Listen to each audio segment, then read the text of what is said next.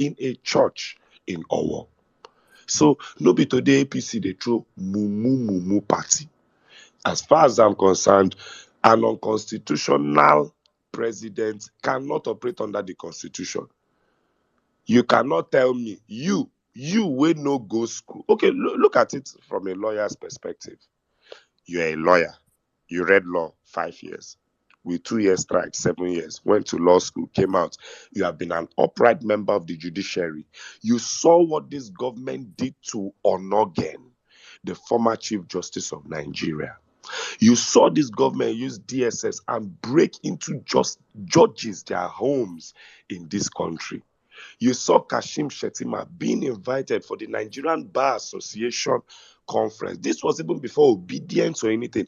And he wore an oversized suit and said he came to ridicule the Nigerian Bar Association. You saw all this. Then you want to make these people president. Well done. It's like studying medicine and reaching the level of the chief medical director of a hospital. Then there's a man that has been proven that he didn't even go to school, not even that he went to medical school. Then because of some change he gave you, you want to hand over the Ministry of Health to that man. I promise you, your child will die in a medical emergency. I promise you. I promise you. I always said this. The petition will get more charged as the days go on. And it is already happening. The first few days, Peter Obi showed up. The next few days, there was fights. The next few days, they bundled a papa. The last one I've seen, protests. You can now see people coming out outside the distance, crying, weeping, praying, singing, chanting. I beg you to, when you enter in May 29, Tinubu, lengthen this process. Use judicial powers. Stretch them, make it past 7 weeks. They stretch them so that Nigerians will prove to you that lesson. You see, there are ways to force something out of a man. He can either give it up voluntarily or have it forced out of him. So for me, I have suggested this thing several times. Pardon me, I was out yesterday. My voice is terrible. I've suggested this several times. Yoruba Ronu Nation, all you did was create a presidential placeholder for Kashim Shettima.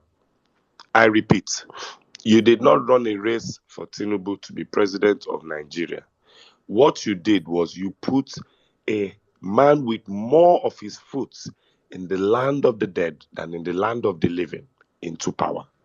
I don't see him doing 8 years. What he's going through is different medically from what Buhari was going through. I hope you people love Shettima as much as you love Tinubu. A lot of Buharis did not turn to Baptists. A lot of Baptists are not Shettimaists. But by God, you people just really put Shettima's placeholder into office. It's funny for me. I'm not bothered. I know that is just nonsense. You cannot use the Bible and swear the devil in to be the Pope. It does not work. So you cannot use an unconstitutional means and then use the constitution and swear in unconstitutionality. This thing you people are doing is not funny. The army knows the law. The police knows the law. The police is playing these games with you. Do you think the army will play these games with you? Do you know what legitimacy is? Will Bola Tinubu be able to go to certain states in this country without shutting down the airspace and not? Anyway, you will be taught a first-class lesson in legitimacy. I remind APC, because you people are the loudest, the most violent. You people are just running your mouth. Oh, the Igbos. There was one man that came on Arise TV, and he warned the Yorubas. He said, we did not fight a war. These people did. Their offspring are the offspring of warriors. The Igbos fought Nigeria for 3.5 years. Now beg, go and read your history. Now beg. It had to end in genocide for that war to end. It had to end in a food blockade for that war to end. And the only way that war ended was because the Igbos were confined to Igbo land. So when you bomb River Niger Bridge, people could die. Now the Igbos are nationwide. They have intermarried your children. They have intermarried your family. So that war that you are asking for now, it will be full-on guerrilla warfare. There's an Igbo man in your compound. It will not be that easy to kill him. And unlike the last war, this one, there is no media blitz. The Middle Belt, the Edo, the Yoruba, everybody is suffering the same. We're all Igbos now. So anybody that is shouting all these anti-Igbo sentiments, I must address it. It is a joke to me.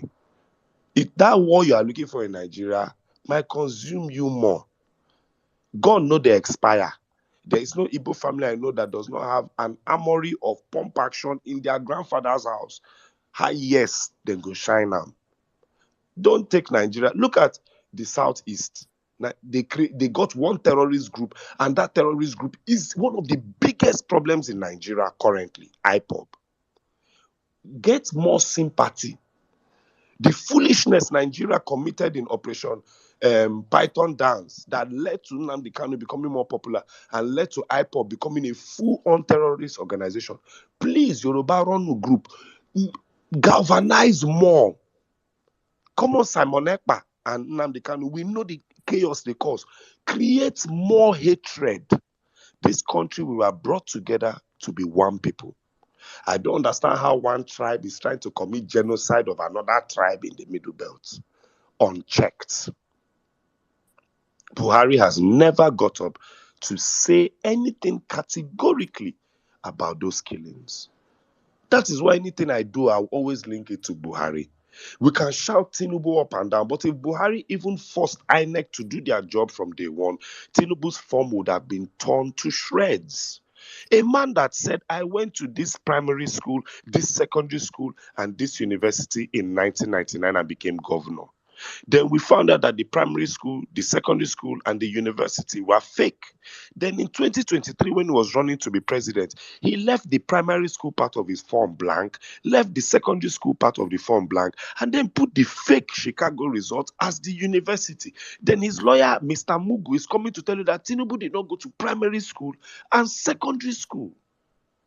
So if INEC had done their job, they would have even torn this man's nomination fund from day one. Buhari put us where we are. Let me now end my submission with this. I've made sure that I don't touch on all the topics. I want to just remind you people of where Muhammadu Buhari has placed this country. The current breaking news today, I was discussing this with Saddam earlier. The current breaking news today, the Ghanaian president had the guts to say Africa will miss Buhari's leadership. I hope he was being sarcastic. We will miss Buhari's useless, draconian, narcissistic brand of leadership that achieved nothing for the Nigerian people. But let me also read this for you. This is breaking news from Punch newspapers. Follow me to the book of Google. You will find out their breaking news for the 20th of May. Buhari and his outgoing government in last-minute contract bazaar and appointment spree. 3.7 trillion naira contract bazaar and appointment spree. Buhari is leaving power May 29th. How is he still appointing ministers? How are they still approving contracts? How is he still asking for $800 million loans? Buhari and his ministers have embarked on a last-minute appointment scheme. They've awarded contracts worth over 3.7 trillion naira in the dying embers of his regime. The appointments and contracts were awarded between March 20th and May 14th for a government that is leaving power in May 29th. I don't even understand. Is Tinubu in APC? Because if Buhari is wrecking Nigeria like this, and it's his power, it's the same party man that is meant to take over, and he's leaving Nigeria in 77 trillion naira debt. You that is Tinubu, what are you so eager to come and take over from? What are you so eager to come and collect? Please, Nigerians, Buhari is inaugurating book, My Time in Service. Ghana leader is saying Africa will miss Buhari's brand of leadership. Please, I beg you people, Let us not forget the man that put us here, the gap-toothed villain, the Ahab of Nigerian politics, the man that has been Minister of Petroleum for the last 8 years, promised us a refinery a year and did not build shit. Let us not forget why we are here. Let us not forget the man that put us in this chaos so that they will not rebrand him and tell you people that he built infrastructure. He didn't build Lagdo Dam. He didn't work on the dam situation in Nigeria, and that is why Nigeria got flooded. Do you guys understand that by August, September, we will get flooded again? I hope you people are ready.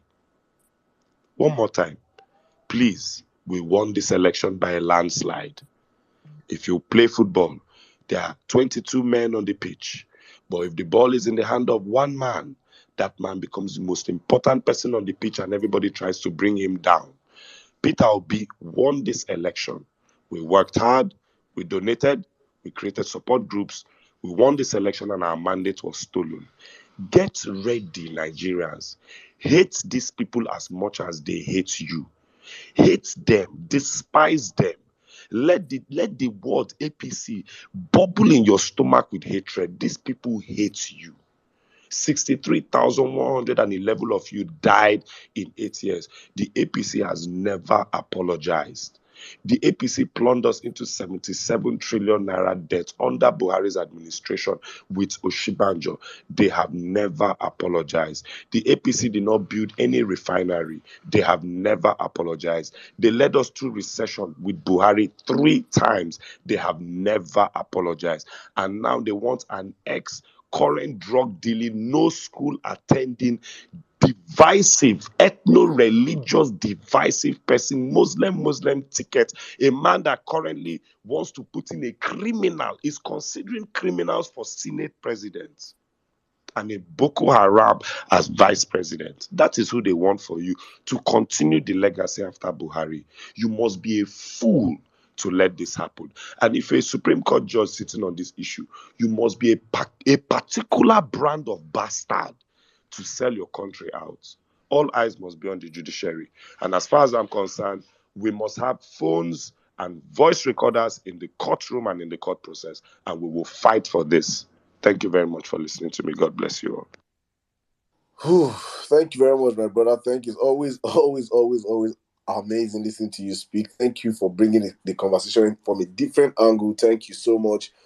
All right, guys. I think since I've said a whole lot, I think we'll just have reactions to the whole conversation we're having on the topic. And also, if you have something to say, you don't know how to say it, and you cannot come up here, probably the mic is not getting to you on time, you can always jump on our comment section. I think that is one part of the space also that gives us life here. Reading people's comments. It's always amazing reading you guys' comments. So please keep the comments coming in. Let me read. I'll take 1 or 2 before I jump to our speakers today. Please, guys, I'll try and keep our submissions today within 4 minutes so that we can have so many other people speak today, because today's space. All right, I think I'm just going to start with. Okay, I think people are. Well, my brother, I'm going to bring you next, but I think I saw a tweet you made with the whole MTN. You writing, I don't know if you're the one that wrote to MTN or somebody wrote to MTN. And I'm saying this because if you think these people don't understand what they have done, they understand what they have done, and are trying to do everything possible to see how they can right the evil wrong that they have done. And that's what I'm sending you guys tweet with. United we stand, divided we fall. You guys have already divided us, and that fall will happen if you don't give us back our mandate. It is important for Nigerians to understand this, that Nigeria will fall. This particular one that we have put our head inside. This one that we have put our head inside. It is, you can be stealing and stealing and stealing and stealing from somebody, and the person does not even know that you're stealing from the person. But the day that person opens his eye to see and notice that my money is just losing. You can be taking two kobo for the person's account. The day you go on to say that you take 200 naira, and the person notices that 200 naira, the person will demand you pay that 200 naira with all the previous kobos that have been stealing. Unfortunately for you, Bola Tinubu, you have followed the system of rigging, stealing and stealing and stealing. Elections are always being stolen in Nigeria, so you came to steal, and you now stole so brazenly with your chest That you now think you now come and tell us, sending us message across the country. United we stand, divided we fall. Let's put our differences aside. Kill you there, sir. You will die. You will die before you become that president. You go die. We will. People that, and for everybody that have died in Nigeria in this election, you're not better than any one of them. In fact, their lives are more better than your life. We lost a senatorial candidate. He was burnt to death With because 6 of people. how they 6 charged people. this election. 6 people in that case. So none of them is better than your life. You are not. Your desperation for power has led to the death of so many Nigerians. So many Nigerians are amputated as we are speaking. Some Nigerians are blind. They will never see again. Adult people that grew up with their two sides, will not see again because you are so desperate and evil that I wanted to steal a mandate that does not belong to you. And so you can send a million texts of we united we stand, divided we fall, let's put our differences aside and work together to support the new. You have no administration. You are an illegitimate president. You did not fulfill the constitution. You tried to steal the election. You are a freaking criminal drug lord. Your sins are your baggages are too much. We cannot bear your baggage for you. No. It is your property. So we're saying that whatever happens, you are being rejected by God and by men. It is our stand. I will continue to speak it out there. And we're saying this also as NC 29th is just a Owambe party. If it will even happen, look where they watch they go. All right, let me open the floor right now. I think I'll just take few comments and few comments from our listeners on the comment section. Okay, Omega XD, I'm going to start with you. Omega XD say, welcome to the Vawulence Space, the home of facts and figures. Right, you are there, my brother. Stay tuned for another great conversation. Together we can make Nigeria great again. Yes, we are doing that here. Mary White says, number one space, Twitter space is live between. Today is a good day to follow the parallel facts for real news. Yes, if you're not following the parallel facts on this platform, you are truly getting it wrong. Uncle Jimmy, you don't mention my name again today. Jimmy, you didn't call some people's name again today, or they could drag you. Today's service is a special one, so come with your full armory. The church, the mosque, the synagogue, and shrine. Expect the unexpected. That is from Madonna. I see you, ma. Welcome to the Vawulence Space. Jimmy's segment is officially my best segment of the Vawulence Space. It's like being at church where praise worship happens. Honorable Ada, you are an amazing brother, Jimmy. Yes, Jimmy, take your flowers. People are feeling what you're doing, and we love it up here. We are live. Come join us at the church, the mosque, the shrine of Vawulence. Their father. That's Mommy Bolali. We see you, man. Welcome to the Vawulence Space. I really want to hear the judges' ruling about the FCT motion before 29th May. I too, but with the way the judiciary only sat for The a couple Chief of Justice hours. has ruled on that already in the past. Yes, I think they have done that. I'm reading someone's comment actually. I really want to hear the judges ruling in capital data about the FCT motion before 29th May. But with the way the judiciary only sat for a couple of hours on day 1, 2, and 3, which is slowing the pace, then on the 4, banning phone, I'm doubting the transparency. Let's see on Monday on this. I totally agree with you, my sister. Sweet 16. Ponty says, their obedience, the real test of our obedience starts after May 29th. Please be steadfast. We are all we have got. We won the presidential elections in 9 months. Imagine all we can do moving forward. God bless you, Ponty. I think this for me is the comment of the day so far. I will read it one more time. Dear obedience, the real test of our obedience starts after May 29th. Please be steadfast. We are all we've got. We won the presidential elections in 9 months. Imagine all we can do moving forward. Have you ever in your life, I'm not adding up, but you don't say this, I'm not asking you for your listening. Have you ever in your life seen after the presidential elections, they send Nigeria a text message, united we stand, divided we fall. Let's put our differences aside and work together to support the new administration toward a secure future. Have you Someone ever that said in they your want life, majority vote. and you want majority vote, have you ever in your life as a Nigerian seen this? It is because they know. Obedient, we are powerful. They know, they fear Una. And there is only one man holding Nigeria now. I'm saying it again. Only one man is the reason why Nigeria is not burning. Nigeria is not Sudan is not happening in Nigeria, and our own will be worse. Because we have all sorts of people in the obedient movement. We are the most creative people that if we choose to go in the violent path, I am telling you, it is 1 week is too much. UN forces will come and help Nigeria. I said they release list of 10 terrorists in the world. Nigeria get 3 terrorist groups. Is that the people you want to play with? My brother, I said 1 week is too much for us to. We shut down that country for. You don't feel see private jets run. You don't feel run. We are that creative. We are that people that have been busting and busting, doing FBI work, doing work for CIA, doing work for doing everything in space of 9 months. You don't fucking play with such people. The ingenuity in this movement is one that the freaking establishment are scared of. What can these people not do? There is nothing we cannot do. And I still stand on that point comment right now. Please, our real obedience will start from May 29. They will feel the heat and the spirit of this movement. And I was saying it, the judiciary, it will start from you guys. You are on trial. You are on trial.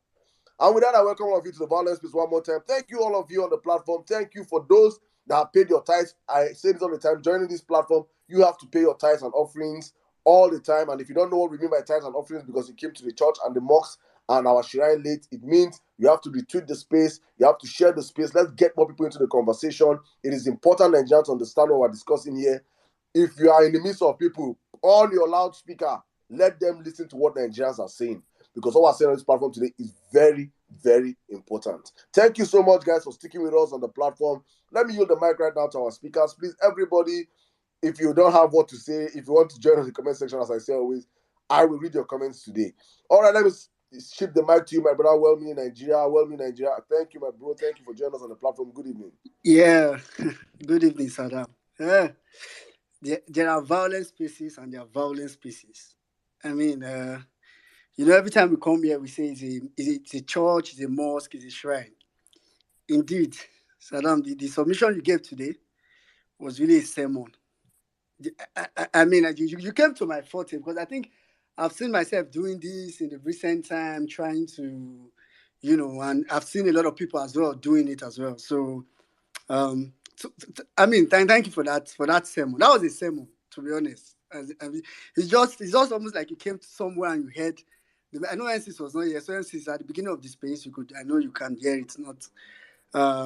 It was really, really a sermon. Before I start my submission, I want to give a special shout out to all our brothers and sisters that were outside the court today. I want to give them a special shout out. I mean, I love you guys. I love you guys. I love you guys. I cannot overemphasize it. I mean, I love you guys. Let me not go far. Give me touch one place. And I heard I know we'll probably have that conversation leading to the coming weeks. But somebody was saying, oh, joining in a donation, they should not, he doesn't want to hear insults. Oh God. Me, I'm telling any dignitary that decide to open here in Nigeria, you go collect. See, after you collect, if you go back to your country, they're not going to vote you. As in your country. So I'm just telling you, if you're a president of any country and they're inviting you, just pretend as if you did not hear and don't come. If nobody will touch you, nobody. As about the dragging, if you don't know what the meaning of dragging, just ask people, ask any close Nigeria, ask the person that sent you invite. What do they call dragging?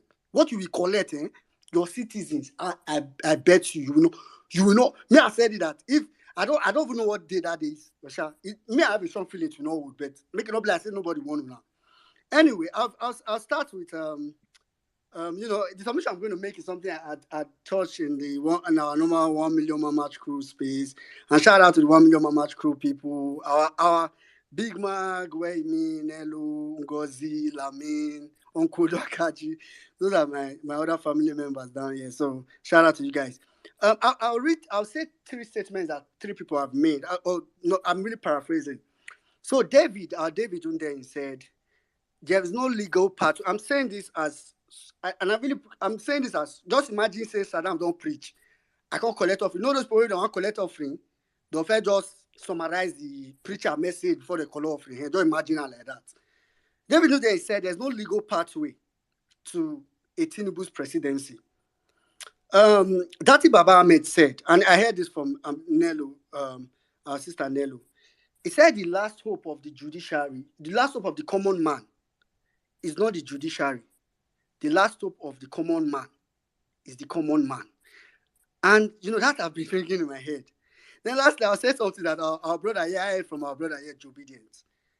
Joe Bident, on his attempt to try to, typify what Nigerians are now like, he said, really, Nigerians were like that baby elephant that have been tied with a rope for a long time. So we're tied, now we are giants, we are like big elephants, but we don't know our power because for a long time, they've tied us with a rope. So we don't even know that if we move our leg alone, that rope will cut. Only just move leg. We're not going to move body, just move one leg. The rope don't we've literally mentally confined ourselves. So I said those three statements because I want people to know that, today I was just thinking, at some point, like I think Otuba said it earlier, one of my biggest fear became, I don't think I'm afraid of APC.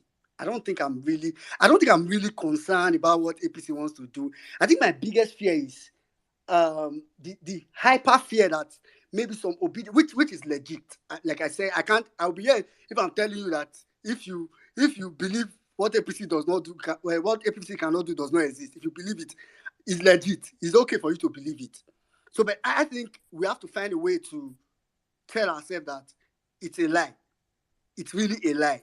APC has created this thing in our head where we feel like they can do and undo. And we really picked it up. So I'm just going to ask a question. Otuma also made reference to this. Who is really setting the deadline? Who is setting the deadline? Because I think what's happening here is that APC indirectly have created a picture in our mind where they made May 29th the deadline. And we adopted it. And we too feel like, okay, that's the deadline. They put it in our mind. When really, we the people, we are supposed to be the ones to define the deadline. We are supposed to be the ones to say, okay, now, really, enough is enough. Guys, we are get out. I think the power really resides in us. So I want to awaken us to know that don't fall for an APC set deadline. Don't fall for an APC. I saw the tweet today by Kenneth Okonkwo, and I went under that tweet and I saw many obedient. When Kenneth Okonkwo tweeted that, Peter Obi's lawyer requested that, they would present their own case within 7 weeks. And so many people saw that 7 weeks and they just said, it is finished. It is. See, let me first of all tell you, my perspective of this, and which is why I really round up, my perspective of this is simple. We will do all we need to do legally to make sure that May 29th doesn't happen. We will do it. So everything you are doing now, everything you feel like you need to do to make 29th not to happen, please do it. If you're one of those people that have raised different suits, within the past days, I've seen different suits, I've lost count. The ones FCT people suing here, these other people suing perjury. Some people have taken the suit of perjury that everybody was looking at. They took it up. If you are one of those people, please do it. If you're one of those people that come online and make sure that the life of APC internationally is the image is damaged, Tinubu's image is damaged every day, that's your job. Continue doing it. If you are one of those our respected brothers out there that march almost every day, or even every court day, respect to you. Please do it. If you are one of those that think prayer is the way, please go and pray. So we are going to do everything legally possible to make sure May 29 does not happen. I personally am very convinced. I don't know. I was telling some people today that anything can happen. No, me, I'm open to anything. No, the way some obedient, they be like if they're not so able to some obedient, if they shock. They don't so I mean. I don't go shock. Anything can happen. I said it that if they want to even stop that swearing, they will not stop it weeks before now. They will not stop it days before. They will most likely stop it 1 day or 2 days because they stop it now. APC can do anything. So me, I'm open-minded. I'm very open-minded. All I what concern me and my own job, I go the pressure, I go the press neck, I go anything where I feel do, I go the do one. Now that's just my own.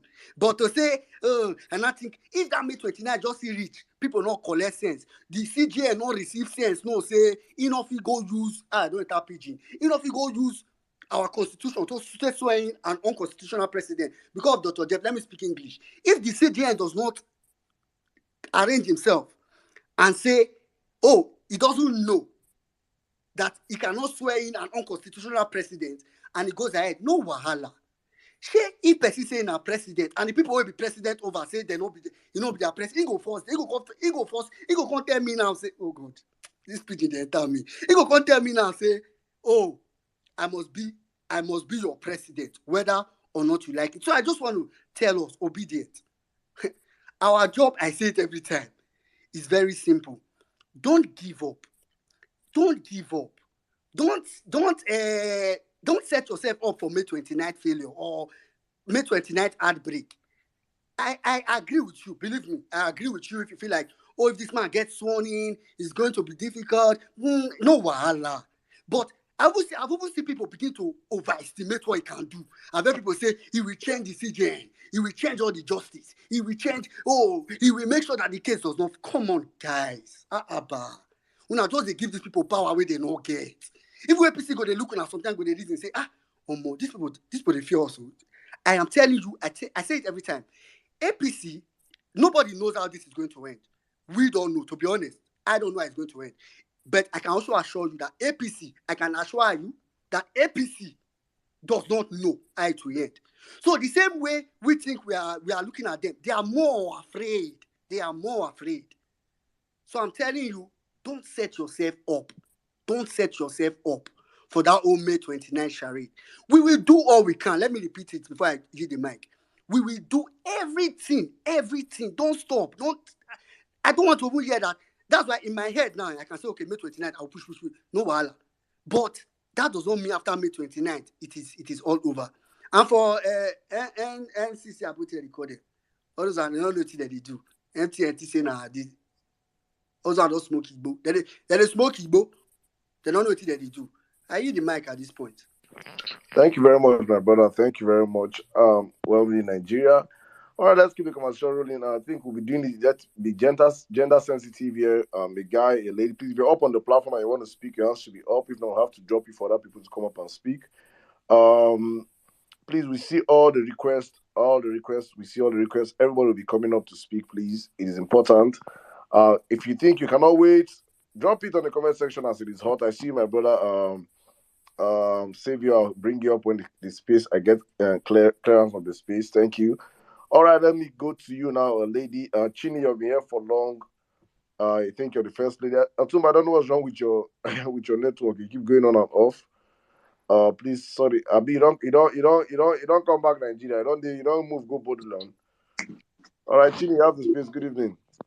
Good evening, Saddam. Good evening, N6. Good evening, everyone on the speaker session and on the listening session. I greet all of you. First of all, I want to give a shout out to Parallel Facts.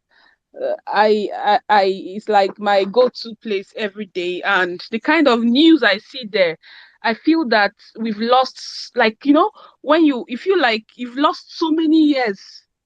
The news, we no longer see those kind of news on the media, and then I'm seeing them again. It's kind of refreshing that I'm being kept up to date on what's happening in Nigeria, and it gives me like a sense of belonging. I don't know. So even when I was on Instagram and I just read a comment and I saw Tinubu on the comment, next thing that entered my head, Parallel Facts. I ran into Parallel Facts to just get myself updated.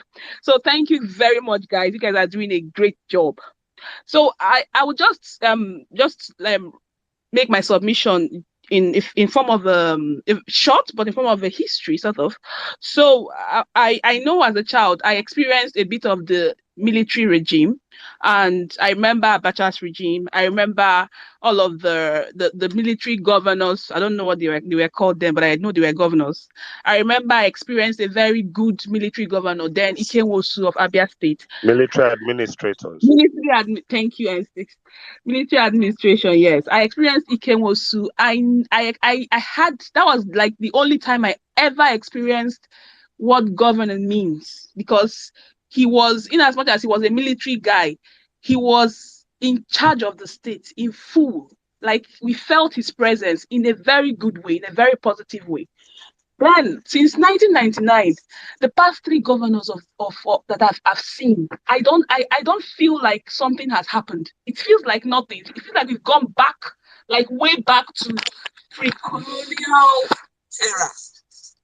The past 24 years, 4 presidents. And every state at least has seen 3 governors. I don't think there is anything to write home about it.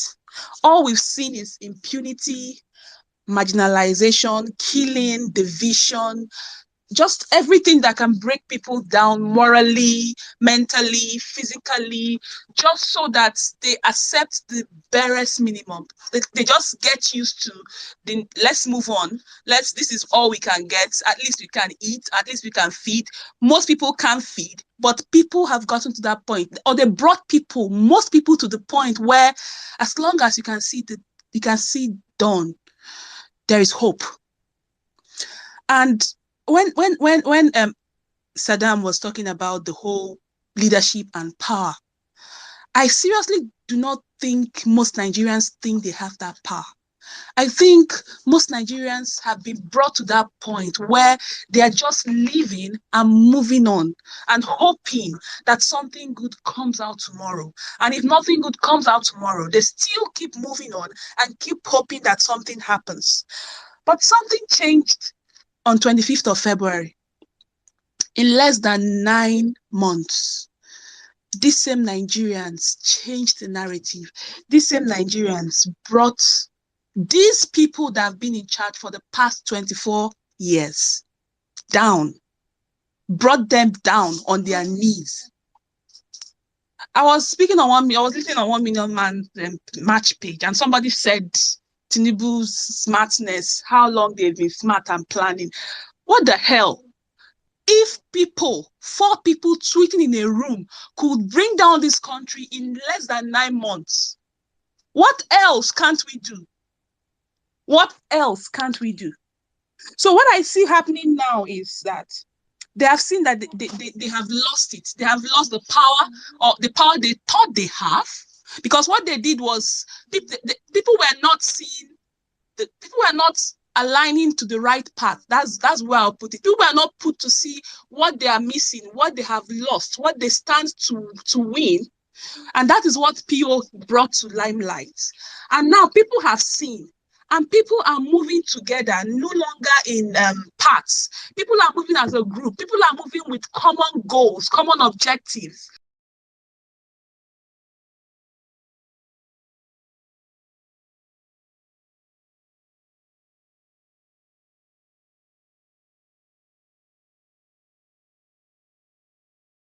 Go back to, okay, we have come back to this point, let's move on, let's define, and that didn't happen. And people kept agitating, people kept speaking up. They don't know what to do. Because tell me the reason why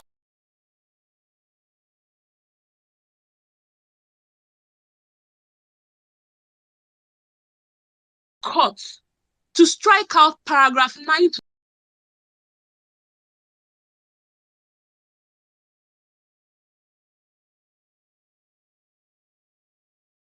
97. Like, what?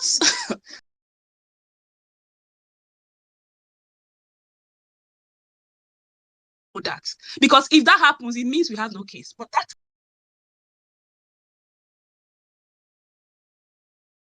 normal phone that is not a smartphone, and those SMSs will reach them. And what happens? They want to psychologically bring these people to the point where, okay, Tinubu has won. Okay, since they say we should move on, it seems like we're going to, they want to start bringing people back to that psychological state of accepting that they are still in charge, or they still have power, or Nigerians will still move on, regardless of what is going on. That is what they are doing. But unfortunately, we are far away. Like, we've moved ahead from where they are. They are trying to catch up. We have actually moved ahead. But I listened to well-meaning. Well-meaning, I want to say something about your points. You know that after the election, people were jubilating. People were happy that PO won the election until that announcement was made. People went into depression. People became suicidal. People tore their passports. People did all sorts because their hearts couldn't carry it. You get? It's different. There are people who can. people like me, I have come to accept that that is not possible that you will go to court and tell INEC, PO won the election, APC, PO won the election, and they say, oh, okay, PO won the election. Take back the mandate. It's not, that is not the way. If that happened, then we all believe that our leaders have gone mad.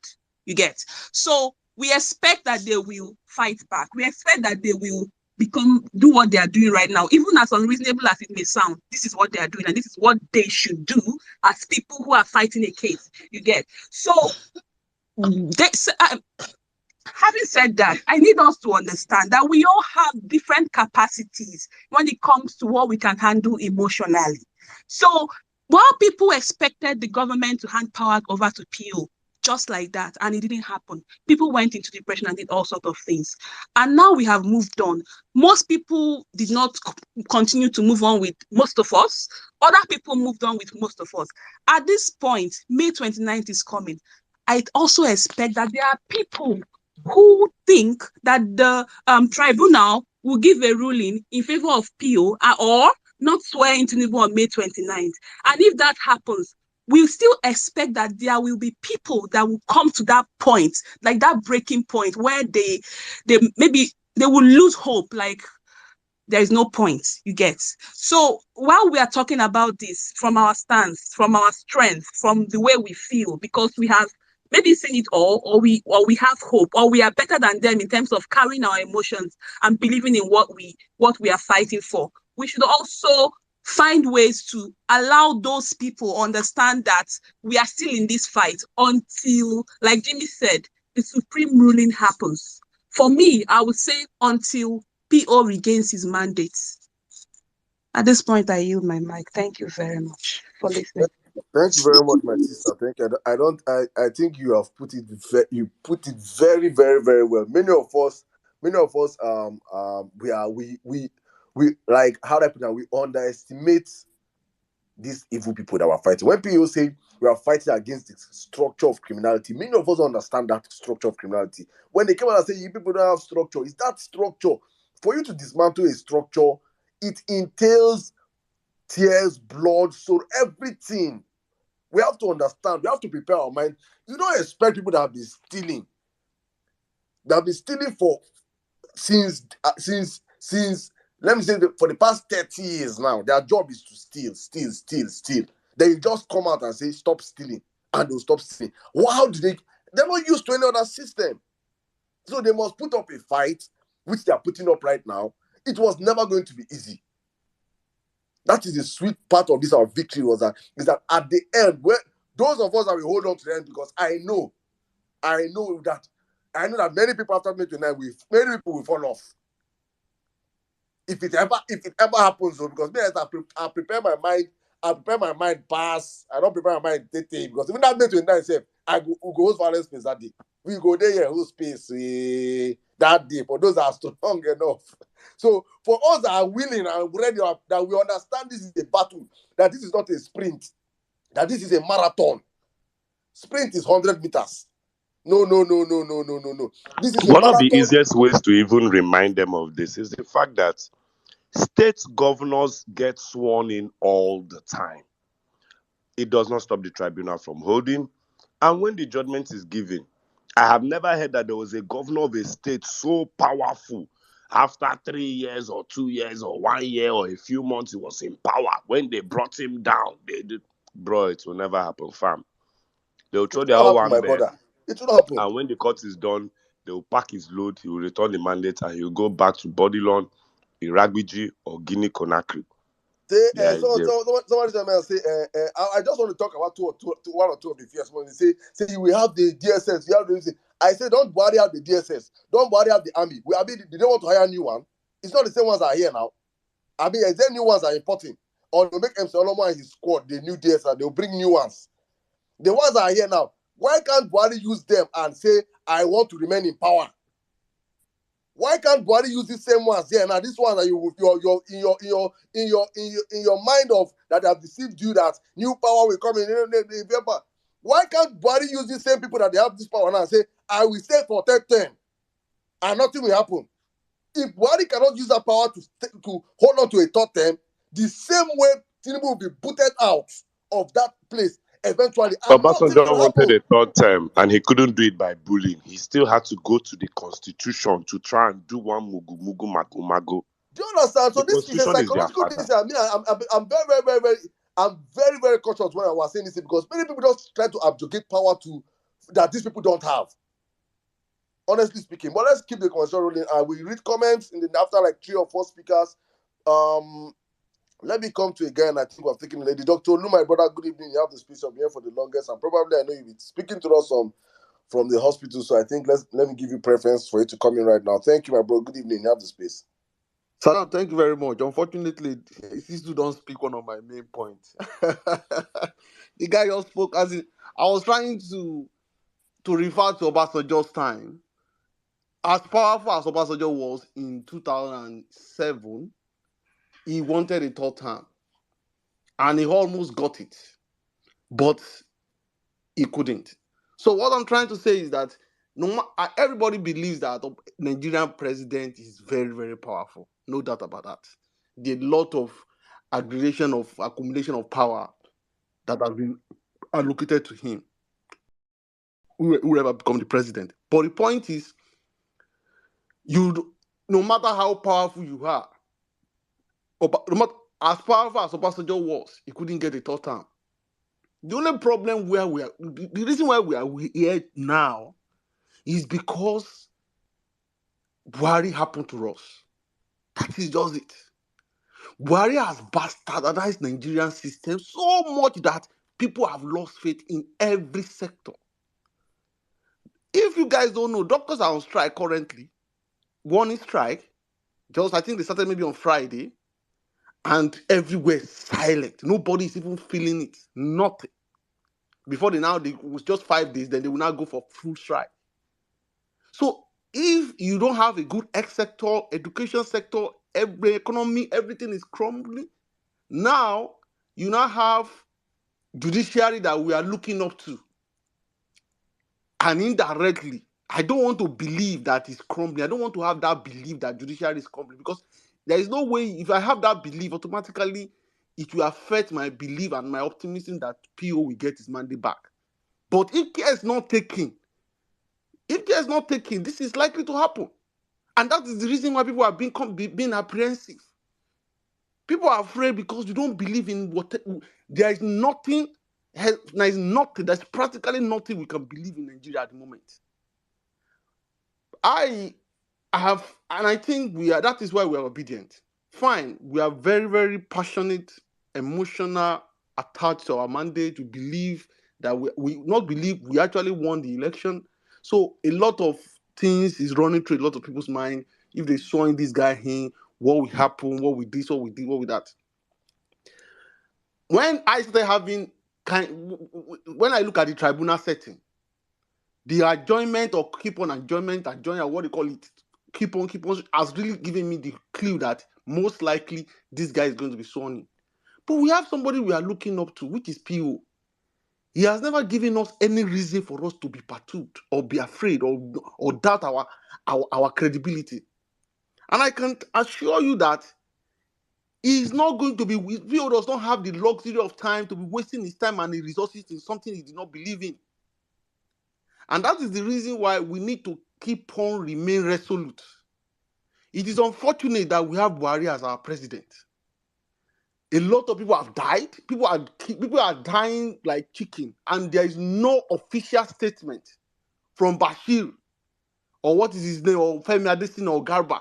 No, none of them is taking it serious. So automatically we are in deep shit. So if we have a government that does not follow the life of its citizen, how much more? So my own point is, people just need to remain focused. We need to prepare ourselves, and I can assure you that we are making progress. It may look very, very, very minute. It may look very, very as if what they want, the psychological effect they want to play on us is for us to accept. And that is what Cheney, I don't know, that's what she was trying to say. They are trying to play on our intelligence that let us just accept and move on. No. And obviously people are not moving on. I This is the first time I remember when Buhari wanted to leave. During those days, people will be counting Buhari 3 years remaining, 2 years remaining, 1 year remaining, because people are looking forward to him leaving the presidency. But this time around, we have another president elect coming in the next few days, and people are not even interested. No celebration, even in the so-called Yoruba Ronu people. How many Yoruba Ronu people are jubilating? So this to let you know that the environment, the public, the general horror from people is not aligning with this president, with this Tinubu. And there is no way it's going to be successful. And that is the reality. And that is the reason why the only thing we have now is our psychology. And we need to protect it 100%. You need to understand that it is not, as Saddam have said, it is not 100 meters. It is a marathon. I have programmed myself to November. That is the reality. Because I'm like, okay, tribunal, do whatever, Supreme Court, everything. At least with that, I am not going to be taking a bag with whatever is going to come. So I just want us to understand it. Why we have this kind of pessimistic attitude is because we have Buhari happen to us. And I want to beg us, people should not forget. Since the NCC have said, people should not forget Buhari. We need to maintain that hatred. We need to maintain that venom. We need to maintain the fact that the worst thing that ever happened to us is Buhari. Not like Tinubu will not come now and will not probably do one abracadabra. And people will not be saying, or maybe not say, they are doing one ceremony, elder statement, or the Buhari is cancelling people. No, Buhari is at least in my own generation now, Buhari is the worst thing that ever happened to me. Because tell me, name it, over 63,000, but almost 70,000 people have died. Like chicken. No single remorse. No empathy. No empathy. It is bad.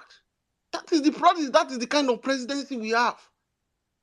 I don't want to be keeping, that cannot happen even in Ghana. Even in Ghana, that as bad as Ghana is, let's say 20,000 people died in Ghana, and you think Akufo-Addo will be talking rubbish? Not to talk of Nigeria, not to talk of Angola as a giant of Africa. I saw a database now. I don't even want to go there. So the point is, we need to protect our psychology. We need to maintain the energy. We need to ensure that Buhari is passionately hate. APC, please, if APC is synonymous to failure in your mindset. Anytime you remember APC government, anytime you remember Buhari, remember one of the dark days of Nigerians. And with that, you will put more effort, both prayer as well-meaning Nigeria said, into this judiciary. Thank you very much. Thank you very much, my brother. Thank you very much. I think I'll just take a few comments. I got a mail from my brother, a friend. He said, "Good evening, Emir Saddam from Lagos, Nigeria. Thank you for all you guys are doing for a new Nigeria that we all yearn and aspire for, and to see that things begin to tilt towards the right direction. As for our mandate, if we continue to push and remain resolute, I see us cruising to victory. May 29 to me is not sacrosanct because something must give for us to have a new dawn. We will push through." I totally share that view. Something must give for us to have and when they say new Nigeria, guys, we should understand when they say new Nigeria, it's something new. It is a rebirth. It is a process. It is not just an overnight. If something comes overnight, it is not new. It is a sudden, it's not a suddenty. It's something that we will pass through the pains, we will pass through this rebuilding process for us to get there. It's not gonna come easy. Psychologically, I say it all the time. So my friends, I went to my friends, I say, zone out from if it is too much for you, zone out. Many of us we go there here, fight to the very end. We're gonna shout them. If we open space and only 10 that come here, within 10 of us will be saying it to ourselves, believing, because we know that to get this stuff was never going to be easy. It was going to be a process. You don't expect people that have been stealing from us for over 30 years, for God's sake. They have raised people like an El Rufai dynasty that if children will come on social media to taunt Nigerians, he's one of the son that has succeeded in getting a political appointment. I don't know, he rigged himself to win. These are the people you're fighting that have entrenched a system of corruption that it is from father to children to grandchildren. While the major of the populace, the ones that their children have been sleeping for them, are still shouting Ronu, shouting a mandate, shouting this, shouting that. So we are changing that mindset. So it's not going to be easy. But guys, we are going somewhere. And as long as we are persistent in our numbers, the obedient spirit will never die. It is here to get a new Nigeria. And that Nigeria must come. As we always say, in our lifetime, we no go die. See, we go day alive in our time and witness it. We are very, very, very close. And I say because if the judiciary go otherwise, that new Nigeria will come in a way that it will swallow the legislative, swallow the executive, and swallow the judiciary. But that new Nigeria must come. Thank you. Let me yield the mic right now. I think I'll take a lady, then I'll come to the guys. Or probably let's take one or two comments because the comment section is already blowing up, so we do not miss the comments as it comes. I think okay, someone said, I wish I could respond back to them. I wish I had dished my own heart. Okay, NCC are sending messages across, so people are just reacting to that. The power of the Nigeria. God bless you, Demark. You just say what I've just been trying to say all through. Please, if you missed, someone said if you missed Saddam's submission, please start the space again. The power of the Nigerian president relies on the power of the Nigerian masses. Please, let me repeat this. Demark 75 made this stuff. He said, the power of the Nigerian president relies on the power of the Nigerian masses. So if the Nigerian masses choose to make the president so powerful, he becomes so powerful. If we choose to make the president so minute, he becomes so minute. We are the ones that make the president as powerful as it is. All right, let me just take 4 more comments. This court today just they annoying me. Why adjourn the case for just hearing few lines of the petition, and why ban phone or any recording by Monday? Something is fishy. I'm not happy with this. Same here. I'm not happy with this. That's from Wendy. As they say, Jimmy's segment so clear, but that opener was solid as Fox as F. Saddam. Since hypertensive patients should not leave the space, but should make sure they took their medication before coming to listen to the space. With hardship and Jankara conditions in Nigeria, many people are suffering from Nigeria-specific condition-induced hypertension. So allow them. Honestly, I understand. Oh my goodness. All right, let me just take to Jimmy. Don't forget to mention my name for register. Bro, my DM, na another case with that one. My DM is immense. Before you carry on, Saddam, I just remember something. You know, these guys too, one thing I want you to observe is that most of them, if not all, most of them are just stark illiterate. Jesus Christ. My brother, Jimmy, please. Illiterate. Jimmy, please. Jimmy, please. Hey! Jimmy, wait for Jimmy. Before you continue, please. You are disrespecting Stark. Please. I need a conquer word. Please. If somebody can give me a conscious word. An unequivocal word. Equivocal word. Now wait till we see. Saddam. Bro. You know the whole space for Saturday. I did here. One of their idiots come space. He say, people, Saddam know they give people mic. He say, Saddam go call persist, okay, it's your turn. But the guy just unmute me and say, hey, it's my time to spoke. I want to spoke. It's my time to spoke. Saddam say, spoke. I beg, no verse, spoke. Nah, lie. For this space, I remember now. Saddam say, no verse. Oh yeah, spoke. Spoke, no verse, spoke.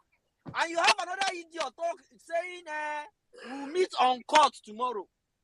We will meet on court tomorrow.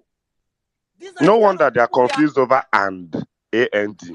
My bro, these are the kind of people we are arguing with. These are the kind of people we are fighting. They're going to tell you, now those guys are going to tell you for secondary school, kneel down in the ground. Needle in the ground. You are very stupid. We are, man. When you When see the their people we guy are, is using as fit as sand instead of as not fit only as a that, fiddle. A Edu- a egg. Never hear that one. A egg. Hey, man. Back to you, Saddam. Pity education in this country. honestly Things will speaking, happen. I made a tweet yesterday. And I said that way. I said, imagine me growing up in the middle belt. My greatest competitors back in school then were Femi, as in my southwestern brothers. They, in fact, they used to, my father used to warn us at home saying, you have to make sure you outwit this person. You know, the best math teacher we had then was the Yoruba man. Yorubas have been known for education. I think the greatest gift the Southwest had was Awolowo.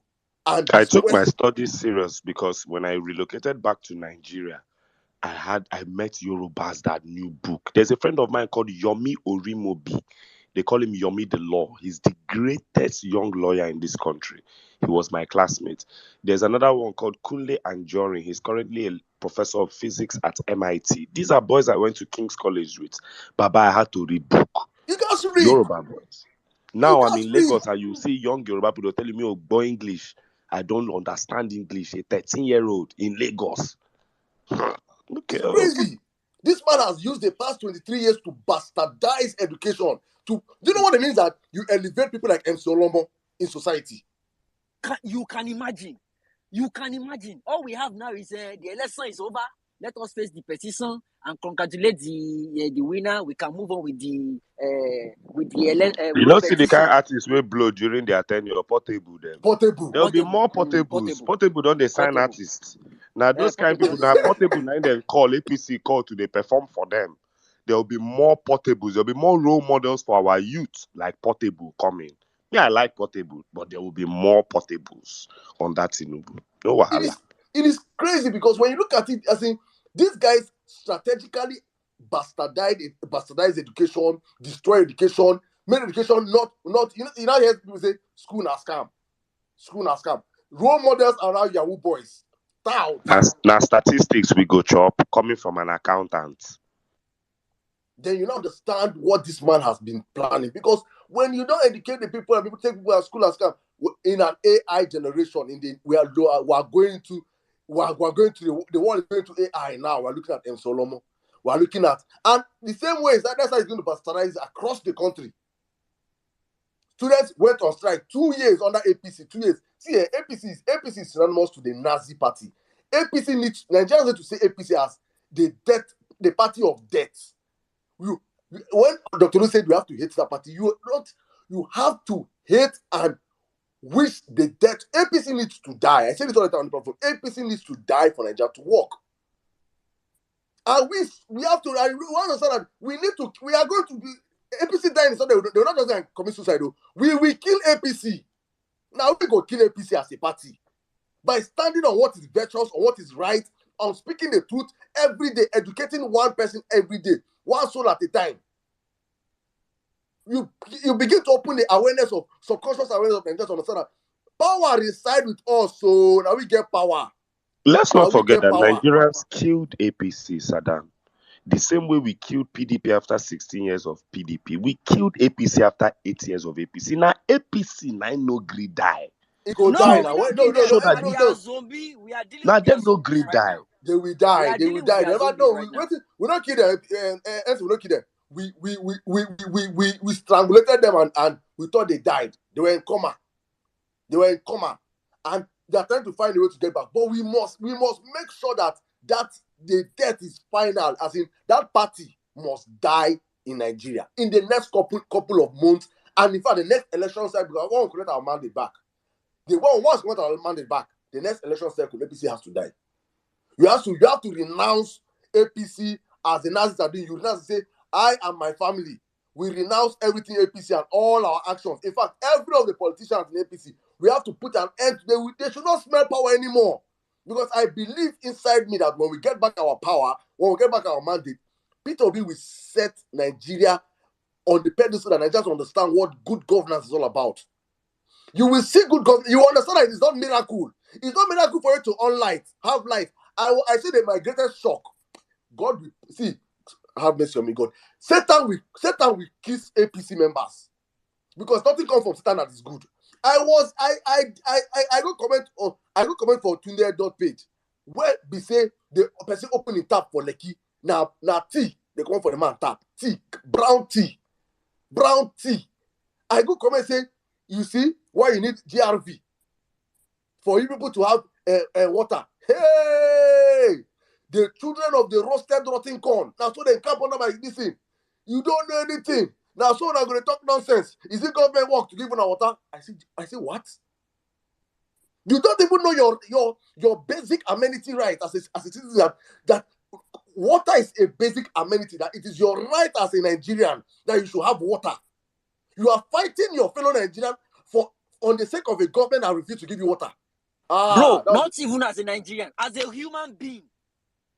As a human being, my brother, that was it. I said, Saddam, I can never forget about 2 months ago, Mr. Jeffrey Gotterman put up a post about a pothole in Dallas that he reported to the city. It no take time. City came, marked the pothole for fixing. In Lagos, a bridge burnt 1 year and how many months ago. The governor has never spoken to us about the bridge. The bridge, the Minister for Works and Housing, is also a former governor of Lagos. So the two people guilty for this bridge is the governor of Lagos and the Minister of Works and Housing, who is a former 2-term governor of Lagos. Between these two animals, we cannot get a consensus to fix Eko Bridge, the greatest traffic bridge, or the second greatest after Third Mainland in Lagos. And that bridge has been like that. Saddam, as I speak to you, Eko Bridge has officially collapsed. It is now blocked from beginning to end. This same Eko Bridge we were talking about, they were telling us that they are planning to reopen Eko Bridge end of this month. Sure, you are seeing all their lies online. As I speak to you, Eko Bridge collapsed entirely. So right now, if you live in Surulere, you want to get to the island. Normally, you get to stadium, you go right, you climb Eko Bridge, you're in Akpombo, you're in CMS, you're on the island. That length, that whole stretch is now closed. You come to Surulere Stadium, you go left, you climb Ojuelegba, climb Jibo, enter Ikorodu Road, go to Bagada, climb Third Mainland to get to the island. And the whole of Lagos is driving this thing as I speak. So bet with me that in the next 3 months, Third Mainland Bridge will collapse. Then you run with people. You people will tell us where we will pass in Lagos. Someone is just carrying all the money of Lagos State and dashing his godfather.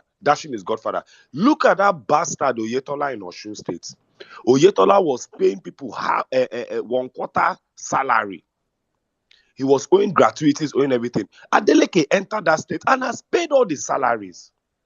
To show you how evil this man is. To show you how evil this Tinubu man is. Anywhere he goes, he siphons that state, the funds of that state. What he's doing with money, I don't know. You saw civil servants dancing because Adeleke won election. And Adeleke has been paying arrears. Please, what is happening in Osun under Adeleke that Adeleke is paying all these salary and pension arrears that Oyetola could not pay? But this is the same Oyetola that Keyamo and the rest were using God will help Oyetola to win. God take care of me. What the fuck?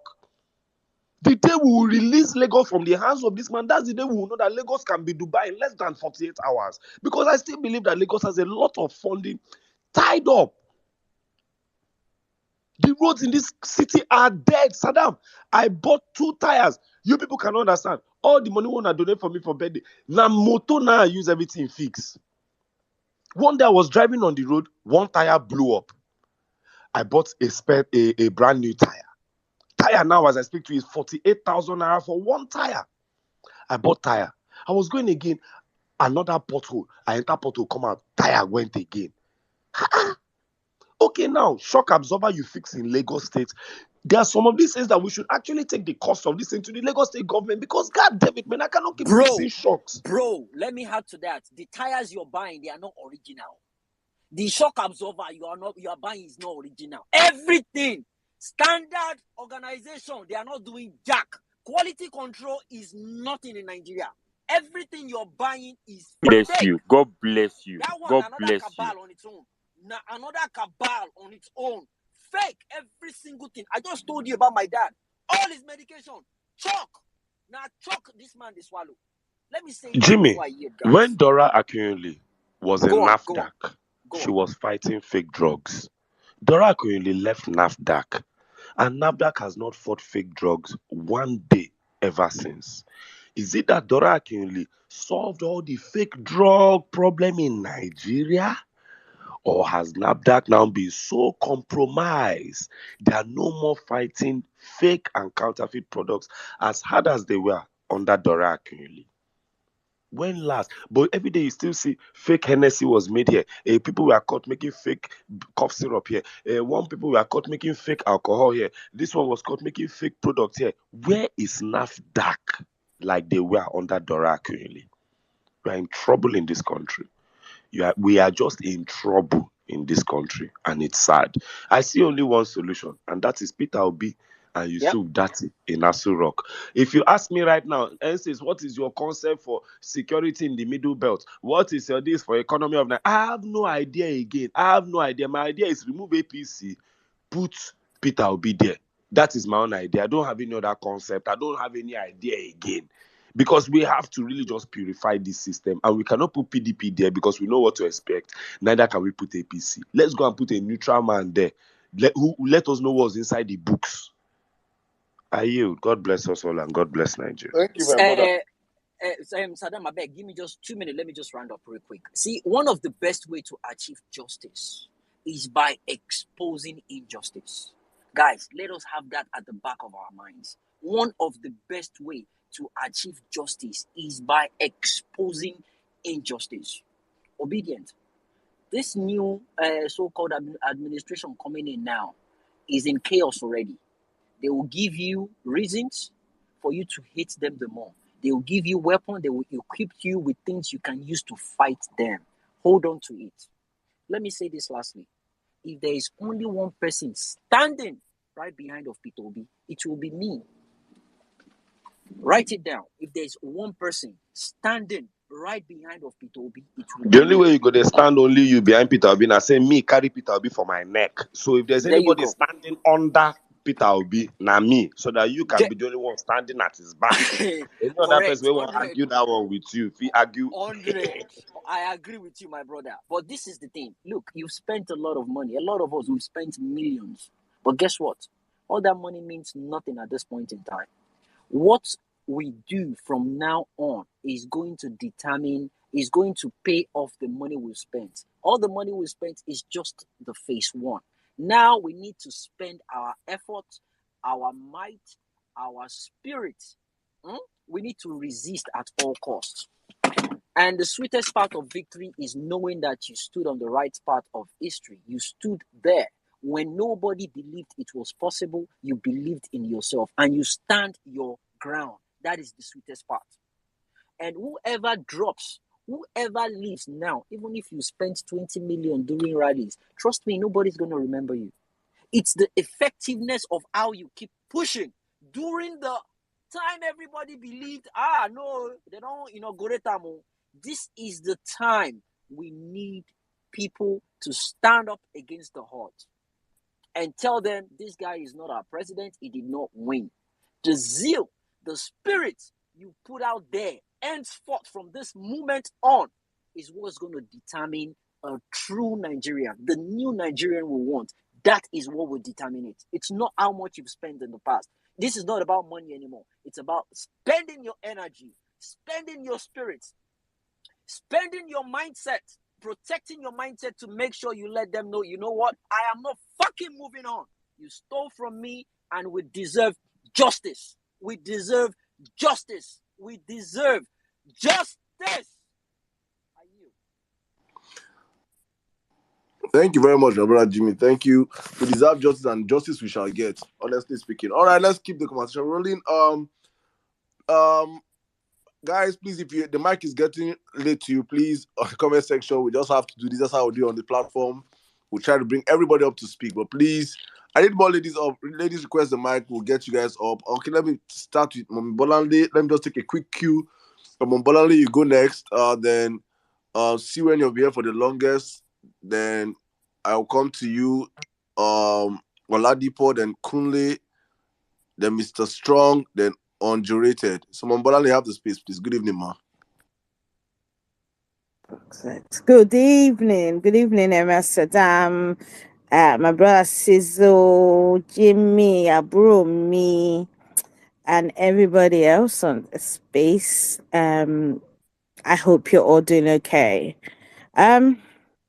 Right. So the only thing I really wanted to talk about is the conversation that has been, through several speakers we've kind of touched upon about the 29th of May. Right. I, for one, until the Supreme Court, right, rules, the election is not over for me, and I will keep on pushing. No one can stop me from talking. Nobody can stop me from taking whatever actions I need to take in order to bring this obedient movement to propel Peter Obi into Aso Rock. I will keep on going. Right. Do I accept that people are going to feel some type of way on the 29th? Yes. Right. And it is because a lot of us are naive. We expected that, it would be a straightforward thing. They would just relinquish you. I mean, you're acting as if we're dealing with human beings.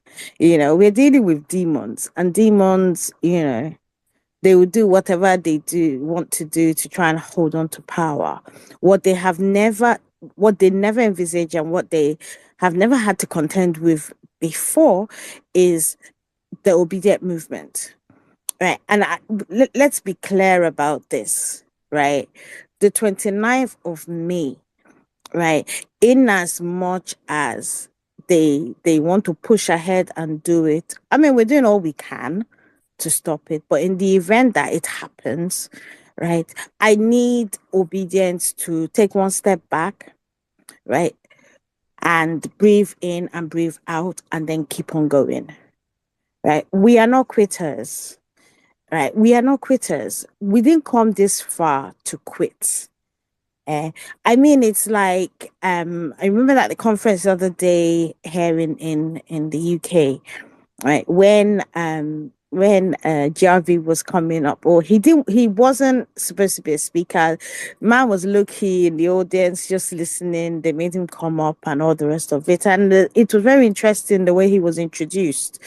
I mean, he's the one who shook the establishment in Lagos State for the first time. How long has PDP been in opposition in Lagos State? And then this young man joins the Labour Party, has the force of the obedient movement behind him, and he shakes the establishment to the point where Oro, that is done at night, was done during the day.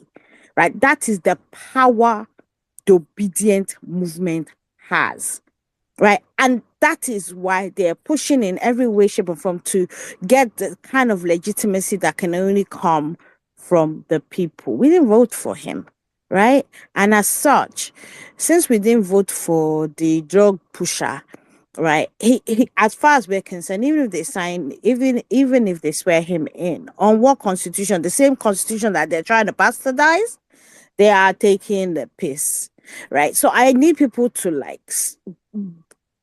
pull up their big mamas or papa pants or boxers or whatever, right? And just encase your hearts in steel, if that's what it's going to take, right? And stand firm. And stand firm. The day Peter Obi gets to that point where he said, right, thus far God has brought me, blah, blah, blah, what have you. Hey. But the man is still insisting, I will collect my mandate. Do you think the amount of money that man is spending, do you think Peter Obi is the kind of person that will send good money after bad? The man will never do that. And the thing about the obedient movement is it was founded upon hope, which was that with a Peter Obi presidency, Nigeria will work. Right. And that person is still standing strong. So why are we all, losing our nerve? Yeah, we can be concerned because we know who these people are. However, we need to continue to do what we need to do. Right? The people in power can never be more powerful than the power in the people. It can't. Because that is the very premise on which democracy is founded. Right, the ability to choose our own leaders. The day they decide to swear in somebody that was not chosen by the people, then it is an illegitimate government, and it will go from bad to worse for them. They know this, which is why they are begging you that you should move on. 2027 is there, blah blah blah blah blah. But me, some of us are very stubborn. Right, we are stubborn. My mom always used to say that, where did I get this woman? She's stubborn. I tell her, I take after you. The only difference is, whilst you get to a point and you say Jesus has softened you, me, I told Jesus to not go there. Somebody stole something I invested in. Somebody stole it, and you people want me to move on. Are you kidding me? And I am as petty as hell. I will remain petty. We're not moving on. People died. People were maimed. Property was destroyed. All because they want to install this useless half dead drug lord. Are you kidding me? I am not moving on. Right? And neither should you. The obedient movement, it is not just a movement. It should, by now, become an ideology in your life. And with ideologies, yeah, they don't die like that. Right? And it is not just about good governance. Peter Obi said, you can't be called excellency if the process to which you purported to get to that place was not excellent, and it wasn't. And we will prove it in court, and we will win in court, and we'll collect our mandate. So people, please hold, don't give up, don't give in. Reach out to somebody if you need somebody, if you're feeling low. Right, don't just try and deal with it on your own. There are plenty of us whose DMs are open. Even if you tell me my DM is not open, I will open it. Come and talk to us.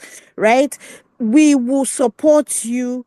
We will talk you through it. We will give you a bit more ginger if that is what you need. Right, but we are not giving up. We fought too hard.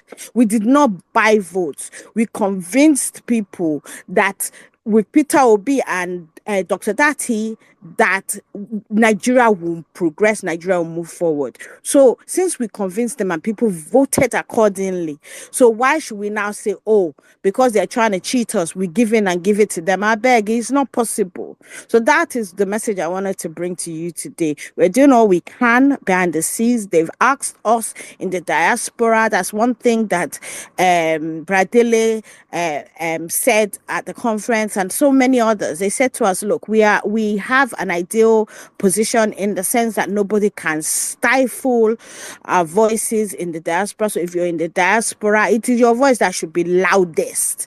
Right? You should be encouraging the people that look up to you. Do not give up. Do not, even if you're feeling weak, when it's like going to fight somebody who's bigger than you. You do not show fear, because that is a psychological defeat. What's the point of dying before death comes? I am not doing that, and neither should you. God bless you all. We are winning this. I yield the mic. Thank you very much, Mommy. Thank you very much. Thank you. All right. Before I move on, let me just take one or two more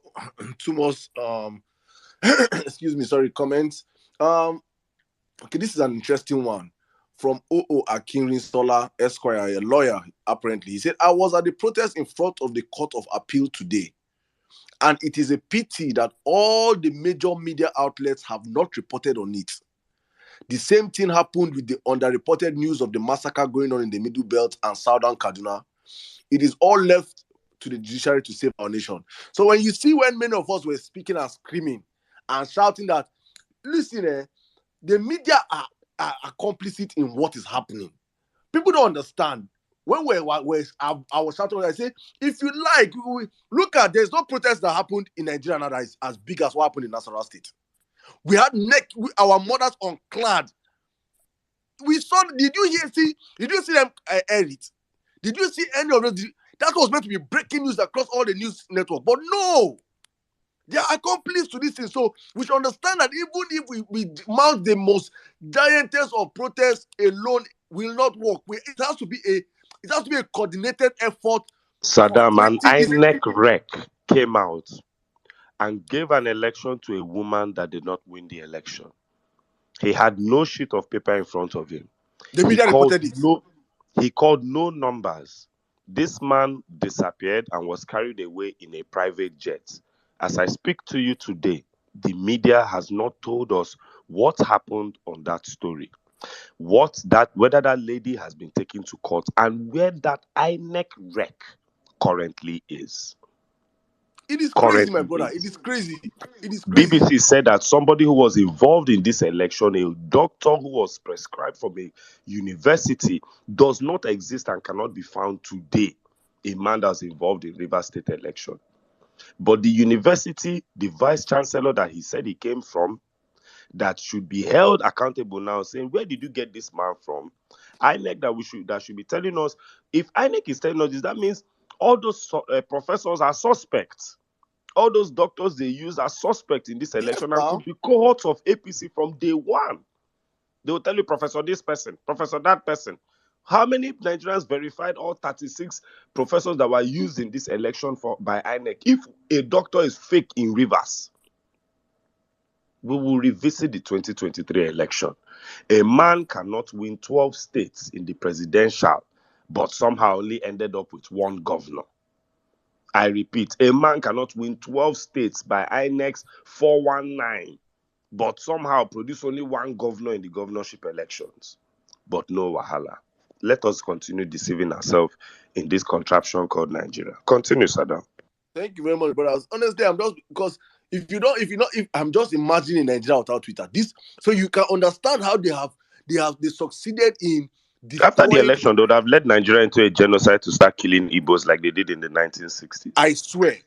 After this election, if there was no Twitter, Nigeria would have ended up in a massacre of Igbos, and the country would have somehow believed that it was the Igbos' fault once again. That was where they were going. This is how they bamboozled and deceived our parents. This is how they shaped the narrative and made, because now I'm standing on this my own. Military. Honestly speaking, a military regime in Nigeria is the best thing that happened to Nigeria. We have never had it so good than done the military. It is just this same set of evil satanic men that are holding the media that the military were dealing with. Because Abacha was stealing with him and his family members. Abacha did not allow other people. A Festus Keyamo under Abacha would have been shot during firing squad. They would have killed Festus Keyamo in firing squad in Bar Beach. People like him. You dare not steal under the military brazenly like it's been done. Imagine under the military the kind of contracts these people are inflating. They told us Abacha was stealing. All the money, please remember on public record, all the money Abacha stole has been returned to Nigeria. To buttress Abacha's claims that these people were the actual thieves and he was holding Nigeria's money for Nigerians. I repeat, 36 states in this country, more than 4 presidents since we started democracy. Please, who has had money returned to the Nigerian states that was a Nigerian democratic politician, even upon his death? None. Continue. So it is crazy, honestly speaking. When I say it's now Nigerians to understand, obedience to understand how important it is. Please don't even think about just parallel facts. Please, if you have the means of starting your media, it is important we tell our stories ourselves. It is important we tell ourselves. We are saying this now. Start your own blog. One Gist Lover alone affected Badebo Road Vival. It is important we tell our stories ourselves. It is important. It is important because in 10 years' time, 20 years' time, they will be starting talking about the obedient movement. Start talking about, they will change this whole story, this whole narrative. Imagine protests happening in front of court today. If not Twitter, if it is not Twitter, they will say they will label it something else. They will say these are But remember, they Tinubu. carried natives protest. I want to say, They will unequivocally, say it was NC, everywhere. they will say these people protesting. The media will carry NTA there and say these people protesting are people kneeling down, say that destroy the case. Tinubu is for we want Tinubu. They will frame it up and you will see it and our parents will follow it hook, line, sinker. So you see how powerful it is we telling our stories ourselves. It is very, very important. Let me take 3 more comments and I'll come to our speakers.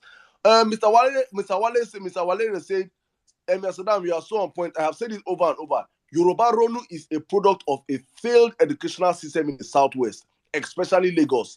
And Tinubu was very strategic about this for 23 years for a time like this. I cannot say it any better. That information says we need to do something. The judiciary may stop the swearing in as they keep delaying the case. But if we give them small fire, the judiciary may not stop the swearing in as they keep delaying the case. But if we give them small fire, if we stand outside small peacefully, they will have no option now to stop the May 29th. Woo? Hopefully, let's keep going on. Please keep pushing. Whatever I believe can be done, please keep doing it. To buttress I now. want to remind you people that any government that was ready to withhold fuel and diesel from her citizens, any government that was ready to force her citizens to return every single penny they had in cash to the government, any government that was ready to go through a whole fake naira denomination lie, impoverish Nigerians so that when they start sharing peanuts during election, Nigerians will attend their rallies. Any government ready to do that will be ready to throw a party on May 29th, whether the law says yes or no. May 29th, I repeat, is another Owambe. It's another cult gyration for APC members. And they it are is not even deceiving sacrosanct themselves. It is not sacrosanct. Whoever they put that day on May 29 and tell you people that it is Nigeria, any army man you see there is repentant Boko Haram that they put in our army. So those are the ones that will come and march nonsense marching and salute their fellow drug baron. But I promise you that there is nowhere a man that did not win any election in any polling unit near any military formation in Nigeria is not the president of this country. So they can deceive themselves, throw their Owambe, throw their normal birthday party. No be today APC begin throw all these mumu party. They go wear native, come begin shout. See Tinubu now after that PICC line. I talk and say he go they wear long sleeve. They go. They showed video now. He has sneaked back to Nigeria. Caption of video: after going overseas to woo investors, Tinubu returns to Nigeria. I want to remind you people that after how many weeks overseas, there was not one picture of Tinubu either in a meeting with a plug or with a businessman.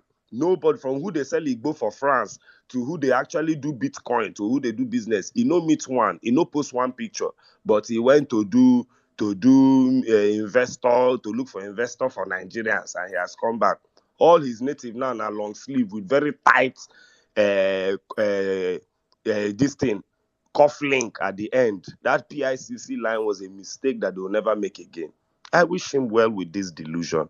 I wish the APC well with this delusion. But I want to remind them that even in their fake election, 24 million people voted. And they said 8 million people voted for Tinubu. 24 divided by 8 is 3.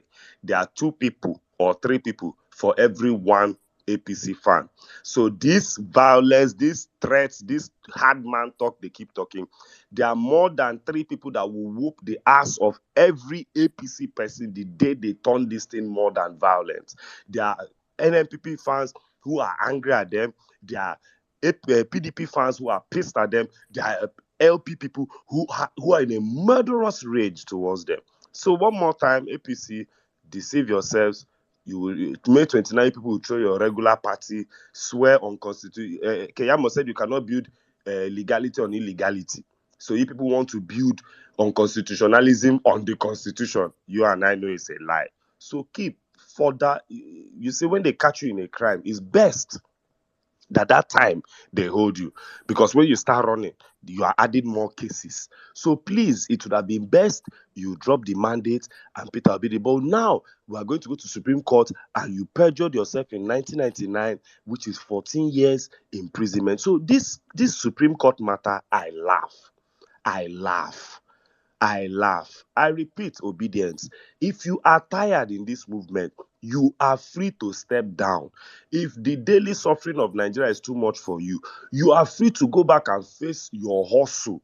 The man, Peter Obi, for whom this thing is more important to than anybody else, shows up to court by 7 a.m. He's the first Every at the day. court.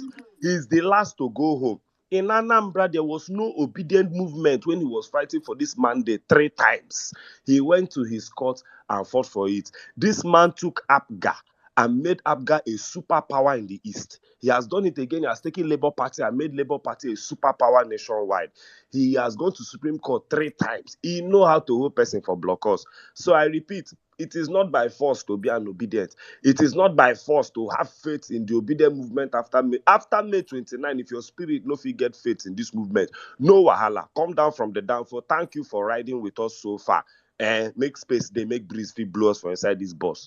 But I repeat, the man that ran for this election, that got up and left PDP without me and you, that went to Labour Party, that has made his way pure, that has not insulted anybody, has not even till today insulted Tinubu, Atiku, any of those people. The man that till today, our biggest grievance with him is that he's too much of a nice guy. That man went to Italy, Zurich in one day, flew to France in another day, flew to London for Dele Momozu's party, and still landed at his Supreme Court hearing in Nigeria the next day. That man is more than capable for chasing his mandate. If this fight tire you, no go kill yourself, talk saying that Peter will be kill you. You can step down from this bus. You can step down. This man is more than capable. I trust him. I trust him. He has done it before with APGA. He has done it with Labour Party. He has done it before at the Supreme Court. He will do it again. These people know why. Much ado about the man that came third. Why is there so much ado about the man that came third if he didn't win this election? Atiku was in court today. There is nobody trying to take over Atiku's party. There's no Lamidi Apapa of Atiku's party. There's nothing. Nobody knows the day Atiku goes to court. We don't know what Atiku is pleading in his petition. Nothing. His people don't even promote him. Their subscription to Atiku loyalty has ended. I want 15 million votes in the bag, 30 million votes in the bag. Today, they are saying disobedience that did not allow Atiku become president. Blame game continua. No wahala. I love you all, but we won this election. We are going to get back our mandate. But I 100. repeat, if you are tired, our general is more than capable for the task. Do not say it was this obedient movement that you were broke, you didn't pay your children's school fees because you were looking at Peter Obi. Come down from the downfall. Come down from the downfall. We are more than okay.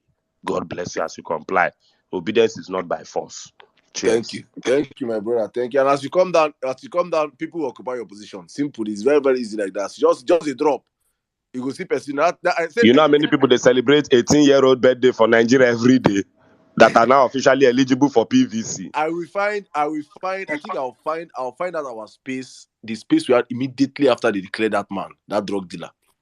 I'll find that space. I think that space we have to replay that space, probably on our radio station. We'll play it tomorrow. Join the obedient people here, please. Let us replay that space for Nigerians to listen, please. I think there were some things we were saying that day that I'm not saying. When Nigeria, I'm sure you remember that space. When we had the conversation, we were saying before May 29, more people will fall off and more people will replace. As they declared, people fell off. Some people came back. It is going to be happening like that till we get back our mandate. People will be falling off. People will be rising. As long as obedience has passed a movement, it's now an ideology. Top boy Chris fell off. Fayoshe's younger brother fell off. There are some people that were never with us. There are people that were never. This one na Akara boys. Give us Akara and Pap. They will follow you and sing. You know what? They don't say we don't when they give you Akara. So no, you follow for say the wheat done the day separated from the chaff. You understand? Sure.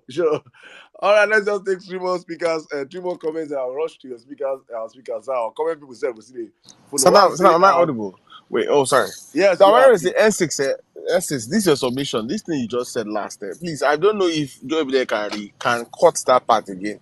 This thing, the way you broke that, you said Peter will be going to the court and all that. I think, man, that what you just said is powerful. Oh. It's not. No, it's not. It's very deep.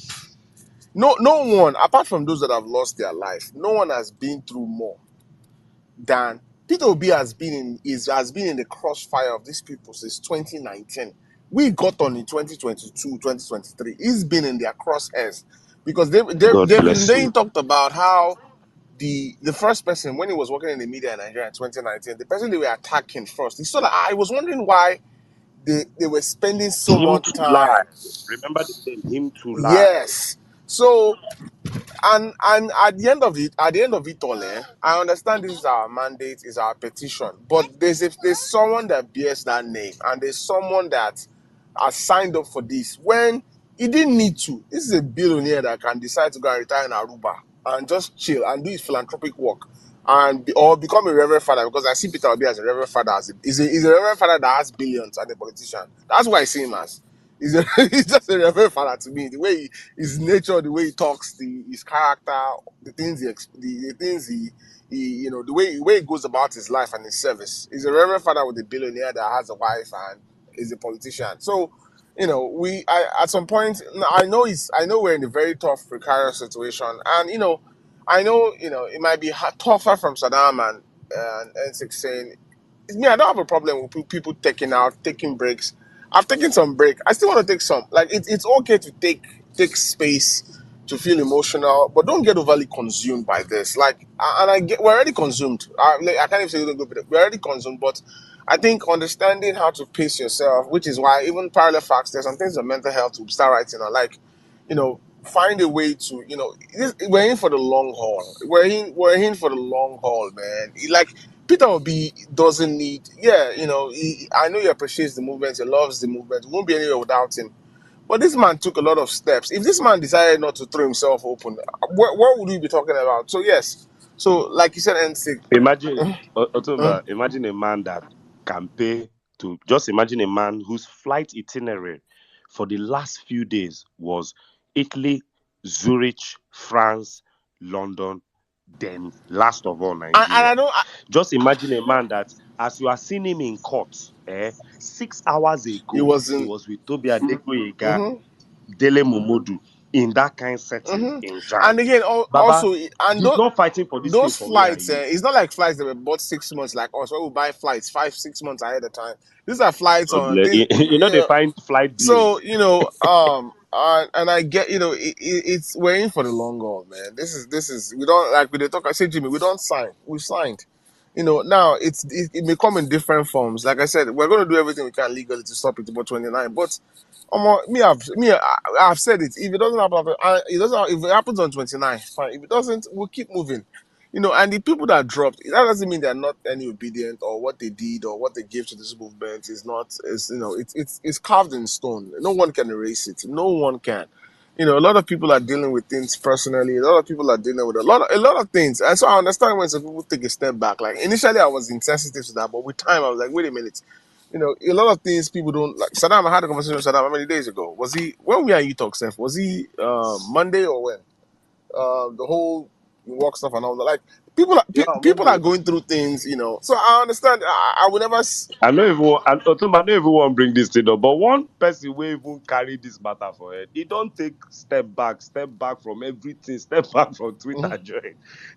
Yes. Let me know. So, We move. but we move, and because people are going through a lot, So a lot of people are going through a lot of things. A lot of people, there's a lot. So like, um, I just don't want anybody to feel like, oh, anybody's asking to get out of the movement. No, nobody's doing that. We're not. It's like, okay, if where your faith carries you and says, your faith says, okay, you know what, after 29, I don't believe, that's fine. You can express how you feel, but at the end of it all, nobody, nobody, even Peter Obi, he has hope, he has faith. No, but nobody can tell the script exactly what will happen 3 months from now. We don't know. I mean, I know. Nah, that's not the blueprint anybody wants to live by. But man, see, Nigeria at some point felt we never get over Abacha.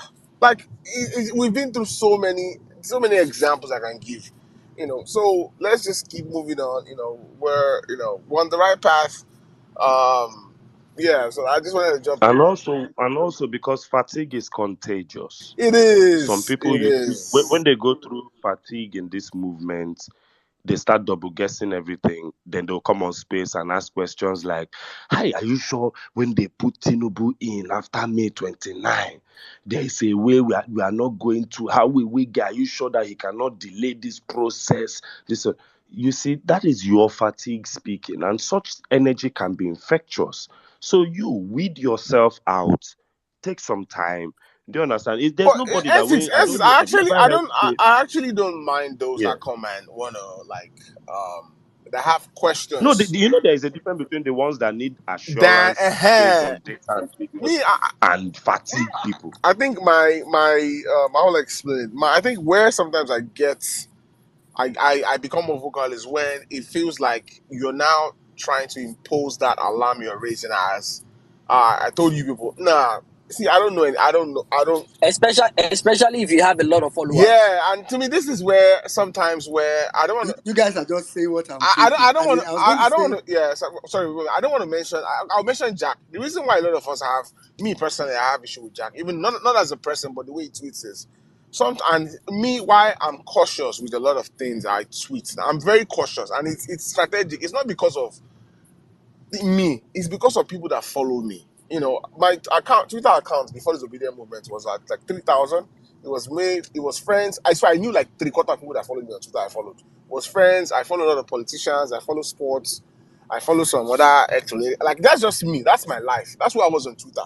But you know, since I joined the obedient movement, it's gone by almost 9,000. So I feel like now nobody. I feel like I have a responsibility to those that because people follow me for a reason, not because of you can unfollow me or not. So I sometimes feel like it's important for us to help guide things that we see. Not now you can question. I'm not saying because sometimes I've been accused as questioning and gagging people. You can say things, but I usually pause and say this thing you want to say. Will it make people start doubting everything? And that's why you remember that Tuesday space we had. Why I refuse to give in to some things is just because I'm not going to give these people power. I'm not going to create a persona for them.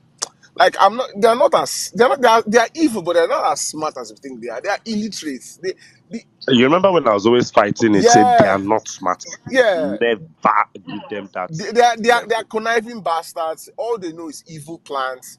But when it comes to that's why none of them can see. I keep saying none of them can run a business. If you give any of them today, if all of them lose all their political money and you give them $1 million to start from afresh, these people will have no idea, no clue what to do. If you give Peter Obi, if Peter Obi loses all his wealth today, and Peter Obi starts and say, Peter Obi, all you have is 10,000 naira. I'm pretty sure that man will find a way to start a business and get successful. You see, it's just because he's done it, there's an experience. These people cannot. That's why they're fighting. See, the reason why I keep wondering now, why would someone just steal 600 billion? Why would someone why would someone that was a governor 2 terms for Ogun State will go back to become a senator? Why is David Umahi wanting senators to have 12-year term? Because they know once this money and privilege goes, even all the billions they've stolen, they know they have no means to keep that money. They know, like, it's that fear of, like, I don't want to lose it. In America, I don't want to go broke. You ask celebrities, they'll say, oh, what drives you to work hard is I don't want to go broke. If you come from the trenches, they also know what life was before government. So they don't want to go broke. They know that if this pipeline is cut off, they know their kids themselves have no means. Wike don't they used to drinking 9,000 pound Exactly. cognac. If you give Wike something like Odogu bitters now, if he purge, Exactly. Ashiwaju bitters. So, Ashiwaju bitters. As Saddam they call them. yeah, so Ashiwaju bitters. yeah, so that's the oh wait, hold on. Oh yeah. Honestly, Otumba, you said it all because a lot of people follow us, and the way they follow us. So you see me, the people where they follow me, they don't say I be weary. I know. Just I don't talk and say if Peter Obi shoot my mama, I talk about space. I don't carry and go meet my mama. If he shoot my mama, even APC they don't feel near me. They don't say this one I call weary. This one they drink Peter Obi. If he shoot my mama, say mama don't die. Okay, we go do burial. After Peter Obi don't finish in presidency, he go jail.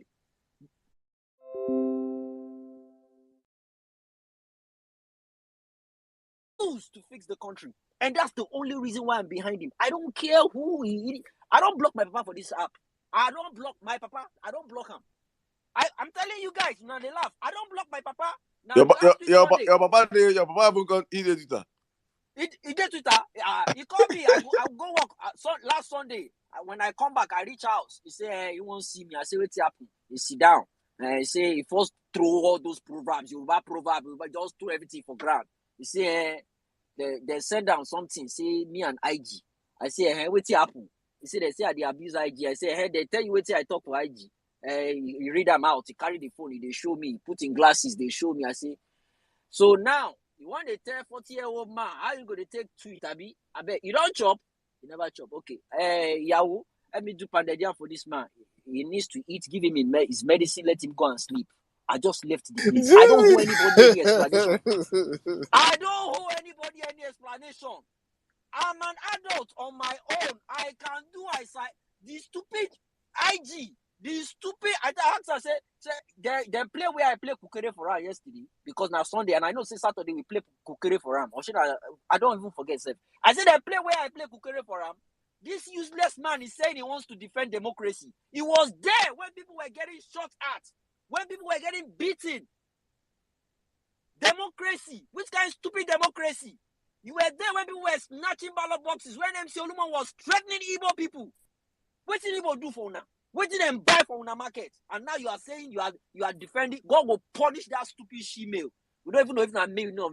She-male, whatever she is. Yeah, Jimmy, his waist is God will waist. punish I won't her. lie to you. If they don't see that guy's face, Bobrisky. he'd be like, Bobrisky. Very useless guy. And Bobrisky. that Yoruba Ronu thing, I don't know why they keep saying that thing. It simply means Yoruba people think. That is what it means. And it came up during the Awolowo period. It was about Ogunde that came up with that. It was simply because they played a tribal politics with Awolowo and they made sure the man that actually jailed Awolowo is a Yoruba man. So they did it in a very strategic way. They just made it do like, okay, Yoruba handle Yoruba. He was in a position of, just letting him go, but he didn't, right? And they came up They with do the it to fact the that, Igbos all the time. They use one so you dumbass understand. Igbo person to ruin So a they state. They do now, it. Who was Papa's lawyer? Son yesterday. No Igbo man. Igbo man. Now Igbo man be a Papa's son yesterday. So the whole idea of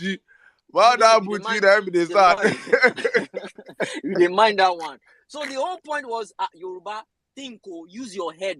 That's the whole point. And the purpose of Yoruba Ronu is meant for Omoluabi. That for you to be a Yoruba person, you need to think about doing the right thing at the right time. You don't say because you are Yoruba, you support Yoruba doing bad things. Like maybe they arrest someone stealing, and you get there and they tell you this person is a Yoruba man. You say okay, because he's Yoruba, we'll let him go. No, that's not what it means. Yoruba Ronu simply means Yoruba people think.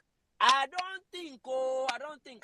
And Peter Obi is my thoughts. He's the best man for the job. Period.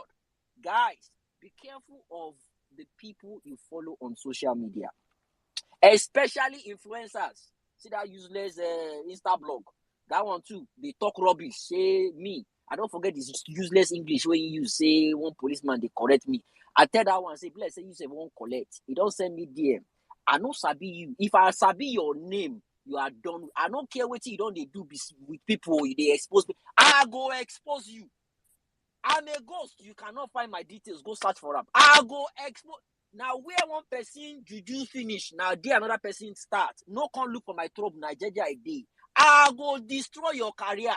They've been paid not to carry all this news. And they are the ones that carry all this gossip news. Oh, they go carry gossip news, gossip. But make them go, people when they kill for Kaduna, when they kill for Jos, they don't carry them. They are in bed with them. Make them carry on, they do their stupidness. Make them not carry on, reach our area at all. For this Obi matter, I did front. NCC not saying go carry on for head, me go day back. In case he won't fall, I'll day back. We are pressing till the wheels fall off. We dey ride till the wheel fucking fall off. My brother, we're not till we get back our country. Till we get back our country, or we reset the country. Saddam, there's something also very worrisome that we really need to talk about. And from a legal perspective, I need to find out. I don't know if our lawyers are here, UC Maxwell and the rest of them. When the what do you call when the Nigerian Communications Commission, this dog is just here snoring. Come on for it. So when the Nigerian Communications Commission and the Ministry of The dog, Information, they breathe Buhari air. They breathe Buhari. uh, They uh, use PICC. he's The stressed. He's dog stressed using out. The PICC. dog self one jackpa. Now who go help and write IELTS? Now in the plan Bros, now. your dog they snore. Hey, your If dog this they dog if he snore. give dog will get British passport Belen now, he go Bro, file for your dog marriage. they This thing snore. made them important. Where You don't. bingo they look for food for gutter. Your own dog they snore. Bingo and Jack they In the look for chop. No, food. Jimmy no go camo. You know say no be every snoring. I say belle don full. Oh. Sapa snoring dey. This dog wey dey chop Power Max that year 300 naira one can. We go buy 2 per day. Now if I chop, I go dey chop half meat give am. He sef don dey adapt. No be dog wey follow me share amala with ewedu gbegiri and ogunfe now. He knows what is going through under Buhari as well. Oh. This dog sef dey para. Oh. He sef dey find. How to Japan. Remember say, even the shrine, even in the shrine, native The doctor no gods, dey the see gods, animal. the They don't gods. dey bring chicken again. Sacrifice. Everybody dey reject these people. Even the quality of alcohol wey dem dey pour on top this thing for shrine don dey The fall. gods are also hungry. The gods, under APC, the gods are hungry. Not the gods are angry. They are hungry. Before, if na 3 eggs now, even before that 4-6 eggs now, na 1 egg. You then will see eggs sef. You don't go from chicken egg to maybe See nobody see Otumba, Bro, make I no before lie na give boiled you. egg, Sizu abeg, sorry. Before na Yeah. boiled egg, then they give them. Now na raw egg. They go say, why you no boil am? Where kerosene dey when you wan boil egg? Where Where the kerosene gods dey, see man? egg? E be like saying Where? I don't know how much 1 crate of egg dey under Buhari. Where you wan see egg? You wey wan give the gods egg, you never boil egg chop for yourself, collect your daily dose of protein. You wan come go give Shango egg. Egg. Do you know how much a egg is? Do you know how much they sell gas? You want to say they boil egg? Person say that why they said Ishauru make you enter LP. Why they said Apapa. See, you guys, let me tell you guys a story. No lie. Oh my God. Yes. I lived in Victoria Island, right? So there is a roundabout on Muri Okunola that is an actual circle. So they drop a ball at that roundabout. In case you don't know what a ball is, it is sacrifices, voodoo, juju sacrifices on that roundabout. Now you gonna say diabolical people dey for that island. A lot of people don't know this, but one of the major reasons that Ambode removed the roundabout of Lekki was they always used to put juju there every weekend. One of the biggest things Loma would clean Monday morning was calabashes and packs of food that were left for the gods. That is one of the urban legend stories as to why Ambode removed the roundabouts. Anybody where they drive for Lekki go tell you this thing. Now, if you they drive for Lekki, just look the roundabout. You go see Jazz, Calabash, they full. So this one, I'm telling you, the one on my 2 streets away from my street. So when I go jogging every morning, as I'm jogging, let's say Monday morning after the weekend, you go just they smell Chicken Republic, Burger King, Chinese rice. If you jog past that roundabout, they go don't buy food, keep for the gods. Some kind mad people will get liver, they go there, they chop am. Baba, since Buhari entered power, if you pass that roundabout, they no come they put better things for the gods. So I can't do. They go come pour alcohol. If you go buy all those cheap schnapps, pour alcohol. I can't want to say God self where all those mini gods where they chop burger, God's Chinese change rice, menu. this one. And once they open one new restaurant for VI, they go buy the food, come and arrange them for that roundabout. All those gods where they chop all those things. Themselves no say it get one person will enter government for Nigeria waiting spoil. Because why is it that all of a sudden in VI they are trying to turn me into an alcoholic when before I was a chop life small God. You understand? You go they paying the gods. I'm not gonna lie you. Me, this one I'm telling you personal story from my roundabout. That roundabout still exists today, but nobody they drop better food for that roundabout. There was even one day, now let me tell you a diabolical story. There was one day I walked past that roundabout and I saw turtles, little turtles, right, with the shells. And they had broken the shells of each turtle, let's say like 24 turtles. And they brought the turtles and they used, like, let's say they used a huge mortar and broke the back. So they murdered all the turtles and just left them at that roundabout, like little tortoise. Do you understand what I'm saying? And they killed them, broke their shells, murdered them, and left them at the roundabout. Now, as a spiritual person, as a black man, what does that mean? Whoever they do that juju, don't broke sote. Do you know what the juju means? That you are breaking a shell. That means say the thing don't hold am. Say the jazz man tell us, say go bring tortoise, kill am, break him shell, put for that roundabout. And that was the last sacrifice I remember on record at that roundabout.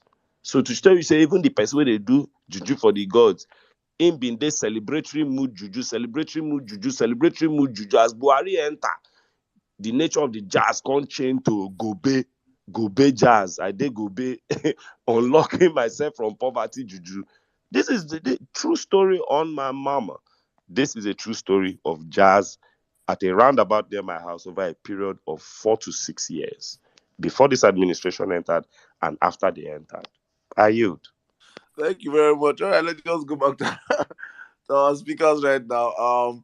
After then, I'll go back to comment section. I think the comment section is blowing up already. So, all right, let's go to the speakers. I think let me check my queue. See when you're meant to go next. We do a guy, a lady, that way. See when you go next. And see when the Oladipo. Then I'll come to you, Mary White. Then I'll go to Strong, Emmy. Then please, health is wealth. Please, if you want to speak, your hands should be up. Thank you.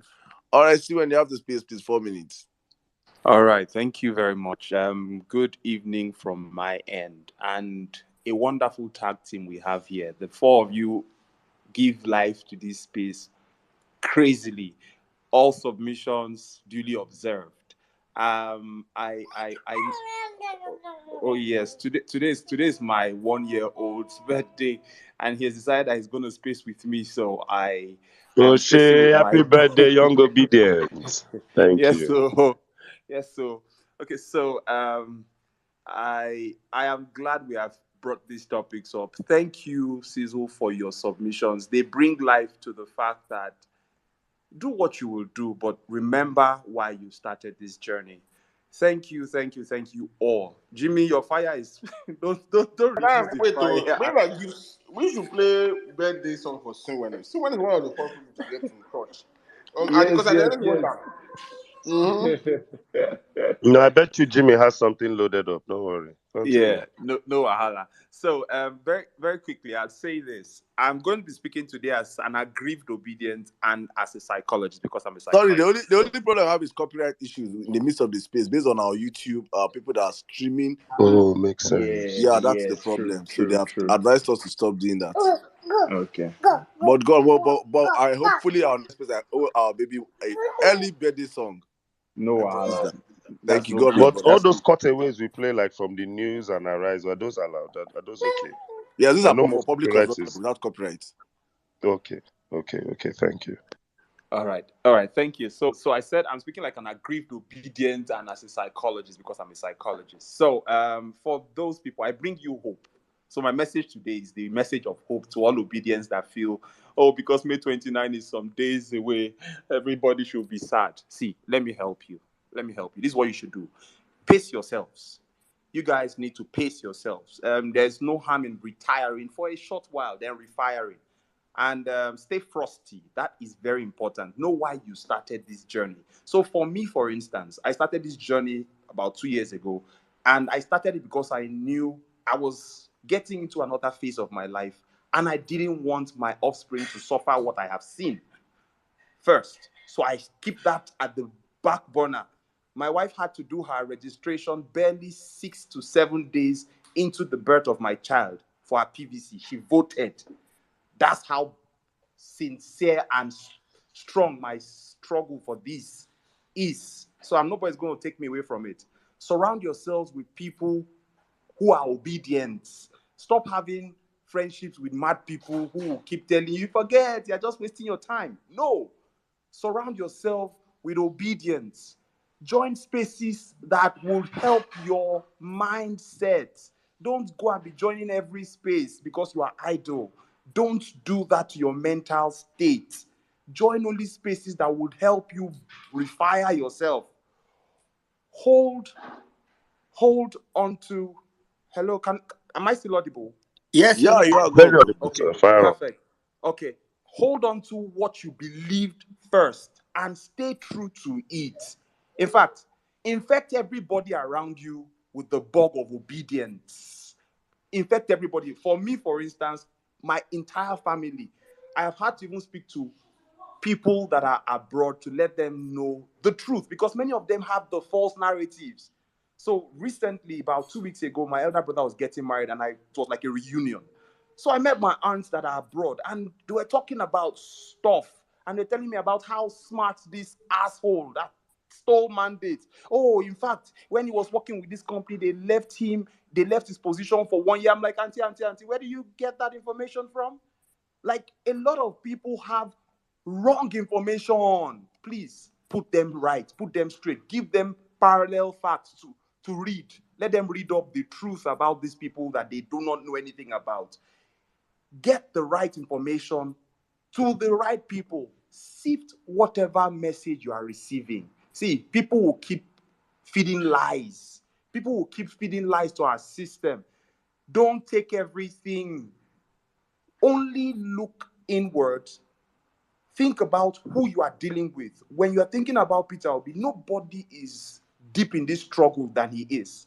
When you think about him, remember what he stands for. Stand with him. Like Cizula said, now he carry on for neck. Jimmy stand beside him.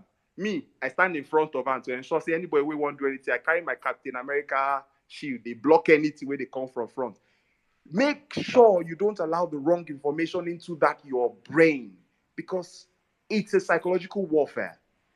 And on every indication, it shows we won this. And let me tell you, the numbers they declared were wrong. I remember that they giving my own submission right from the field. 2019, 85 people voted. 2023, 496 people voted in my polling units. Get the fact, and it happened nationwide. So the numbers that this idiot Yakubu gave us is fake. Let's not believe anything. And like our According to henchman has said, PDP's own research, they said Tinubu came third and he won only 5 states states, in the yes. southwest. You are very correct. Honestly, you know why PDP is not even shouting? PDP was put in their right position. They came second. So there's nothing they need to fight about. But let it not be like, say, Labour Party is the only one in the struggle. Maybe we even just try struggle small. That's why they're not doing a lot. The other asshole did not even come third. He didn't come third. And he wants to just usurp it and say nothing anybody can do. Like we always say, at what point do we stop taking shit from these guys? Because see, me, I have lost a lot being a Nigerian. My father tried to do everything to make sure Nigeria grew. Nigeria was still the end of him because the health system will still mess you up. However, I'm not going to go down that line without fight. We are the strong-head ones. I'm the one that they thought I never listened, but eventually they found that I was still sane, but I'm not going to take any form of shit from anybody because you are older.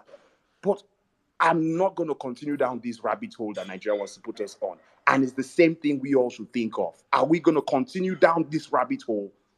Because, yeah, you can escape and go and live somewhere else, but the world is crazy. This is our country where we should be able to stand with our heads held high. And then someone will tell us, no, you can't do anything. You can't do what? I will probably mess that person up. I don't want to use the word that comes to mind because of the young one. But truthfully, we need to stop taking shit from these fellows. We are very powerful. 9 months, we toppled an entire system.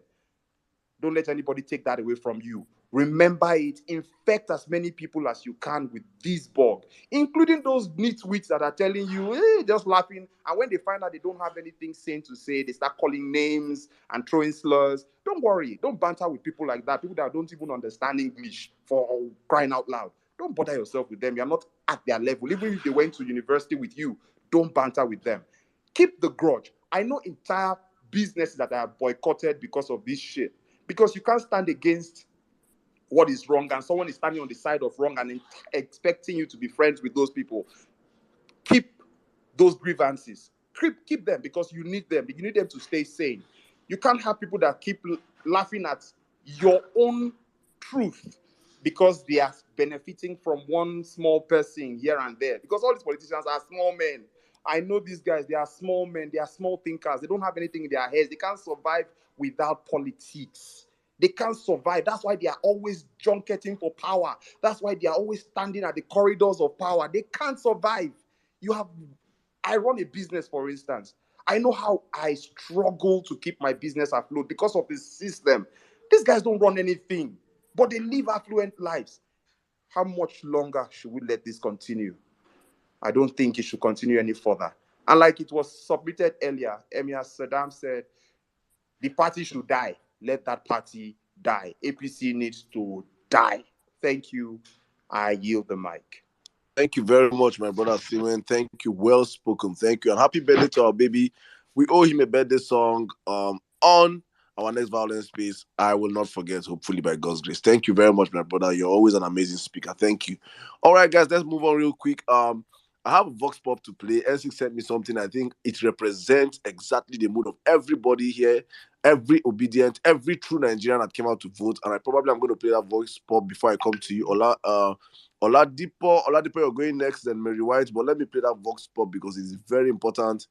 Nigerians understand what we're saying, and the world in general understand. This is a Nigerian. This happened outside the court today.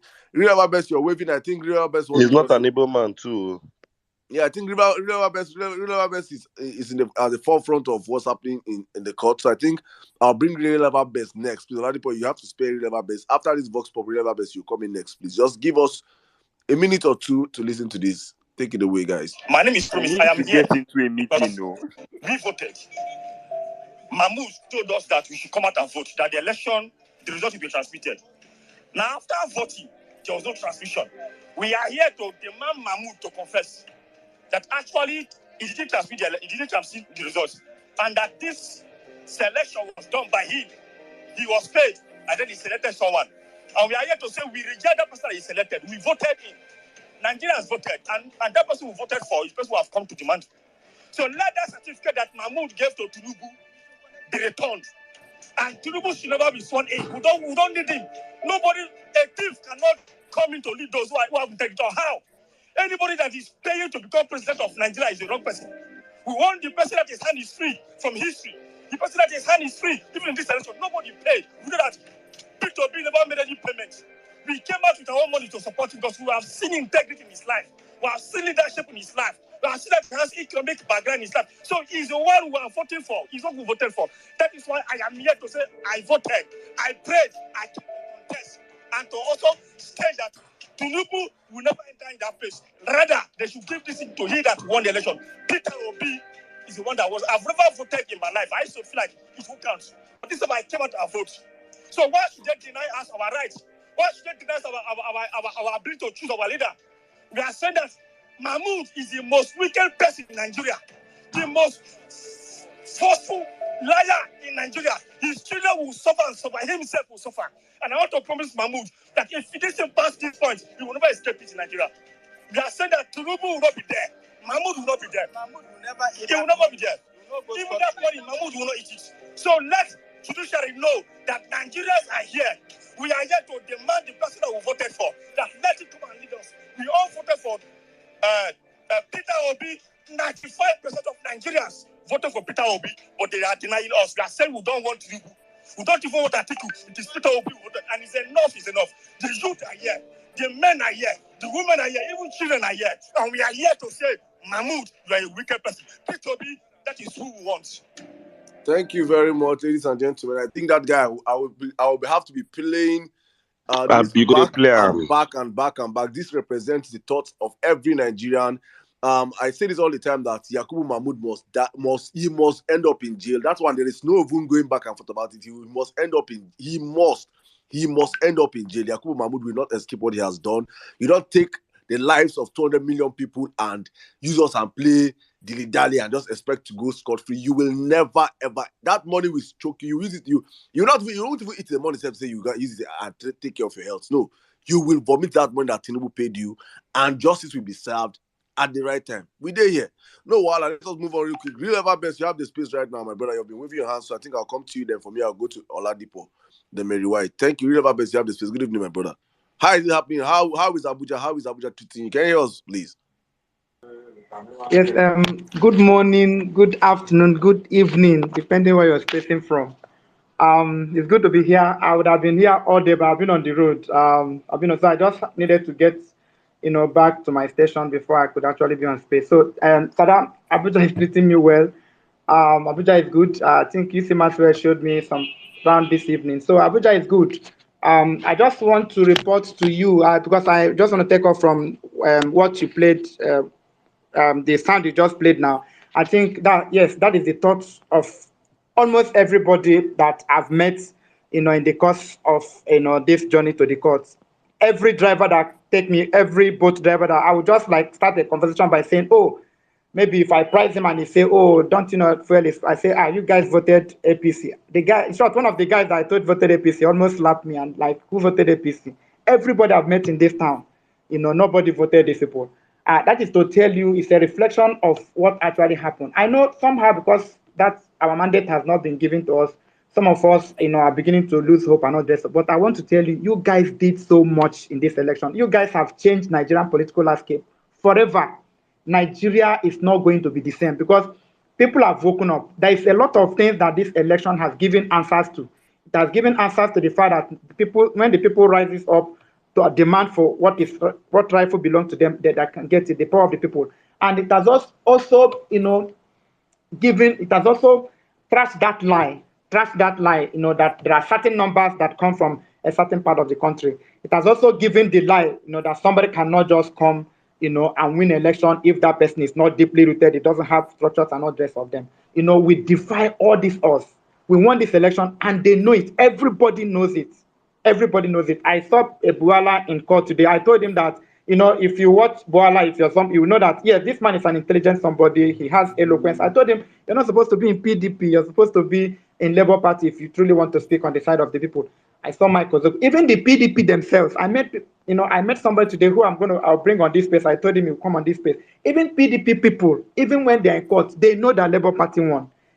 I mean, PDP people, even those people, even those judges in that case, they know. And if you see the body languages of the judges, you will know that because they know, they are human beings, they are Nigerians, they know, that we won this election. And we won this election in ways and manner that it's not that we won that is the problem, it's the way that we won. People won this election across the nation.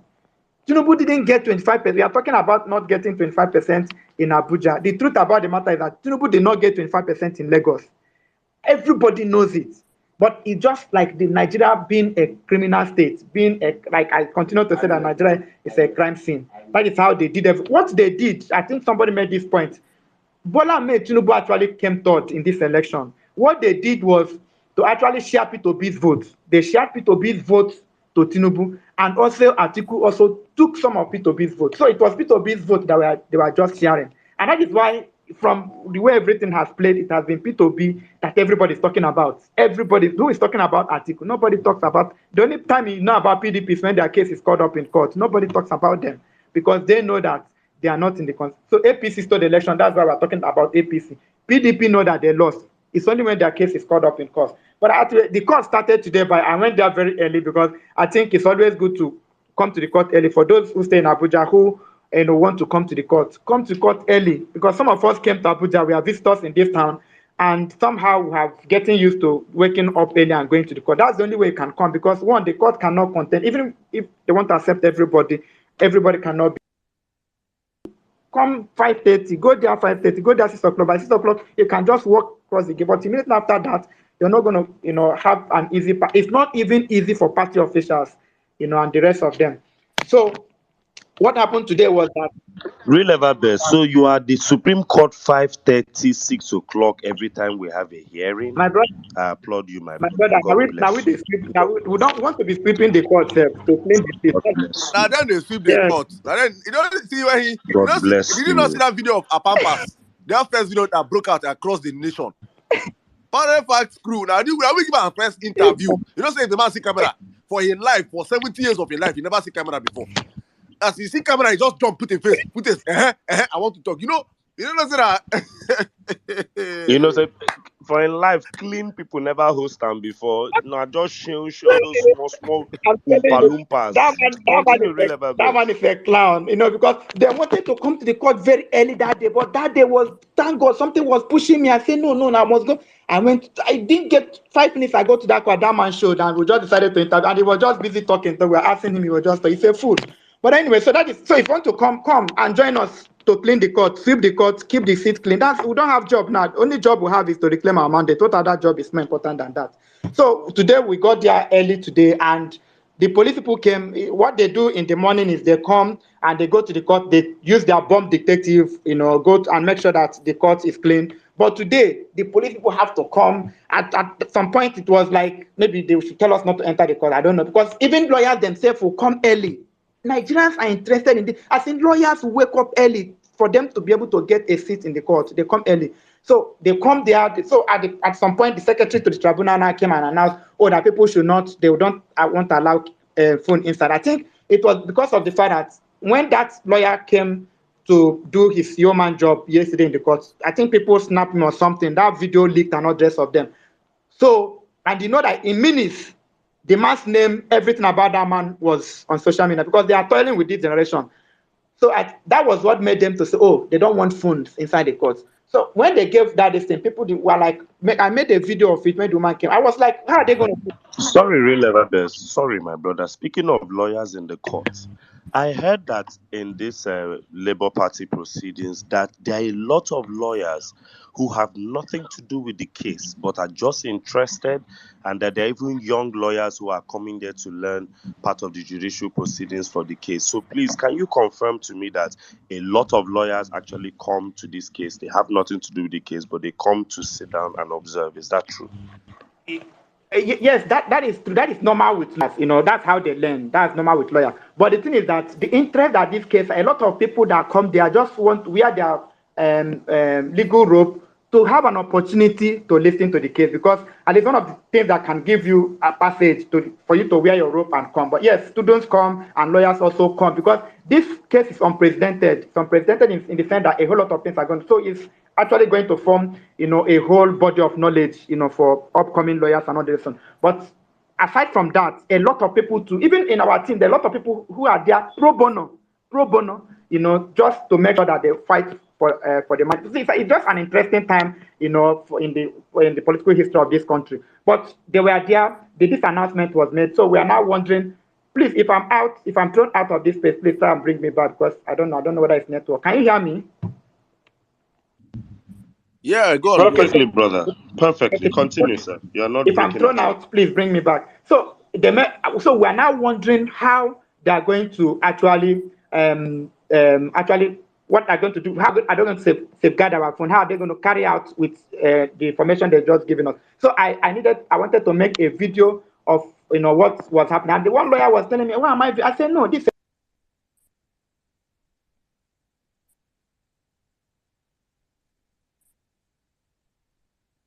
Since they say I've been giving him signs since. Please, Be like guys. anything, don't give us a signal. Yeah, so please, guys, please reach out to Real Our Best. Vawulence, reach out to Real Our Best. Please support him. Somebody's my DM already say I want to support.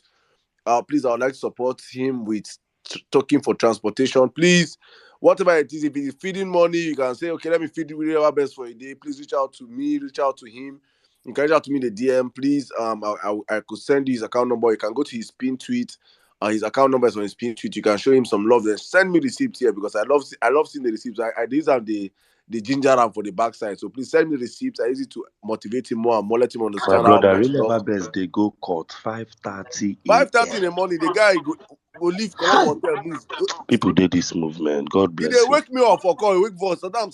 Me, I go sleep like 2 hours, 3 hours. Whoever they wake me up for, say, we don't they go call, they send me video, send me, the guy is just something else. He's a blessing to this movement, honestly So speaking. Saddam, The serious asset. so Saddam, let me continue My this thing brother, with Romeo. So can you hear me, guys?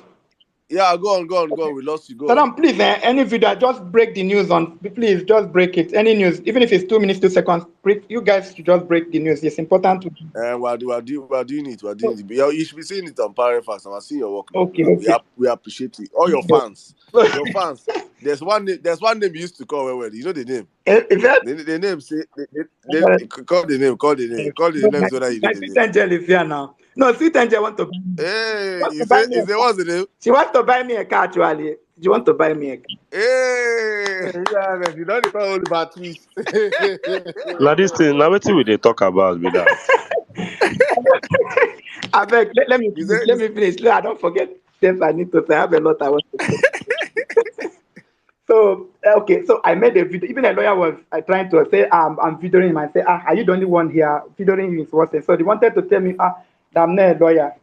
I said, so must all of us be a lawyer. So I made that video, and the woman now came again. And can you hear me? Good. yeah, go on, So the bro. woman came again and said, okay, well, because I was like, how are they going to?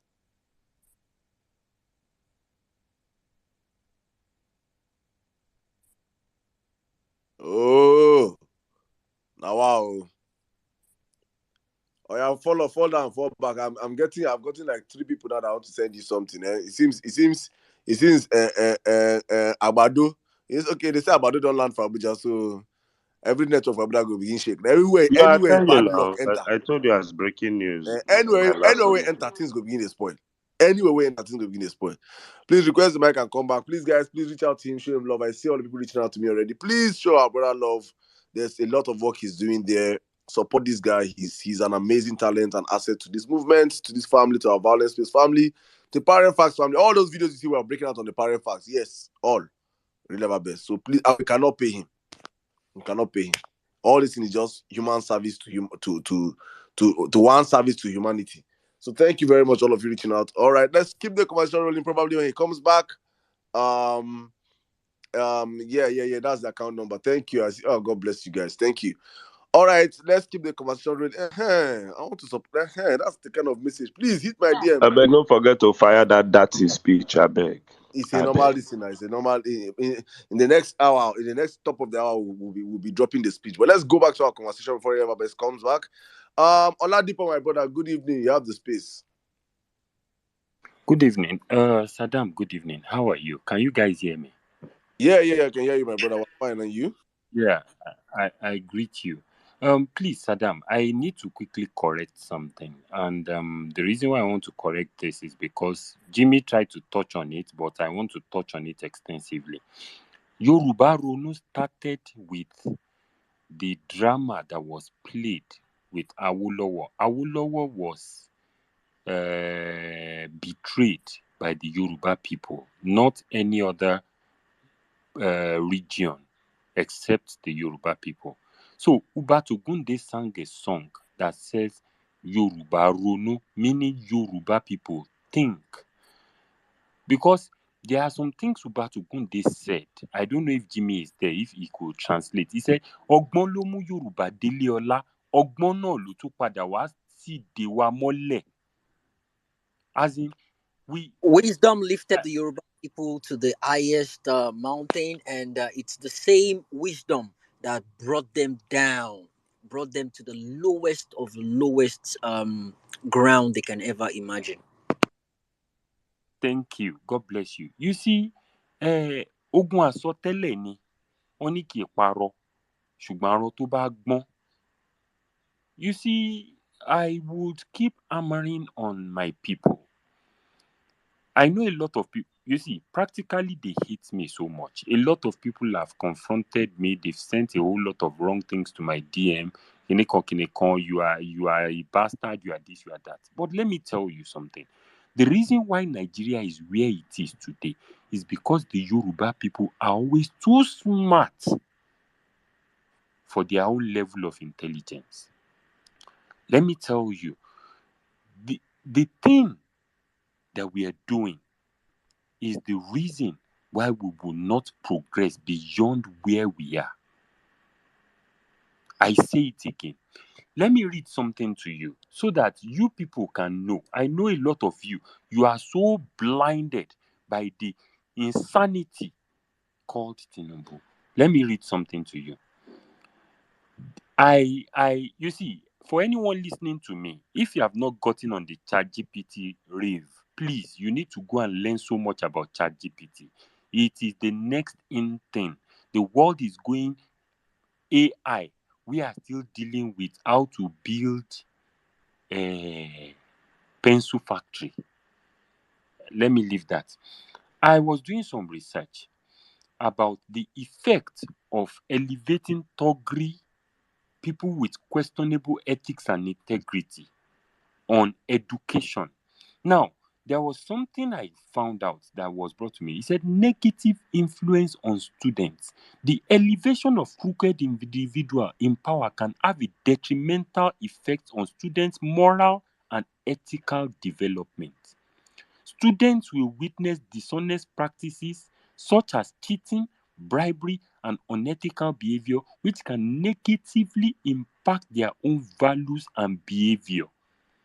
This can undermine the importance of integrity and ethical conduct in education and the society as a whole. Let me tell you, I read something, I don't know if Saddam saw it. Girls, students in Anambra, they are the one that is one science thing or one educational thing. They are the only ones left, I think, internationally. They are doing very well. Why? It's on the Jumbotron, sir. Thank you. Because education was elevated in Anambra. Now, every single Yoruba boy or Yoruba girl out there, if it is not hook up, it is either Yahoo. If it is not Yahoo, it is Yahoo Plus. You can knock me anyhow you want to knock me. If it is either of that, it is thuggery, touts, or the very wrongest ideology of us. What is wrong that we cannot sit down and elevate people with good morals? Ọba tó jẹ tìlú tòrò, orúkọ ẹ̀ ò kúrò nínú ìwé ìtàn. I don't know if Jimmy can help me. And the one ọba tó tún jẹ náà tìlú ò tòrò, orúkọ ẹ̀ ò kúrò nínú ìwé ìtàn. And we keep telling you fools. Yes, we can, sir. Sorry, I know you will continue your list. My network is messy, so let me just try as much as possible. So that was what transpired in court today. So our case was, so they were at the verge of actually finishing this first phase of actually this pre-hearing season. So in the coming weeks, in the coming days and weeks, the main evidence will start, and that is when the cross of this matter is good, because we are waiting for that period when it will come time for them to present evidence. That is when the whole thing that they did in this election will come out. So our legal team, PDP said they're going to call 100 witnesses. I don't know what they're calling 100 witnesses, because what PDP should be doing is proving our case. But our legal team said they're going to call 50 witnesses. And when they were asked when they were having press conference, they said that I think the journalist asked if 50 witnesses is enough, to prove all the allegations they've made about drinking, and our legal team said it's quite enough. They don't even need 50 witnesses to actually prove their case. And I want to tell you that P2B is in good spirits.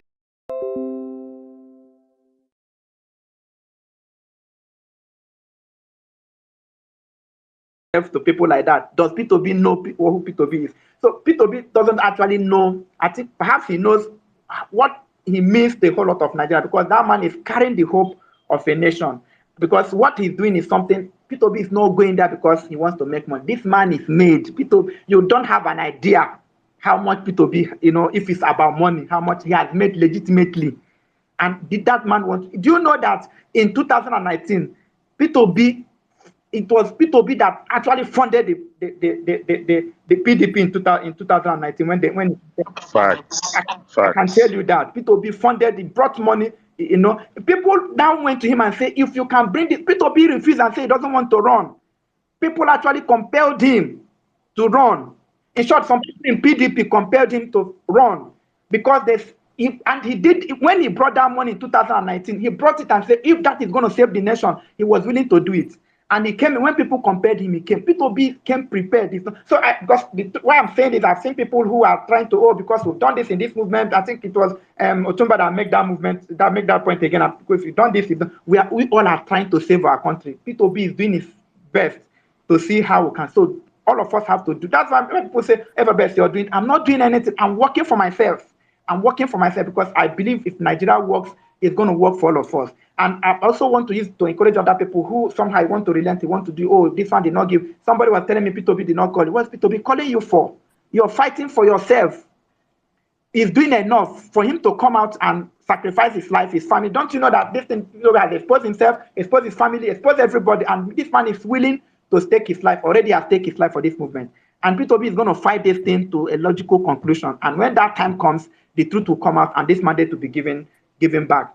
I met Kachi, Dr. Kachi Ononuju is spokesperson for P2B on public affairs. That man has a lot of things he needs, today. And I told him he's going to come on this space. I also met Chief Peter, the guy that contested for House of Rep in Kogi.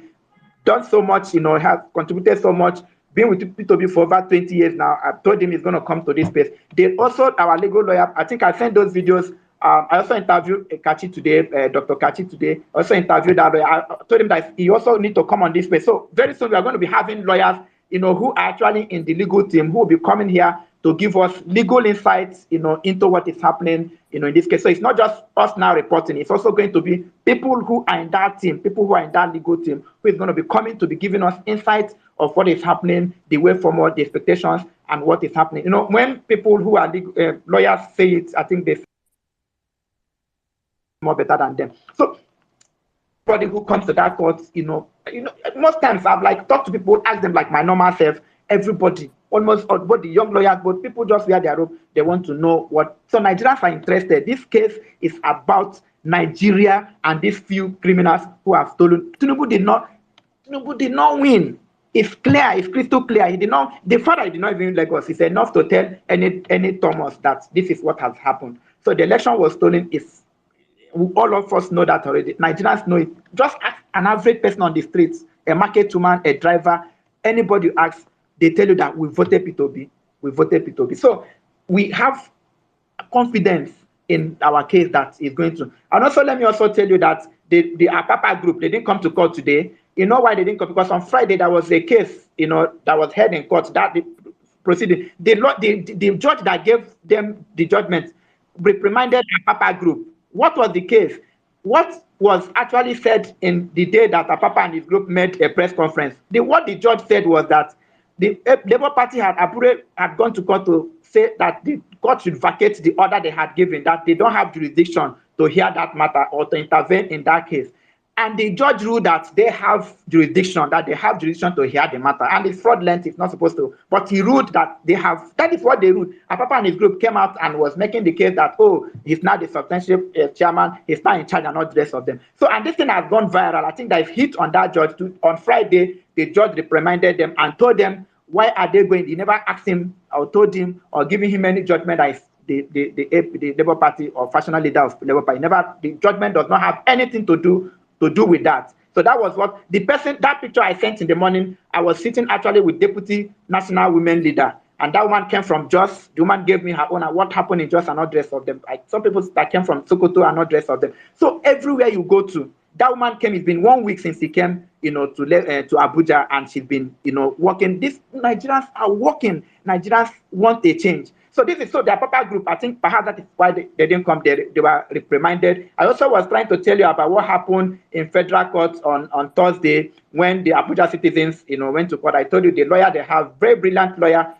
When even the judge wanted to toy with his intelligence, he just took the judge to cleaner and told him that, because the judge was telling him that he should address him whether some of the pleadings the plea he has made in his argument has anything to do with it. And the man told him, I'm not a party to whatever that is happening in tribunal.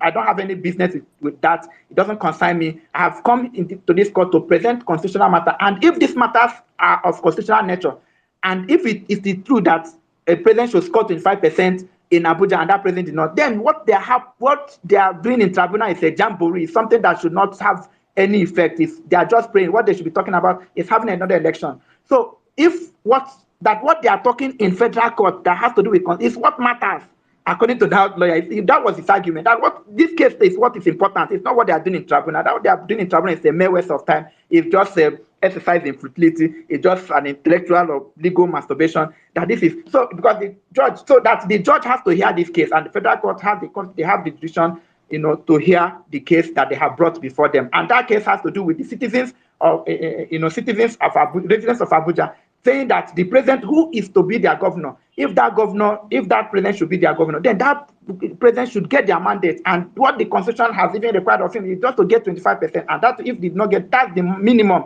that he can get. If he did not get that 25%, it means that he's not popular in FCT, the people don't like him, and he cannot actually, supervise the affairs of it. That was the, submission that the man made, that the lawyer now said, okay, that the case is postponed to 24th. But for whatever reason it's postponed, the truth about the matter is that the man made a very succinct argument. They have this thing. And APC, to tell you that APC is judiciary, APC on that day went and brought a former ambassador, Ambassador Ayuba something. They brought him to court that day.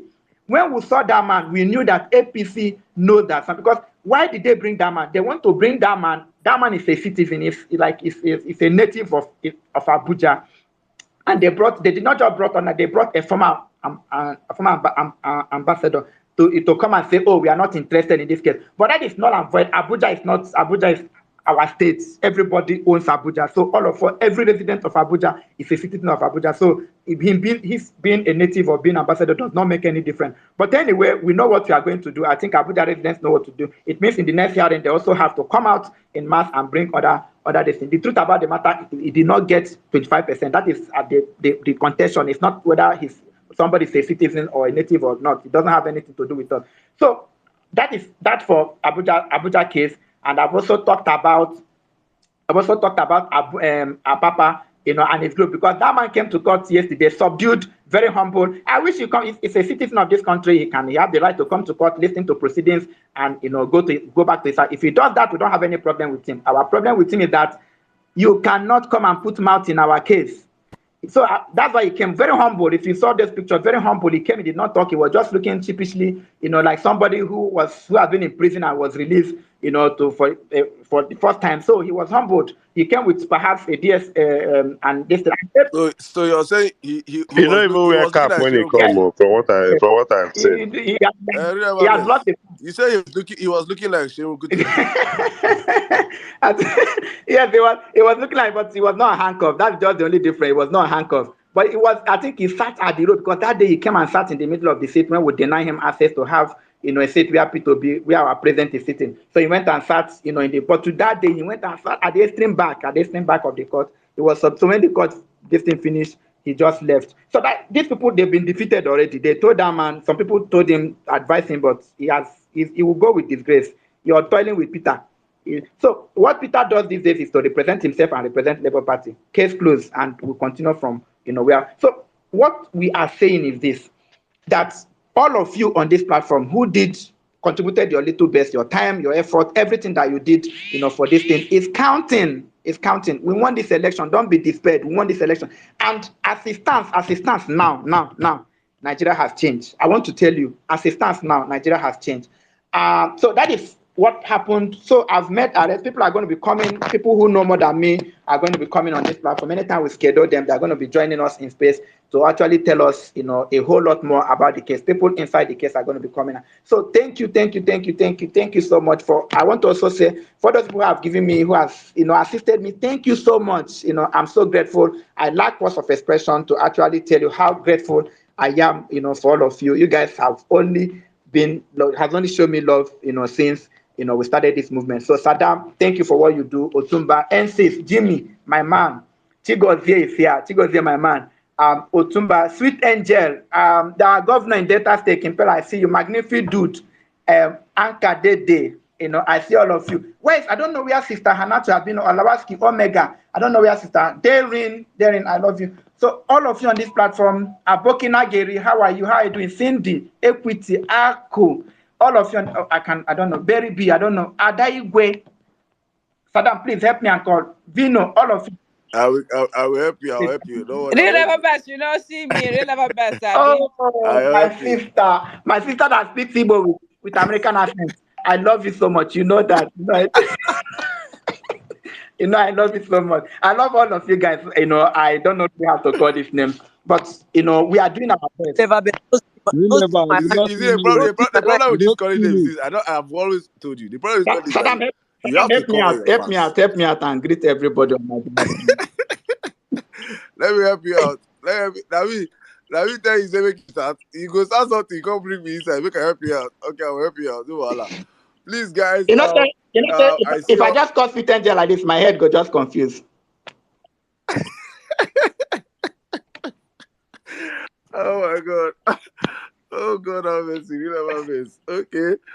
Guys, that's the You Really My Best show for you guys. Always amazing listening to you, my brother. I cannot underemphasize how much you're loved on this platform. I will not say I'm your number one fan because your number one fans are plenty here. I am your biggest fan. They give me joy. Thank you, my brother. We see the work you're doing. Thank you for being so persistent. You are a perfect example of a Nigerian that believe an obedient that understand what it means to be an obedient. I will say for me in this movement, you see N6, two of you are my heroes. I'm not even going to call another. That's are the two heroes I know because you guys are on ground and doing the Lord's work. There is nothing bigger than staying on ground, sacrificing everything you know you can sacrifice for this movement because you believe right from day one. You guys have put in your life, your talent, your time, your resources. You have never even for one. I know all the promises that I promised you, and even when I forget and I skip, you always go. You never for one. You have never for one day complain. You see. No, wala. We'll get back on Monday. I don't want to say much. I just want to know that guy, we appreciate you. God bless you and NCC because two of you are just you guys are amazing. And this goes out to every one of us on the platform. I don't quantify how important anybody is. We are all as important as everybody doing this Lord's work, but it's important that when we see people doing this work, you reach out to them. Obedience. Many of us here, I think, Namdi, God bless you, my brother, for also saying that. You came out here and you said that thing that last time, and you sparked a revolution in my heart. I see no reason why many of us are in diaspora. Many of you have money. You're listening to me. You're not there here now. Like I have billionaires on this platform listening to me. Many of you have money. You just come here and listen to these young boys. There are people putting in their lives and sweat that you can always reach out to these people and say, hey, guy, how far? How are you doing? Just take this $100. It's nothing to you. It's nothing to you. Take this $200. It is nothing to you. Reach out. Show them. And see how far. This one way they work for this thing for obedience things. How far? You don't sacrifice your life. We know what's up. And just they won't come out here and ask. But these are those extra means you just help to support this guy. You never best. I am so blown about number of you in my DMs already. I see the love you guys are showing this guy, and I'm so happy that I know that him now he's happy. He gets someone that a man have made a commitment to him that I've blown my heart. God bless you. In fact, I have to call your name, sir. No, let me not call your name. All these Abadu beggars are here. They'll flood your DM. But God bless you, sir. Thank you so much. You know yourself, and you know what I'm saying. God bless you. Thank you, all of you. Thank you so much. Even people are giving him as low as 2,000, 3,000, 1,000. It is something. It is some 1K for Abuja. Abuja no be Lagos. 1K go pay in transport. 1K will do something, but food for Abuja they cost. So like 3K, 3,500. Buy him food. Do all those things. Let us help our people that are doing the hard work. And it's not restricted to River Best.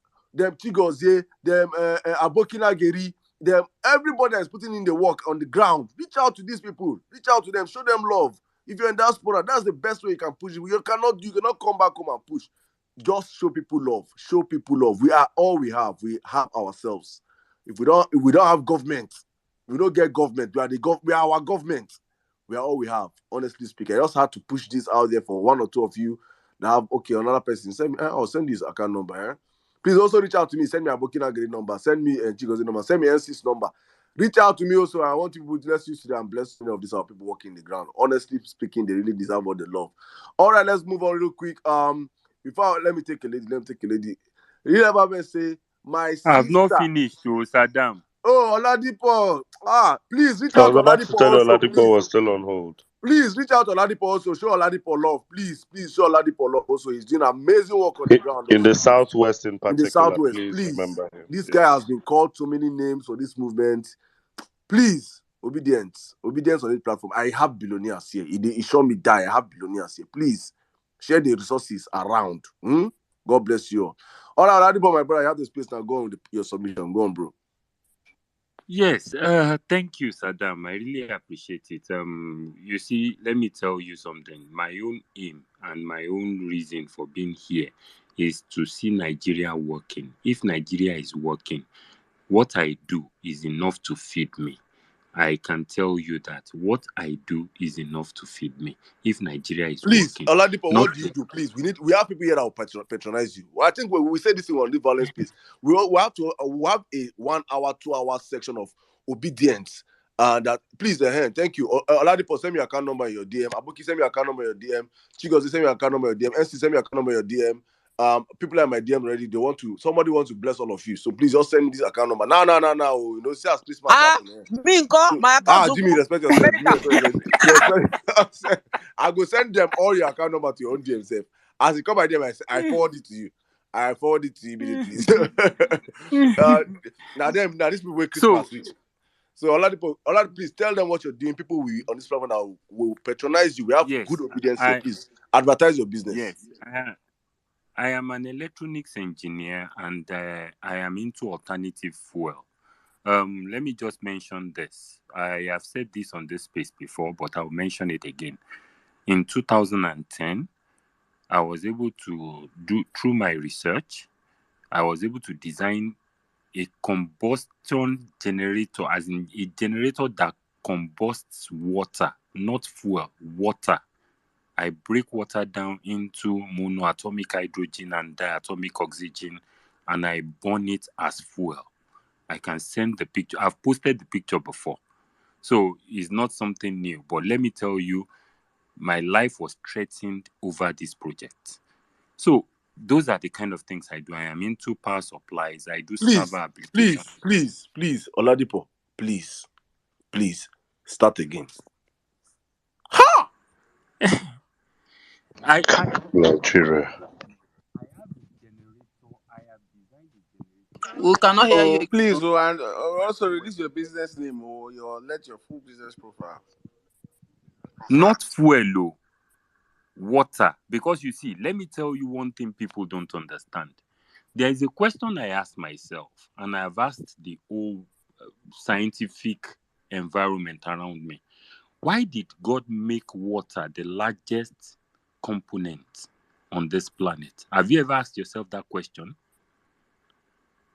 What is water? Water is just a molecule that is just a combination of hydrogen and oxygen. Oxygen is a catalyst. Hydrogen is highly combustible. The moment you can break it down, and it's very easy to do because all you need to do is just create lightning in a small space. That is all you need to do. The science is crazy, but it is possible. So the moment you can break down water, you can easily combust water. Water is fuel. If you're on this space now, Google the name of Stan Meyer. That was the first guy that did it, but he was killed. There is a lot of people that have done various kind of things, but because of the fossil fuel industry, a lot of people have been killed over things like this. My life was threatened, seriously threatened. But let's just leave that side. So now all I deal with is server applications, Linux server management, solar boreholes and installation, solar panels, inverters and stuff. That is what I do. And I am into IoT development too. I do a lot of research on IoT, Internet of Things. So that is what I do. Where we go do business space like this? we need We'll go. No, I because think if we we'll have what we do is that what we'll do that we'll have probably on our Saturday space that is as long as this. We'll have a 2 hours section in the space whereby we'll allow obedient businesses to come up yes, and talk about their Uh, businesses. and we need to Saddam, connect. We need let, to let me connect. come in. Everybody needs to get Let me connected. let me come in. Otumba, we came up with cruise space for Fridays, and we've decided to do something like this for cruise space. So the cruise space is just meant for obedient and everyone to just come. It's every Friday, right? People come off just to cool off. Nothing political. We just gist, we talk, we play music, we do trivial questions. It happens. I've been win money the last time, and I never give me my money. So people win Or money. somebody they talk about money. You know My when 10,000 naira. I win 20,000 naira. I slept, Jimmy, that cruise place that you were in last night. I slept Now by this 6 morning o'clock. finish. I slept 6 a.m. this morning. Oga Mag too was there. Mag was giving us Yeah, some Mag old was school there. down. It was mad. So we people play music. You ask the question who sang it, yeah, and the title and all that. People are winning money, and you come there, shoot your shot. It's just a cruise. It's a 1 day thing. We're looking forward to, just like Vawulence space. But this is a cruise space where all obedience can come every Friday. It is sacrosanct. Yesterday they came up with an idea of people coming up to advertise their business. You tell people what you do, people can patronize you and all that. It's a perfect slot to have that. Jimmy, And can you even add also that investors can come? of course, Because that's what there's so many obedience when we are talent. I said this group of Do you people. know, guys? that's I that's hate to be the guy to cruise do this, cruise but I'll space. just give a 30 That's second submission. so instead of Breaking putting news. another day, we can just use Fridays. I just wanted to put that in there, Saddam. Go on, Caesar. All right then, The problem, Saddam. Jimmy, the problem is this, and the problem is this, that no matter how there is, I just feel like no matter how important that space, we can do that and we can still do it on the violence space because there is a number we command on this space that no matter how you want to call that cruise space, people will not just want to come and cast cruise. People they invest for Nigeria, so we have a platform as big as this. We will use this platform. We use this platform and also help people because there are people that are on this platform that just come here because of the violence space. So we use this moment also and help our people because you know what I'm saying. There's no how you go in Yeah, that so I'm lifetime. like, You have Saddam. All this thing one at the talk. Let me take you guys to Google. 14 hours ago, breaking news in Nigeria, according to Punch newspapers.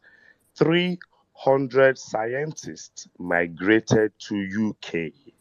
Follow me. The Association of Female Medical Lab Scientists of Nigeria, Lagos State Chapter, said no fewer than 300 medical lab scientists trained in Nigeria moved to the UK within the last 6 months.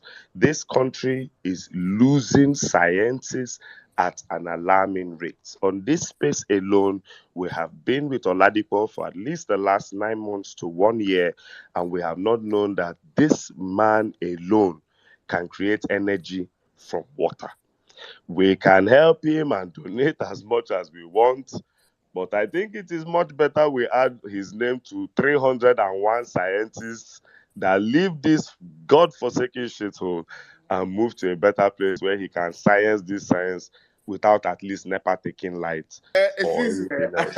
So, While I because Sisu, this thing, Otumba, this thing where I hear, Sisu, no kill this me. thing where I hear, they know they crowdfund for him. This one now, I make you go just put am posted the for. picture on He the. tell I you say just they won't posted the kill him. picture. They tell you say they won't kill him. We still say nah, this thing. Maybe we just go carry and go put for where he go just turn to the superstar where my he's friend, supposed to be because that one like ha, Finland. Now Finland, oh the only boss thing my I head don't use. do You guys go electricity Finland from or hydrogen. Hey God. all those Scandinavian countries, they green friendly, really green. You see, US, when I see where they run our business. But what I want to say is like Jimmy, I don't know Saddam also. I know this is a side topic, but I'm really serious about creating a fora for obedience that have businesses connect, invest. You can even partner because I know you said you do solar. I think your event does solar also. Like and they're in different states. I think we need to from parallel facts itself, I already know how much we need to partner with each other. We need to, I think we can form a business community of ourselves also. this obedient movement is filled with so many bright minds. I know a lot of us are waiting for us to get our mandates before we fully start investing in Nigeria, but we can Waiting like start making we can start making partnerships, because this obedience also, they need money to eat. They want to feed. So if we can find a way to, I understand nobody wants to just give money to anybody anymore now, but if it's a business, I don't know if you watch Shark Tank, if there's a presentation, things you can show and talk about, people, obedience will look at it and say, okay, let me support you. This is what I can do. I can't just give you money. Just come, okay, I can come and partner with you. So we can form a business Otumba, community. Otumba, Sakpa don't blow Otumba, my dog. Oh, my dog dey find visa to come on Nigeria. Mona no forget my Otumba, Napoleon though. Otumba. Mona no forget my Napo. Buhari Can won't you kill guys hear her. me?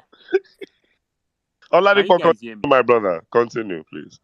Yes, I just posted the picture of the first one I successfully did on the comments page. You can look at it. That's the first one that I successfully was able to do successfully. Now, there is something I want to say. You see, I am even willing. I am saying this openly now. I am willing to teach anybody the things I know. The only thing is that you have to have evidences that you are truly obedient. I beg. I know they teach Agbado anything. That is the only thing. You have to have evidences. That is the one where me and you no go comot trouser fight. There has to be evidences. I can teach you everything I know because I want to die empty. I want to die empty because there is a whole lot that I have done there is a whole lot of researches that I carry out, and I can't digress into everything. When I was living in Surulere, it was just the fact that I sleep very late, and when NEPA brings light later in the night, everybody I'll go and put off their gen. But me, just because I sleep late, I wake up around 8, 9, 10 in the morning. Everybody will leave my gen to run till morning. And I sat down. And in 2 days, I designed an automatic changeover for my generator. And I sold it to everybody in that house. You understand? That is the way I think. And that is the way we should Oladipo, think. let me just say this before you wrap up here. When I come out here and I say the ingenuity of the obedient spirit, people don't understand. I say the most talented of Nigerians, the best brains in Nigeria, the people that want to see Nigeria. See, to fix Nigeria is very, very easy. And people that can fix Nigeria are the people crying and screaming every day for Peter to come into power. Because it is so painful seeing that this thing can work. I can bring in my own talent into this sector and it will work. But you see the other people that are fighting for the status quo, and the people, look at them now, Kudus. Just look at Oladipo is a typical Yoruba man. Otumba is a typical Yoruba man. Jimmy is a typical Yoruba man. These are talented Yoruba men on this platform. But in the eventuality of a useless Bola Tinubu administration, a Kudus, a MC Olomo. Anymore. There is a guy. That guy let me tell you, that is why it is so painful whenever I see Shinwo Shewa write crazy things on social media. Shinwo Shewa was someone that we grew up, as in, we were eating gala and coke when Shinwo Shewa was already using command prompt to chat. I'm telling you this for a fact. That Shinwo Shewa that you see capping nonsense today is someone that, I won't lie to you, that guy's brain is enough to change the IT infrastructure of Nigeria. Just that guy. God bless you. Do you know how old I've known about Naira Land? You know since when I've been on Naira Land since. He developed Naira Land. Naira Land in K Plaza. Let me tell you, look for someone whose name is Abiodun Fijabi. He himself and one uncle of mine brought a cyber cafe to Ogun State. And they were the ones that, he was in that cyber cafe. He was begging us to join Naira Land. That Shinwo Shewa you're looking at, that guy is fucking talented. Those are the kind of people. Let me tell you, I keep laughing. Each time I walk on the street and I see plastic bottles, immediately I look at plastic bottles. Do you know that you are looking at diesel? Pure diesel. Do you know how much we'll make if we just bring just 5 pyrolysis machines into Nigeria to burn all these pure water nylon and plastic and convert them to diesel? Tire generates My father pure mentioned this diesel. idea about 10 years ago. Pyrolysis, just burn those things without oxygen. It converts into diesel. So you see, when we talk, there are so many things that we can do to change this country. But the problem we have is that there is no enabling environment. When I was doing this research, Saddam, I was the one looking for money. I was the one looking for materials. I was the one building. I was My the one brother, designing. so I was the one researching. do you know how much the Biden administration spent on green energy initiatives last year? I think it's $11 billion. See, they are throwing out money to right now. They are throwing out money to cybersecurity and green energy. That's where they are literally throwing money. Like they are giving you money. Like, yo, go and think of Otumba, and we have a president renewable select. energy sources. We have a president select that thinks green Climate energy change. is a matter Hell, of the church rat. The church rat seeking. Hey! Things As happen this in, election you can cycle. imagine. You can Man, imagine. why you just made me sad? Why did you bring that up? Oh God, it just made me No, sad. you see, I know. that is the painful part. Let me tell you, I have mentioned it on this space before. If I that lives in one remote village can please, generate electricity and have electricity unlock your DM. for over 6-7 years. Oladipo, can you hear me? What did you say? You Yes? unlock your DM. People are trying to reach out to you. People want to get through to you. Unlock your DM. Okay, I will do that. So you can imagine the things we go through. You can imagine. I do researches and everything. There are so many talented guys in Nigeria, but you find out that a lot are moving out of this country. I have a friend. He's a genius when it comes to Linux. That guy had to come to US to start to repair Mac truck. A computer genius. So that is the kind of things that we are all being pushed into. So please, you see, I have seen some people trying to say, I want one, this. Let me tell you something. I pushed for patent just because of the drama concerning this. I am mentioning it to you now. The amount I was billed for patent just made me decide that I beg, make I go sit down first. That is number one. Number two, these people, I'll mention it to you now. I took the project somewhere. Getting there, I started to push because that institution spent 85 million naira on diesel as at 2010. 85 million naira on diesel per month as at 2010. There is a generator they have. It's 10 MVA. That 10 MVA takes 1 drum of diesel in 10 minutes. A drum of diesel. I don't know if you understand what I'm trying to say. A drum of diesel in 10 minutes. And we discussed and I told them we can cut this down.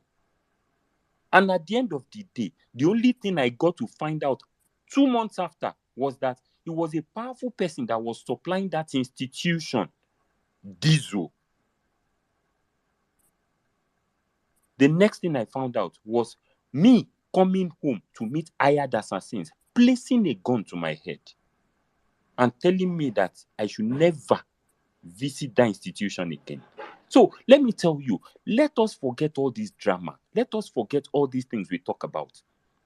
God had a reason for making water the largest resources that is on this planet. Because let me tell you one shocking thing that you don't know.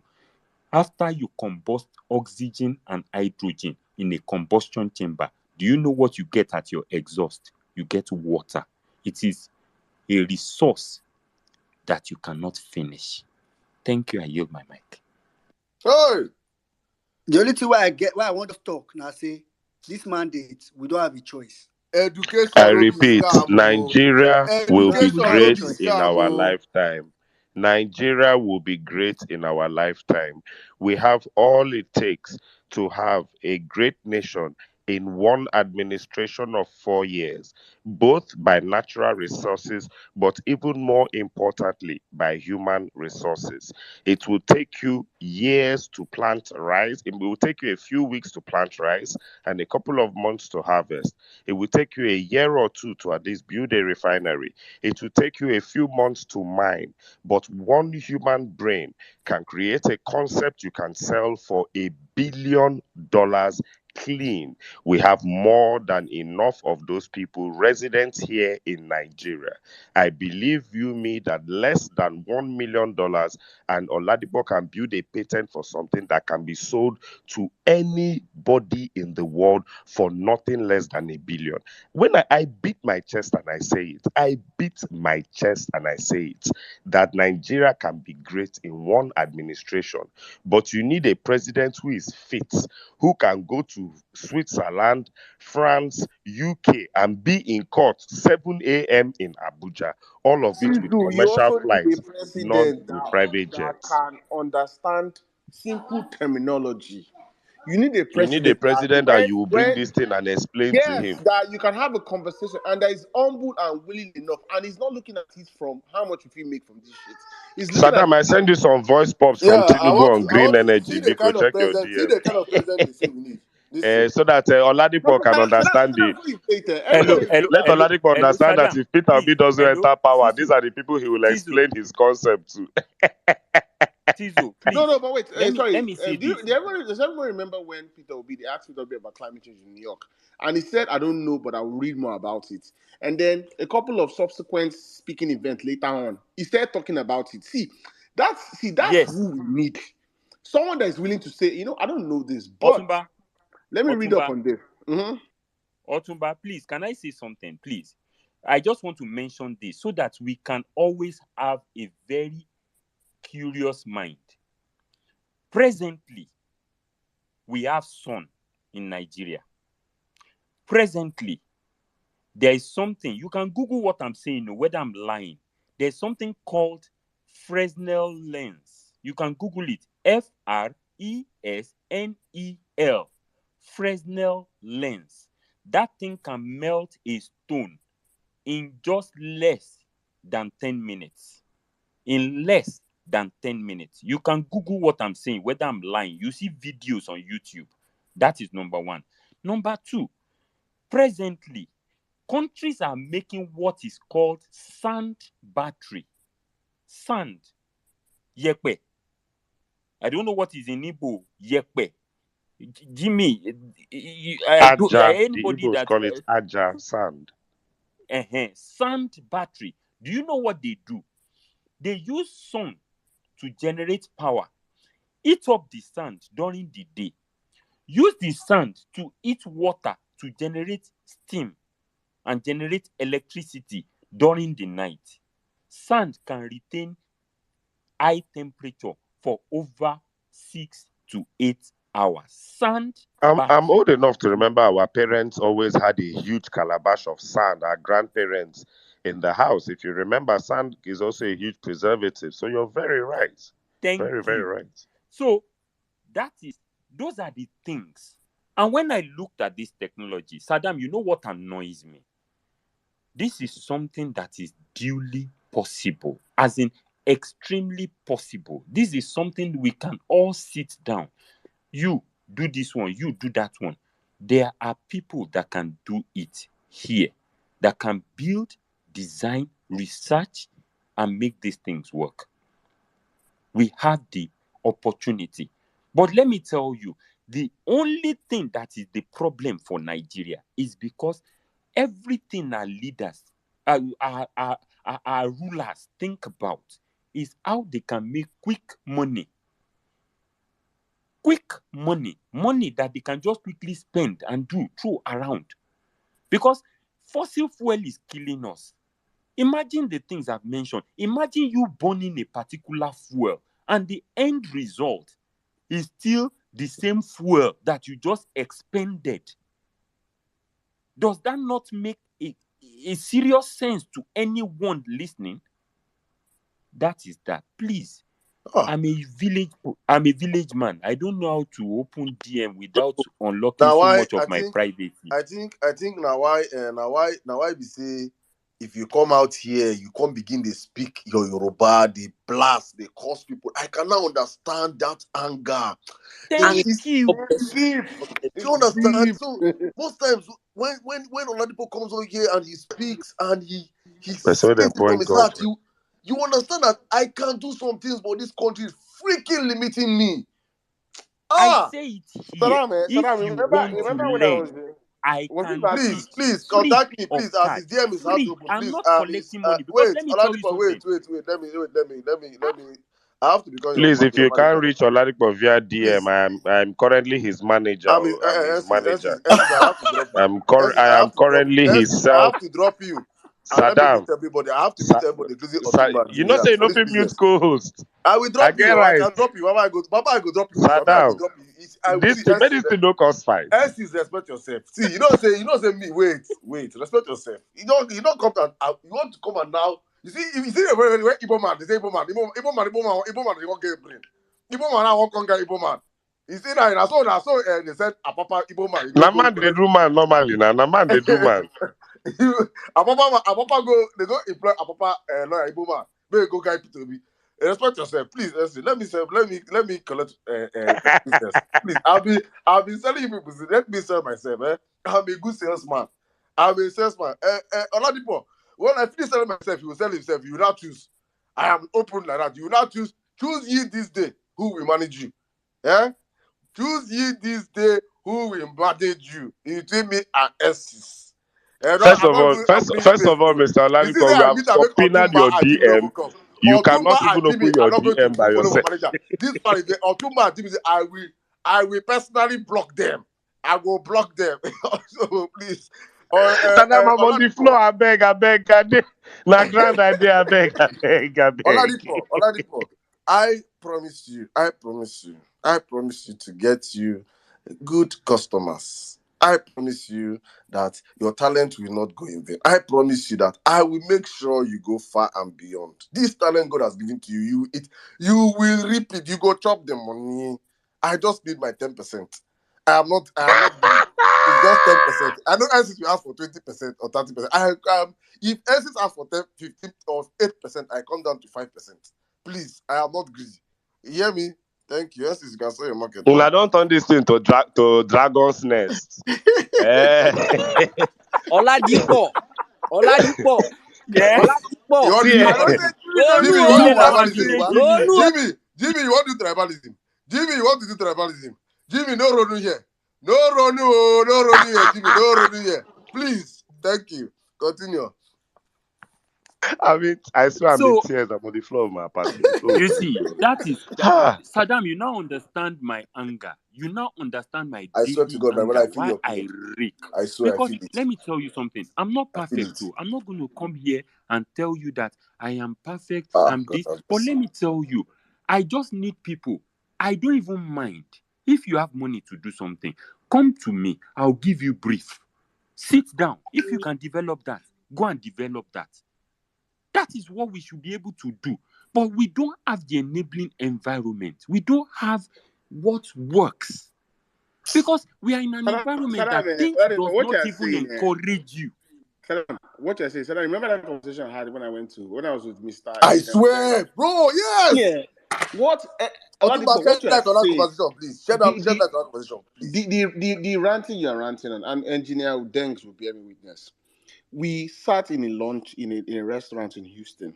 There are like 6 or 7 people. I won't mention their name, but these are people that have millions. These people have built hospitals that are worth hundreds of millions of dollars in the US. These people have designed waterways. They've built highways. These people collect contracts from the US government in hundreds. These people have construction companies here in the US. I'm not saying they say that you can look up and say, what? This guy built this road? The same rants you went on is the same rants they went on because they want to go and do something willingly in their own state. But when they approach the state governor or approach someone, it usually ends up in bribe. So the guy is like, wait, I want to do something with my own money. Personal money that will benefit the state. A project that you yourself can even claim and say, I brought this guy in to do it. They will still ask for bribe. So these guys look like, or they will approach them and say, come and build this. And then when they look at the budgets, they look at the breakdown, they're like, this thing that you have budgeted 10 billion will only cost 2 billion now. But you will not use my good name that I've built and spent years in the US to siphon money. See, the rants, Saddam, I said, I don't, most people, it was a Tuesday or is it a Tuesday space? The rants we think we rant among the young, they are people that are in their 60s, 50s, 60s, 70s. When they went on their own rant, oh my God. You see, these are people that are wealthy. When you say wealthy as fuck, these people have money, they have name, they have their integrity to protect. And they're telling you, they're just going name after name and projects that even when I was like, wait a minute, okay, I see why this project is not going. They'll tell you, yes, I spent my money, I got an architect, I got this, I got the civil engineer from India to design this and design that. And we presented to the governor.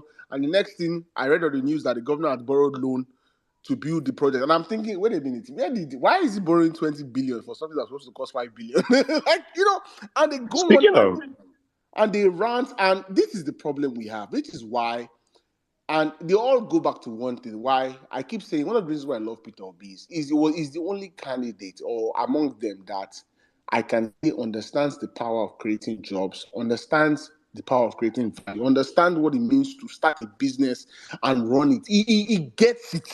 I keep saying, if you drop him somewhere and give him 1 naira or 10,000 naira, he would turn it into a business. So, man, Oladipo, I feel your pain, my brother, but obedience. As I say, let's form a business. Otumba, na SDG number 7, Oladipo just did the play like this. I just did just the surprise. SDG number 7. Oh God. It is well, my brother. Please, if you for all the this as Oladipo new manager, just hit me the DM, man. Let us take it up from there. But we'll be going back to the. Saddam, I'll still know. make my Like pitch I later said, on. Then we I go don't do know how to polls. open my Please, DM. right Because now, let's take a commercial break. No more submission. I go make my pitch later. Let me, please. Oladipo, let me draw up my plan. My plan is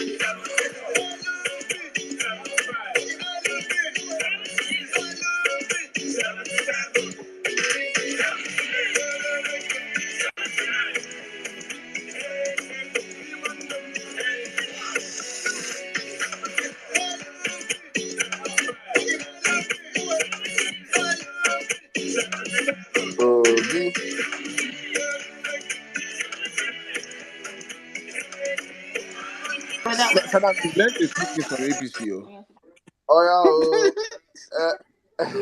Let me not play people the what he feels about green energy. This thing, guys. That Nigeria, I'm ready to serve. It's about service to this country. We inherited speaking in tongues from the Bible.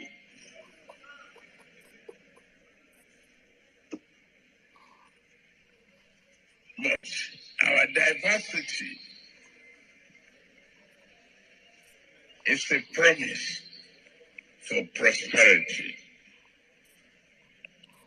You are building an institution in the honor of your sovereignty. Saddam, why are you pausing these things now? I said that Tinubu they pause. You say na Saddam. Hey, you seriously? Me like saying, I don't know. Saddam, I said I have a whole file. You don't get, Saddam. I filed everything that's happened this election. I have it in a list I created on Twitter. These people tell us that this is who we voted. That's his answer on climate change. Oh. Please understand that was his answer on climate change. We inherited speaking in tongues from the Bible. just in case you people forget what happened this election season. Just in case you people have read the end and are thinking Bola Ahmed Tinubu was going on spaces and talking all through this season, that was his answer on climate change. Oladipo, any day you are ready, your nightmare should be that Bola Tinubu becomes president of Nigeria, because any day you go and I explain swear, hydrogen turning to I fuel and pure swear, water turning to I diesel, swear. that This day is the you will nonsense inherit the man go speaking dey in tell you. tongues from the Bible. Saddam never play and Eh, finish now. Church rats eat only communion. Now this particular place for talker. I send them the 2 voice notes. No worry, he choke. Oh, God have mercy. Please, let's move on to the speakers. Guys, we'll go back. Let's go back to But our... that play I finish now. No. The church, the Holy Communion is still being processed. We'll play To it. give one child a Let's egg, go back to speakers. they Please. Let's go back to speakers. one child a egg per a egg per day. To give one child a egg per day in school. A egg as fit as sand. Every 8-year-old Uncut. knows as fit A as a egg. fiddle. Uncut. A egg. This is somebody that they said had first class in accountancy from Richard Daley College in Chicago. This guy does. These guys Lessons will be learned. These guys are bastardized. These guys are. And someone will tell me this guy is from the same country that produce people like Philip Emeagwali. And like you read the list of Nigerian successful people and you get to president and you say this is the guy that you Bro, It's crazy. G7 This is the sagacity. G7 meeting When is you hear ongoing about his right now. sagacity. Stizu, G7 meeting is ongoing right now. The only woman where go there miss now Okonjo-Iweala. And you want to tell me Tinubu na the president of Okonjo? Hey, how? Jimmy, that is too far. That How? is too far. Let me explain. Let me tell you a small story.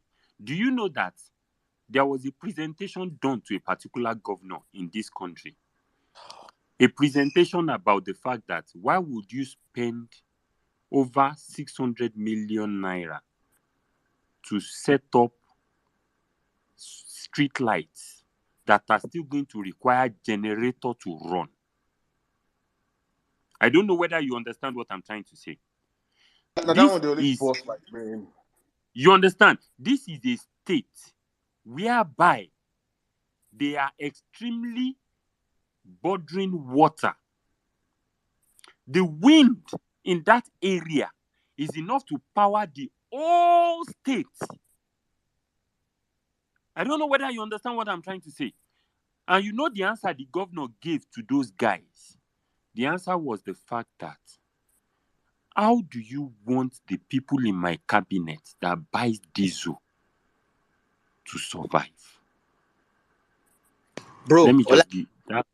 If we stay on this, I swear, let's just move on. I swear, I'll tell you. We just change the topic. We just change back the to topic. back. Speaking. Then I swear to God. back to back, I beg, eh? Thanks, man. That was a lovely solution. So finally, Oladipo, Ronu, you're Ronu, okay. No, Ronu. I don't mute him. I mean, let's go to Berry White, I beg. I don't mute him. Jimmy. You know, say I know they fear this your face. Please. You know, say like you want make me down for this church. We'll carry you go for back seat. Please. No Ronu here today. This is my. In fact, let me even. Now this thing they make people open their other branches, leave the head branch. Now this thing they make pastors open their other branch, leave head branch. Anointing. Where the thing will not follow him. We will not. Without anointing, we will not give him one portion. He will go to that branch and he will come back. Please, Jimmy, respect yourself. Please. I've dropped Oladipo, so I will not even talk about Oladipo. I don't drop him. Please, somebody should reach out. If you have anything for Oladipo, reach out to me. I have his account number. If you want to give him money, come and meet me. I have his account number. I'll give his account number. If you have business, meet me. I'm his manager by force. By fire, by force. Thank you. All right, let me bring our sister that speak Igbo with for them. Americana. want to find that answer. That's what Mary White reminds me of. What did you Because say, Otumba? I didn't hear you. there's this video where was he Hans Anuku was a prince or was a king, and he came home, man. Yeah. He go pay somebody. Make una dey pity me, abeg. Na this grass Uncle I dey Bello, chop. Uncle Bello. Please, Mary White, greet us. Greet your in-laws. You don't understand what you're saying. Go on, I man. will greet my in-laws. Hi, one them mother. Mary White, So, welcome to the show. Jimmy, my in-law. Remy, how are you? 1 minute. My people, hi, Emerson Dam. Real ever best, my brother. My real brother, one them. Sweet Angel, I'll call you on Yoma like Emir Saddam always calls you. Thanks for what you're about to do for Real Ever Best. One Yoma, Daloso. No, she I know has you'll. already done. She has already done. She wants to do money. Thank you so much, one Yoma. So everyone and all obedience, thank you everyone. I'm really happy to be in obedience midst, in our midst. Really. So the reason why I'm thanking Real Love Best is like I've been seeing what he's been doing for us since the tribunal started. Like the way he's been uploading videos, following not just him, people like Sarah Ibrahim. We have Pearls, and there's other people that where you meet on their spaces, they try to update. But one thing particularly was what Real Love Best, the video that he posted, and N6 too, for all you do for the movement. Thanks, sir. I can't, there's a whole list of people that I can't thank enough for all you do, even Spotlight. Um, like right now, I don't have the list, but thanks to each and every one of you for all you do for this movement. Because trust me, I know like when Otumba said what he said about people giving up. Trust me, I've been there before. I've been there so many times. And even thanking people, I have a particular friend, he knows himself, who has always, when I get into that mode of like trying to give up, yes, Mary White has tried at one point in time to give up. He's always the one that will always come and say, no, you can't. You can't. And he will always give me reasons not to give up. And I'll just from nowhere the energy will come back and I'll just keep on fighting. So to that person, you know who you are.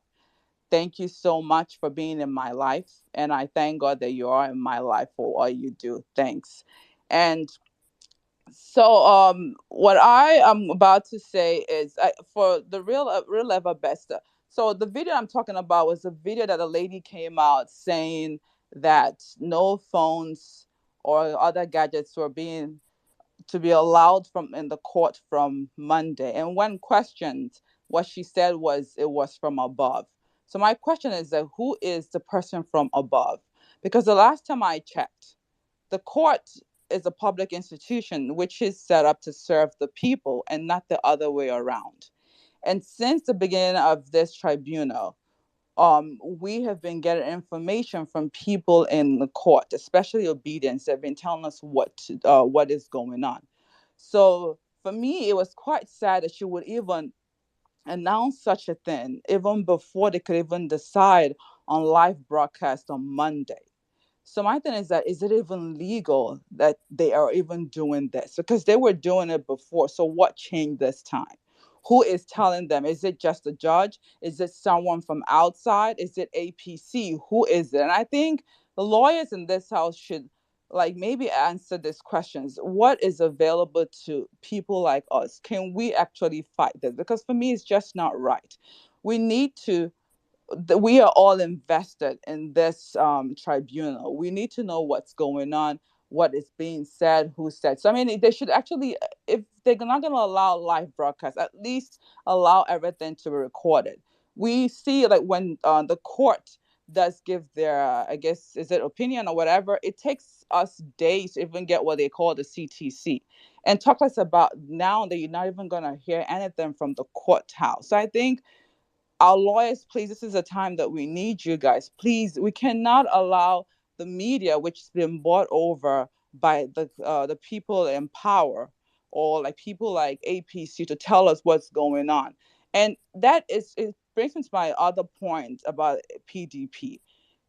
instead of them fighting, I was like, I like what Wonder Mother said. He said, Wonder Mother, maybe you can help me with the exact word. You said the opposition fighting the opposition. I don't know how you said it. I know you did say, you said it during your PDP is the only opposition that fights other opposition parties ex. against the I mean, incumbent that party. when I heard that, you blew my mind. I was like, wait, that is a really good way of putting it. So I mean, they should be happy because I remember when 2019, when it was actually I think when Peter Obi and Atiku took Buhari to court, we didn't really hear anything about that case until maybe months later we heard, or maybe years or months later we heard that he lost. Because no, and this is what they want us to do. They want us to lose interest. So that way they could do whatever they want to do and come out with a kangaroo like judgment, which they would expect us to agree with, which I don't think we should agree to it. So I think we should do everything humanly possible in our power, which legal, to ensure that they do have a live broadcast. And if they're not going to have it, they should allow phones and other gadgets. I mean, at least allow it and have people put it on silent. That's what we ask for. And for those people that I keep saying, yes, we should, people sending text messages to Nigerians telling them to give up and let's all form a government of unity. What are you talking about? People like each and every people have come up to give submissions of where people have lost their lives. There are still people that are nursing wounds from just going out to vote for their favorite candidates, and you coming out to say that we should all move on. And for others that are saying we should, why should we? And even those that are saying, oh yeah, you could be abroad and why are you still fighting? And my answer to them is like, yes, things may be good for me here, but I am still fighting because not only do I have family members in Nigeria, I still have friends that also keep calling me, telling me that they can't stand the country no more because of the hardship. And the only thing that we are asking for is just for, like Oladipo said, it's just for an equal playing field for people so that people can survive. And you could see someone, look at someone like Oladipo. He's a very intelligent person. He just doesn't need help. He doesn't need help. He just needs an environment where he can do his business and fend for himself and his family. And that's why we are all rooting for Peter Obi. And so when someone asks you that question, I want you to tell them that this is a reason why, whatever reason you have, because for me, this is my reason, because I could easily give up, but this is what always keeps me in this movement and always makes me to keep on fighting. And I know May 29th for some of us may be the time that we could lose. So I'm telling us, please do not lose hope. And another thing I would like to say, for those of us that are strong, please help the ones that maybe are trying to lose hope. Just, the only thing we need is just words of encouragement. And that words of encouragement, I trust you, can go a long way to helping someone still stay in this movement for the long run. And I think that's where I will end my submission. And once again, I'll thank that, my friend, you know yourself. Thank you so much for all you do. And to every obedient, please keep fighting and keep believing in God, number one, and also believe in our principal PO, that he will ensure that we get our mandate back. And also always have it in your mind that a new Nigeria is possible. And I truly, truly believe that when I do say that. And on that note, I'll say thanks everyone for listening and God bless. Thank you very much, bro. You did not sell our space tomorrow, our prayer space. Oh yes, and our prayers. I know I was waiting for God to Rita, my sister. I know she's gonna come up sometime. I know she will. I see Naomi here. I see Adigwe. I see some people. Well meaning also comes. I've seen Otumba. Even Jimmy. Guys, I would like to tell you guys, he's a prayer warrior. The first time I heard my in-law like pray, I was like, whoa. So please come tomorrow. Our prayers space starts 1:30 Nigerian time. I know it's not a place that we do basbos, or like, I know one mother will laugh at me the way I say what, but it's a place that where we pray to God. And I know things have happened after we've prayed there. It starts from 1:30 and I think it goes till like 4 o'clock. So please, please do join us, because this is a time that we need God. I know God does answer all prayers, and I know it may take a long time, but eventually He'll come through for us. All right, And on that thank note, you. I'll say thanks everyone and God bless. Thank you very much. Please, guys, join our prayer space, one of the most amazing spaces. And we're always very few there, but great things happen on the space. Please, obedience, as much as we're working on the ground. Peter said, air, land, and sea is important. We also don't forget that we have a spiritual part. For those that believe, or for me, I believe very well that this movement was created by God, because I don't believe that Nigerians that I know will just come out, start rallying around one person across the country. It can't be a man where they say everybody rejects. The area is the most, region is the most rejected region. Where The do whole they give Nigerian rally, it cannot be a man. It is God that is in this movement. That is my heaviest. man? Where do they give shishi Saddam? Where do they give Kobo? Saddam, No, it's not normal. It's not normal. It's not Saddam. normal. Yeah? It's also not for Christians. Everyone is Yes, invited, everybody. Yeah. including Muslims too. Thank you, Gary. Please do come join us tomorrow, please. Thank you. All right, please. It's important that for me, I just say this. So for you, the guys, you may not feel that losing faith and say, if you know how God works, He works in mysterious ways. So, and the major things that have you worked as a human being? Yes, we have done our own hard work, and people are still doing the work. So it's not like we are sitting back and waiting for miracle. No. That's what has been happening to Nigeria for the past 30 years. That's why your prayers have not been answered. You sit back and go pray to God. Oh God, come and change our leader. Oh God, no. Do you go out and vote? Do you go out and engage? We have done all those things. Let us now, melembe, put up more pressure and believe that there's someone that up there that brought out Peter for a time like this and a season like this. All right, I'm ready. I want to sell the market to Saddam, my sister. I want to give a 2-minute submission just to I'll take us back to the once I topic. wrap up, I'll just give I'll yield to my brother. I see your hands up. I just want to sell my sister Darren and a couple of others. I think they are starting the space series from tomorrow 7 p.m. Nigerian time. Last watch. It's one of those spaces that I think I love. I love the foundation of the space already. They want to have a space that will be looking into the law making process of the country. This is the obedient spirit holding every part accountable. You know what we said on this platform earlier, we said what Peter has come to do is to shake the foundations of this country. He has come to uproot things that have normalized. Every sector in this country has been exposed by Peter. By the obedient movement, we have exposed every sector and we have found every sector wanting. The last sector that needs to be exposed now is the judiciary. And that's what is happening right now. That's why I see this case, we said it like a few months ago, say this will be the most talked about case in the history of cases in the world, not Nigeria, in the world.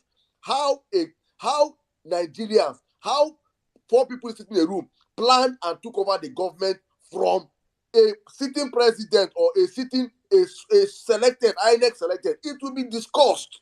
It will happen. In our lifetime, it will happen. It will happen. How did 4 people sit down in a room and won an election? We did that shit. We did that stuff.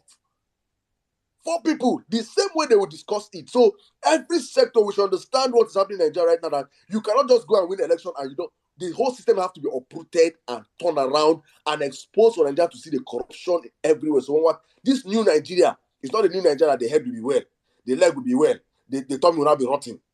Or the head will be well, the hand will be well, the tummy will be well, the leg will not be rotting. Every part that is rotting will be exposed in daylight for Nigerians to see. I hear the rotting. The judiciary is now the part we're watching now. We have found the executive rotting, media rotting. Before Peter Obi came, did you know that the media was compromised? Did we know? Did anybody even care? Wasn't Channel always winning TV of the station of the year? Channel station of the year for 75 years. Station of the year, 600 years. Every time until we came and we exposed that all of them are what con enabling stations. Did we know that Sarah Reporter was a Vuvuzela? Did we know every sector is been? Did we know that our religious leaders were all part of the scheme to make us be going to church and mosques and be screaming to God while the whole system gets rotten? We did not know all these things. Peter has come, obedient movement have come, and we're exposing every sector. So please, tomorrow by 7 p.m. join I think Darren, UC Maxwell, I think Dr. AI, this amazing set of obedience, will be hosting that space tomorrow. Please, they want to start a series of these spaces, 7 p.m. tomorrow, Sunday, Nigerian time. Join them on that space. All right, let me give the mic back to you, N6. Then we'll come back to our speakers. And I see that before I bring you to N6, my market don't sell. I don't already get job for my brother Oladipo. You see, a marketer that knows his skills and techniques and tactics. Saddam, who collect mandate first, no mean say na him go be president one full tenure. Who collect mandate first, no be say na him go complete one full tenure in Aso Rock. How do they talk am say e dey work? Tinubu sef go France, go find As he dey investors. bend them, E dey Saddam, play, he e dey dey sweet us. I have gotten job for Oladipo already. As they play, they show. Oladipo, you know what to do. 5%. Sorry, 10%. 10%. Before NCC now come and reduce it to 5%. If you reduce 5, I reduce more to 2%. I reduce it. I must win this contract. NCC, give your pitch, please. All right, so guys, let's just go quickly to the Nigerian Constitution. There is something on the topic board that we have not really, I feel, broken down. And in my first submission, I broke my submission into 2 parts.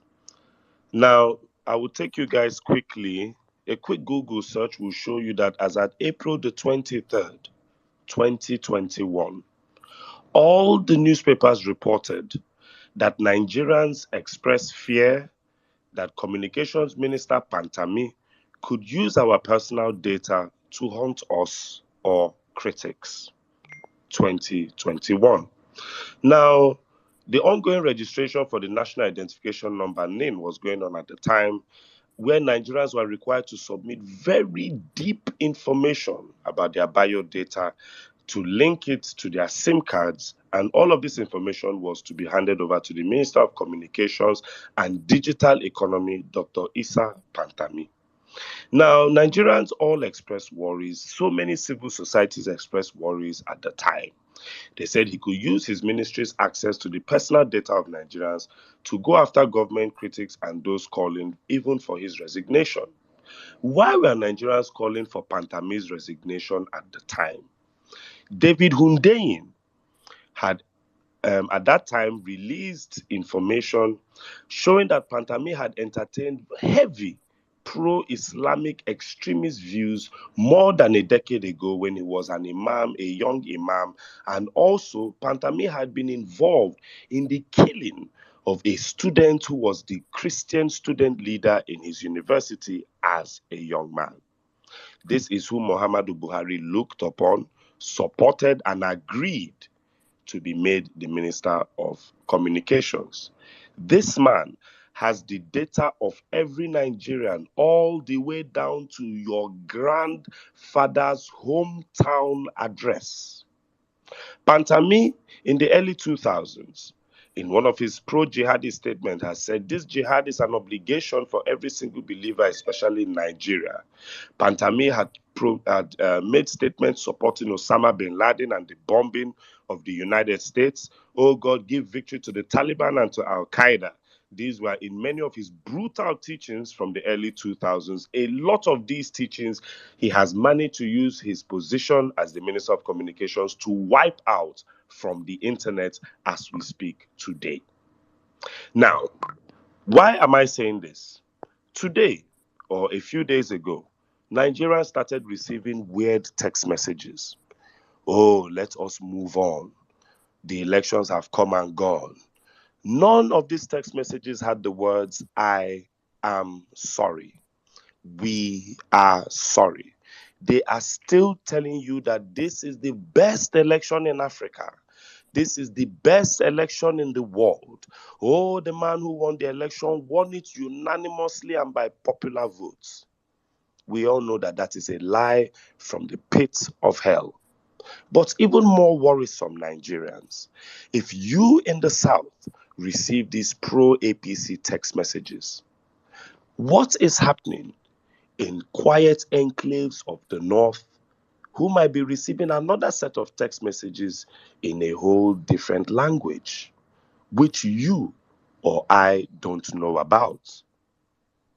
What might be happening in areas where APC won this election, are you sure they are not sending them messages that, oh, the people of southern Nigeria or the Igbos want to take over this country? Watch this election. Oh, any day they remove Tinubu, burn the country down. Do you have proof that such text messages are not being sent? N6, Bonded, how many of them did? I repeat, Saddam, do you have proof? If one extremity exists, science declares that the opposite extremity must exist. If you are receiving weird text messages telling you to move on and accept one of the worst elections in Nigeria's history with one of the most flawed candidates, are you sure on the opposite side of the spectrum, people are not being told that there are some people that have refused to move on, and if this thing goes the other way, they should stand up and revolt? Also, let me now go over to the Nigerian Constitution. I am not a lawyer. I didn't graduate a lawyer. It's one of the biggest problems I have with my dad, but at least I know the law. So, the Nigerian protection right to privacy is one of the fundamental human rights entrenched in the Nigerian Constitution. Section 37 of the 1999 Constitution provides that, I open quotes, the privacy of citizens, their homes, correspondence, telephone conversations, and telegraphic communications is hereby guaranteed and protected under the law. And where this is breached, it states that the fine should be between 500,000 naira and 5 million. Why does Pantami need your home address or your hometown address? No wahala. Is invasion of privacy a crime in Nigeria? Anyone who publicizes a matter concerning the private life of another is liable for invasion of privacy if the matter is publicized in a kind of way that would be highly offensive to a reasonable person and is not of legitimate concern to the public. Peter Obi had a private conversation according to the people who claim that conversation was real. So please understand that if the people who leaked that conversation swear that that was the voice of Peter Obi, they have actually committed invasion of privacy, because anyone who publicizes a matter concerning the private life, private phone call, private discussion of another Nigerian is liable for invasion of privacy if the matter was publicized in a way that was highly offensive to a reasonable person, and Peter Obi has been most reasonable in this political season. 2, it's not of legitimate concern to the public. A discussion between them was never of concern to the Nigerian public. So, the last part of my submission is this. Article 2.2 of the Nigerian Data Protection Right states, processing shall be lawful where the data subject has given consent to the processing of personal data for one or more specific purposes. Section 37 of the Constitution says the privacy of citizens, their homes, correspondence, telephone conversations, and telegraphic communications is hereby guaranteed and protected. Nigerian video recording law says it is against the law to record videos or even audios to violate the privacy of others. We have laws in this country, but these laws are broken at any point in time. Nigerians, a random number cannot send you a text message stating that you should accept an election that was rigged. You actually have the right to sue the NCC and the Minister of Communications. Because if they're giving your number to political parties that you do not support or you do not adhere to, or that you are being told to follow something that is against your will, who knows where else they have placed your number? Who knows who else has your digits? If Peter Obi has been proven that a telephone call, according to them, was released by Peter Obi, who knows who else is being recorded? Who knows? Nigerians expressed these fears in 2021, and less than 2 years later, they have come to light. I yield. Thank you very much, my brother. Thank you. That's another angle to this conversation. Thank you very much. All right. I think we'll just move on with the conversation. I see another. Obedient. God bless you guys. Somebody just reached out to me and said, "Boss, I would offer ethical hacking and cloud computing tutorials to Obedience. I can do this for the sake of a better Nigeria. On the contrary, Saddam, I want to ask a question. Dear obedience, can we send our own text messages? Since it is the season of sending text messages, NCC, why are you reading my mind? can we send our own? Peter Obi won the election by a landslide. It was stolen from him. And And we're they are in now court. trying to subjugate the will of the Nigerian people via the judiciary. Stand strong, hold the fort, and don't let our mandate be stolen. We go send text message. We go send. I yield. And bad Who can play politics. that game? Yeah, I think we did that bulk SMS drive before our elections. I think we'll do it I'm again sure now. that database is with an obedience somewhere, Yeah, and we they have should reach out to us. database I of think it's the season of sending text messages. we have a database of over 20 something million Nigerian voters actually that we reached out. Over 20 something million voters. We have the database. So I think we might have to schedule and think about that because these guys will not guide us. Now we be our own government. We'll run them. We'll go run them. We'll run them. So probably when we're ready, maybe on Tuesday we'll have that space. And if you feel if you want to send out SMS to your own local government, your own village, I have to reach out to end bad politics. That let's see how we can do something about that. I think it is very, very important we start sending this message also for Nigerians to know that elections is still on. It's not over. It is still on. So that when we blow whistle, ha ha ha, when we blow whistle, then go no say game don't change because you You cannot. get when women in Adamawa are already ready to protest topless. We might not You know even need that to when blow Abokina whistles. Geri came out here and told us that we are obedient about doing anything. What they did during Buhari under Buhari's. You know, Abokina Geri says, I think I allow him to come in there. So he will tell people, probably people think they're obedient. When they say obedient, are they obedient? Let him share example of what happened when Buhari felt his mandate was stolen in 2011. Maybe people understand. Let me allow my brother Abokina Geri. Abokina, yeah, you. Hey, hello, the Emir. I greet you, Sizu, my brother, Wilmy Nigeria. I greet all of you. Thank you, guys. Please, I want to ask, before the Level Best Bar, I want to ask Level Best, why did Lamidi Papa did not wear cap to court again? I want to know why. Because I saw him without cap. I say, this man, you should wear cap now. Well, I want to see something. You never see anything.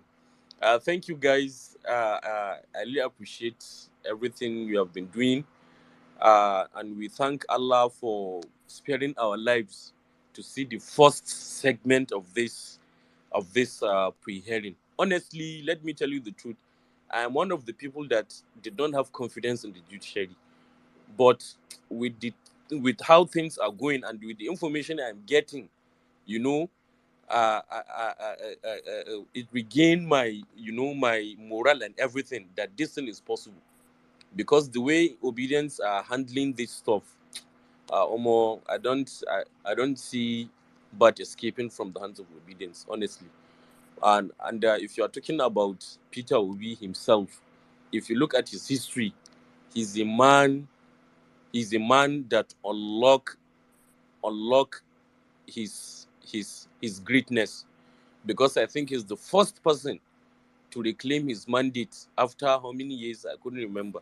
You know, he has been doing unthinkable things in his life. So Peter Obi will be the first person that will reclaim his mandate after after election, by the special grace of God, and I think it is possible. So, Emir Saddam, I heard you talking about what happened when Buhari lost election in 2011. I've been saying this for quite a long time. Obedience, we are peaceful. Obedience are peaceful. Obedient are very, very calm, because the way obedience are handling themselves, if you look back what happened during Buhari's tenure, see, in Kanu, let me give you an example of Kanu. Even Emir's palace, you know, you know how we respect this traditional institute and everything, but there's youth went to the Emir's palace to burn down the Emir's palace just because Buhari lost the election, or maybe his as he was saying, his mandate was stolen. Bashir Tofa's house was burned. Galadiman Kanu's house was burned down. Like, see, if you're an imam and you preach to vote for Jonathan, I'm telling you, your house will be burned down. This is what happened in the north, and I have never heard of any person lost his life because of Peter Obi. So and what we are seeing on the timeline, everybody will be saying obedience are violent, obedient are this, and this is actually not true, because this is what we discussed with Ibrahim. Well, we iron all these things out, that have it been obedient, we are this volatile as Buharists, this country will not be Nigeria anymore. I'm telling you, because in the clear impression, Peter Obi has won this election, and we have seen it. So I would like to advise the this thing, the legal team, if we can have a directorate that each and every evidence that we have, from video evidence, written evidence, every evidence that we have, we should direct it to that place to have it on record, because we will never, because the second segment, I think, I'm not a lawyer, but is the most important segment, because you have to present your facts that yes, you have won the election. And then I don't know if there will be any cross-examination or whatever, but if we have concrete reasons, like beyond reasonable doubt, but will come down. And again, Saddam, I mentioned you the other time, if my name did not appear on that Hajj list, on Peter Obi Hajj list 2023, now Vawulence space I go even blame. My name must appear on that Hajj list. Man will be paying Hajj for people like that, paying Hajj for Muslims, and they will be calling and he's the bigot. Me, I don't understand. Please, guys, let's stay on our lane. We should keep doing what we are doing. Real Ever Best is the best, I think, because I've never seen a committed person like Real Ever Best, a very consistent person. Like, I think Real Ever Best has traveled almost all the states of Nigeria just because of this movement, and this is something that you must commend him on. And by the grace of God, at last, we are going to rejoice. We are going to see a Nigeria that works. Because I've seen in news that a secondary school in Anambra State has now become one of the best in one international stuff like that. And this is a receipt. This is a receipt that speaks for itself by Peter. He has revived the life of an uncommon man in his state. So I don't see why he can't do that in the country. I sat down with Peter Obi. We ate together when he came to Kano. Do you know that this man, after he served he served himself, and he then passed the serving spoon to me. I was shocked and surprised. You know how our northern politicians are, the way Babariga going around. You don't even have the confidence, to talk to them and so on. He's very humble man. So this man, I just love the man. So we should keep what we are doing. Prayers as well. Mary White have mentioned this. Prayers works, and of course, our legal team are doing the right thing. They are giving me confidence, honestly, that this thing is achievable, because the way they are handling things technically, I think things will go to our own favor, inshallah. Thank you, guys. I really appreciate. For those that are praying for my mother's surgery, I really appreciate. And by the grace of God, it will be fine. Thank you, guys. Thank you. I really appreciate. Saddam, I yield. Yeah, thank you very much, Abokinage. Thank you for all you're doing. Please, let's keep it up. Let's keep spreading the message all over the country that we are still in court, and we are going to get this mandate. I'm very certain we are going to get it. All right, so we are just going to quickly take speakers. I know a couple of people, I know some of us have requested for long. Apologies. We'll take speakers now in batches so that we can take a lot of people. If you want to speak in the speaker section, please raise up your hand so that we can quickly take you. Then for some of us that may speak, we may have to drop you after you finish speaking. Of course, if you want to say something else, you can still request the mic back. That's totally fine. All right, let's quickly go to, okay, because we are doing a lady. Chigozie, I'll come to you immediately after the next lady. Okay, but for now, let's quickly go to Maureen. Maureen. It's been my turn for a long time. Oh, okay, Mr. Strong. Don't worry. We'll go fast now, so it will get to you faster.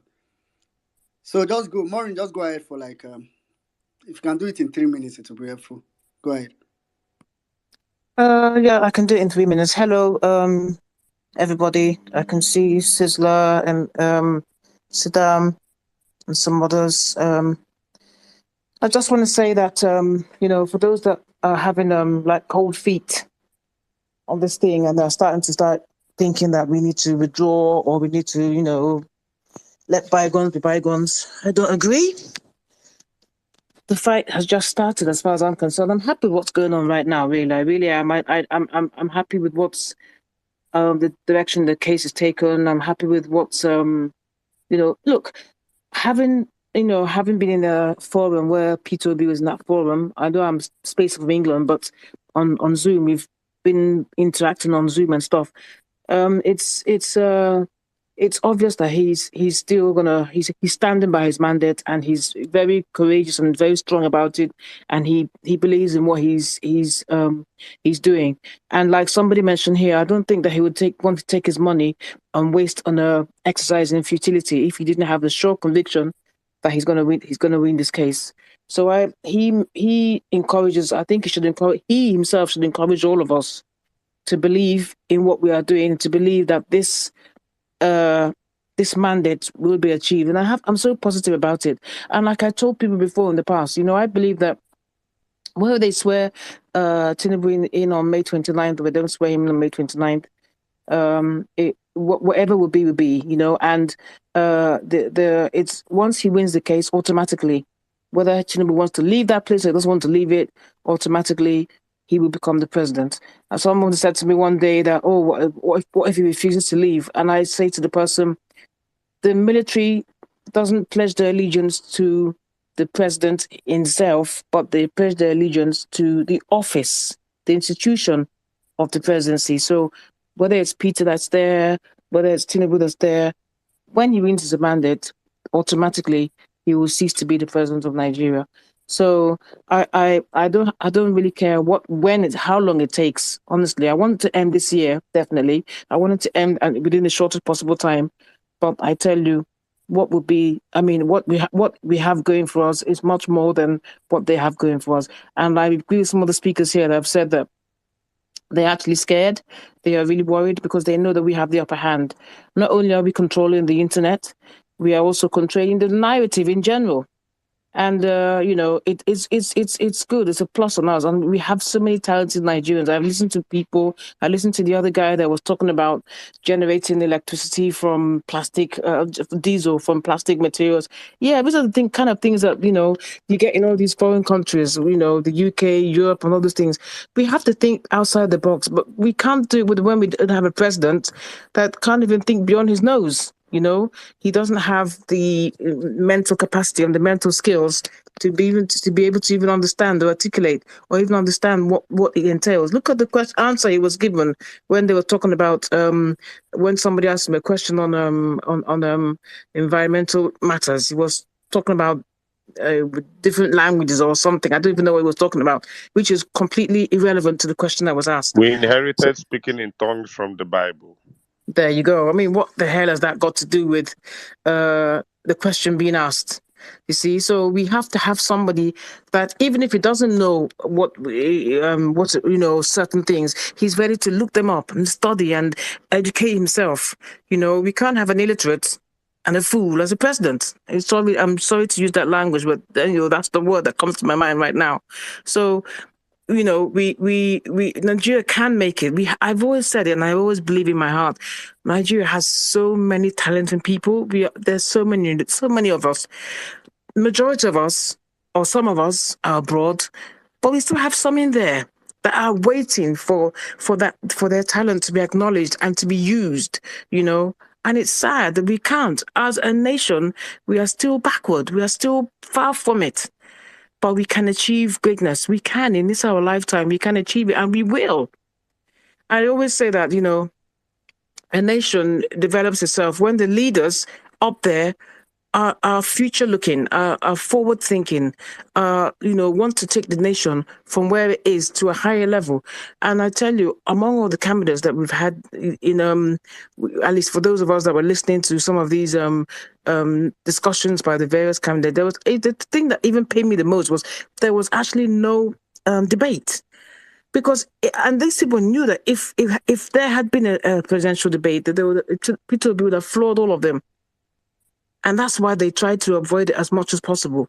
And you see, these are things that, when I look back on it now, I know it was intentional. But even then, even if there had been a debate, when you think about the fact that there are still some Nigerians that actually Sorry, can you round voted up for... in 30 seconds? Go ahead, but just round up in 30 seconds. Right. Okay, I use my mic. Okay, all right, thanks. Okay, let's just quickly go to Chigozie, after which we'll come to Mr. Strong. Please, if you want to speak, just raise up your hand so that we could get you to speak. All right, Chigozie, go ahead. 4 minutes. Senior man, how far? Thank you. Well, meaning. Good day, everyone. Saddam, Sizu, well, Tumba, no day again. Jimmy, everybody, Mary White, Abuki, guys, Savik. In fact, the names too plenty. I know if you call everybody, but it's always a good time to be here, and I appreciate every one of us. So quickly, let me touch on the phone call stuff. I've seen a lot of reactions. Everybody is angry. A lot of people are upset. And I think, Saddam, you were asking if it is constitutional, if it's legal or something like that. Why I see that in section 36, subsection 3 of the Nigerian Constitution. Let me read it. Probably if we have legal persons here, because I think even CISO has asked if we have legal people who are Mary White, and nobody has come up to probably explain or tell us if it's actually legal or not to go into the courtroom with our mobile phones. So section 36, subsection 3 of the Constitution says the proceedings of a court or the proceedings of any tribunal relating to the matters mentioned in subsection 1 of this section, including the announcement of the decision of the court or tribunal, shall be held in public. So if it shall be held in public, what are these guys hiding? Of course, they don't expect 200 million Nigerians to come and sit in that court. For the courtroom doesn't even contain the lawyers alone, not to talk of other people that want to witness it, other Nigerians who are not lawyers and that want to, be part of the whole hearing. The last time I went to that court, I was sitting outside the courtroom, the door. They had to put chairs and, for some people to sit outside the door. And there was a screen there. So I was just saying in my mind, if these guys, so they're actually televising this stuff, right? So if someone can just connect this screen to the TV, to the internet, that means everybody will be watching this thing from wherever they are. So why is it just difficult? So you find out that these guys, they just want to make things difficult. It's not like it's actually impossible. It's something they're already doing there. But then why not put it online? But that's so the issue of the phone thing, man. I think that's something we really need to speak up against. Personally, I don't buy that idea, and I don't know. In fact, on Monday I go there. I'll go very early, read level best. If I feel first you read there on Monday because I want to see what will really happen. And I don't know. I've not heard from our lawyers. What are they saying about it? Are they going to keep quiet about it? Are they going to accept that fact that we should not come into the court with our phones? For me, I feel like if the Constitution says the hearing should be in public, why can't we go in with our phones? It's not like someone is even snitching and putting the thing live. So I don't know. That's for that. Then My secondly, I want to brother, look primaries was televised live. Voting televised live. Rallies televised live. Campaign televised live. They even want to do inauguration televised live. But somehow court proceedings should not be televised live. Their madness is now being televised live. man, it's Continue, crazy. please.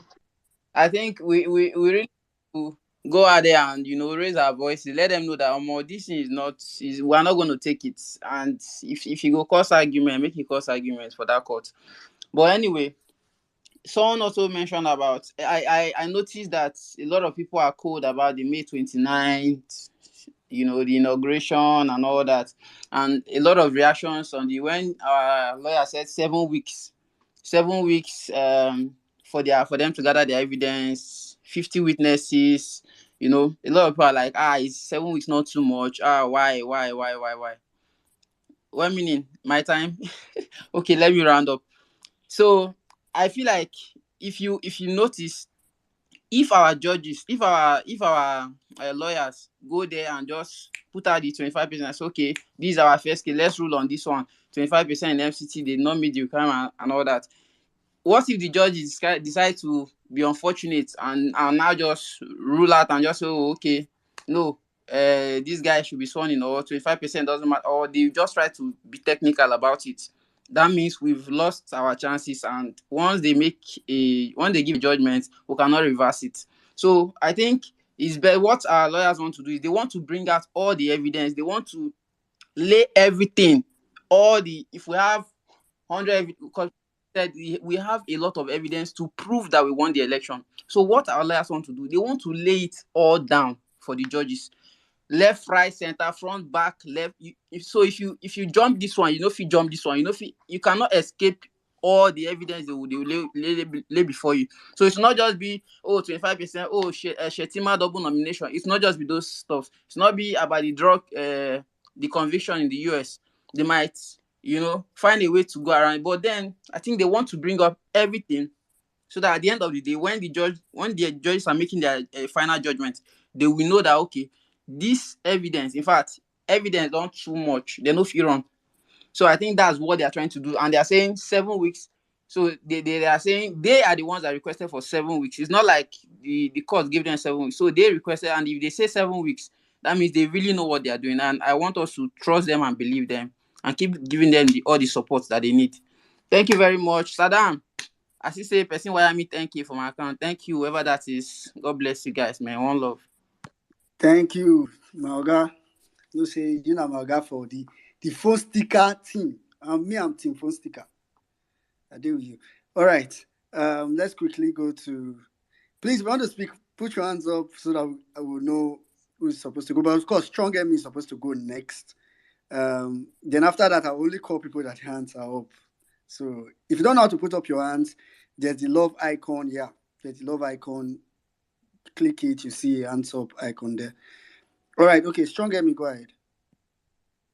Okay, thank you very much. Well-meaning in Nigeria. Thank you, Emir, Saddam. Thank you, Sizzle, Chigozie, Jimmy, everybody.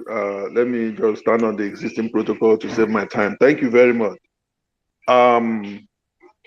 A lot has been said today, and I want to take the route of trying to, encourage obedience on this journey. The last lady that spoke said that the fight has just started, and that's exactly where I wanted to start. I want us to know that we are entering the critical stage of this fight. And like we have always said, this is not in a 100-meter dash. This is a marathon. It's going to take time. And no nation is built in just a few days and few months.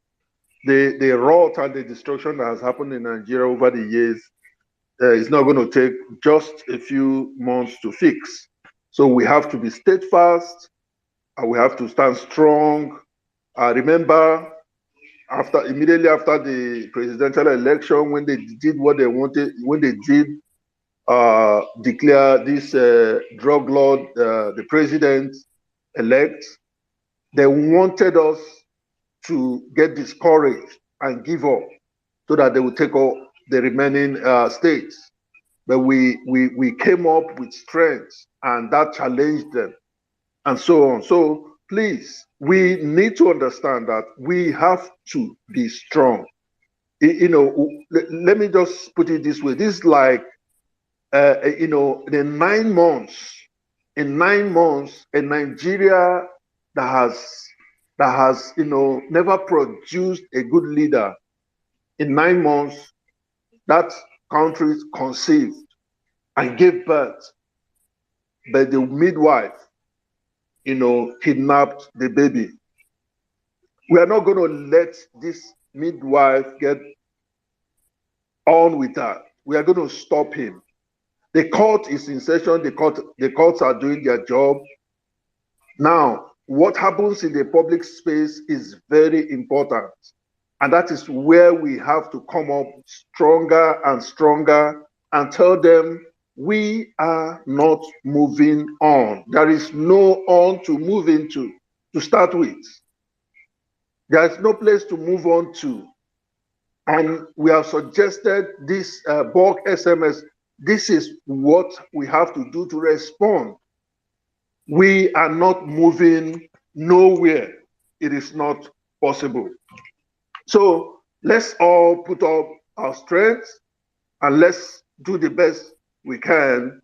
I have a lot of things to say, but I can see where many Nigerians are signaling me. But in the closing, I've heard people talk about PDP and the efforts they are making, especially their ERATs and those guys on the Twitter who are, instead of facing the rot in Nigeria, are turning against obedience because they feel we took what belonged to them. I've likened them to this woman in King Solomon's judgment, who, because her own daughter, her own child died, wanted the other woman's child killed. That's exactly what they're doing. I was in one of their spaces just to listen to the kind of thing they are saying, and these guys were wailing and weeping and cursing. I'm like, and they were talking with APC guys were comfortably in their spaces contributing. And I dropped this chat on their chat box. I don't know. Few minutes, they shut down that space. I say, you guys are like this woman because your guy did not win and is not going nowhere. So you want a drug lord to take over the country. So let's destroy Nigeria because your man did not win. That's simple. That's the simple thing they are doing. But we have to stand strong. People have told us, don't go to where you'll be discouraged.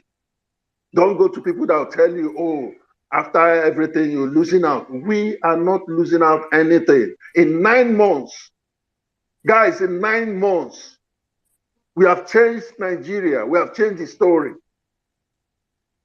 We have no reason to get discouraged. 29th of May is a date in calendar, and it must come, except God chooses to close his world before 29th of May. It is going to come. That is the start of this fight. We all need to be strong, and we all need to, encourage one another.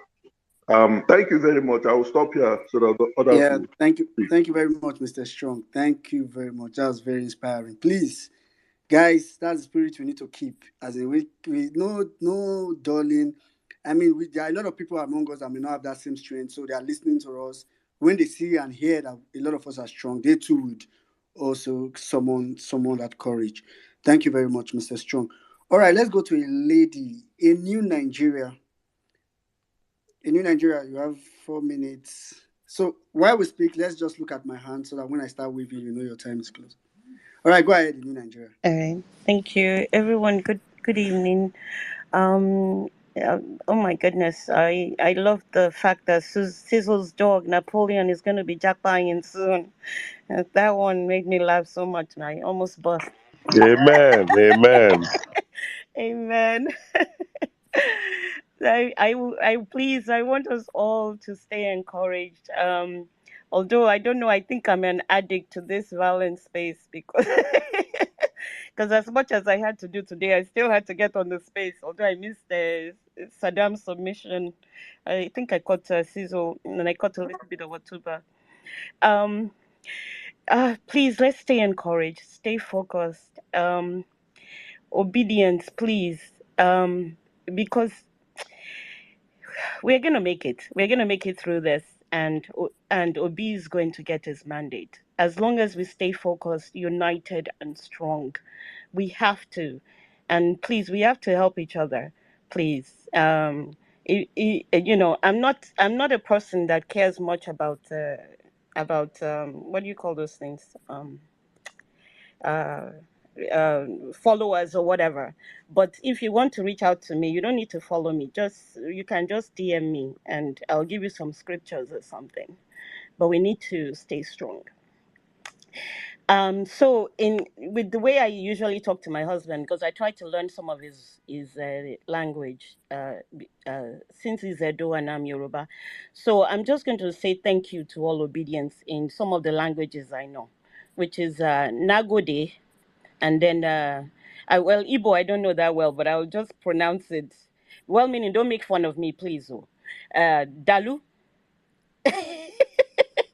and then Eshe, to my Yoruba people, and Oladipo, please don't listen to Saddam or Sizulo. Please call me.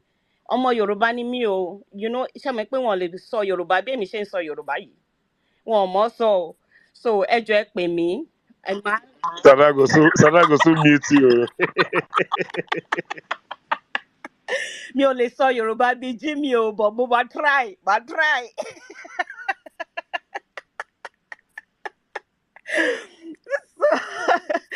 So, I say to my Yoruba people, Obi Onwo to my husband's side, the Ishans of Edo State, Obi Onwo.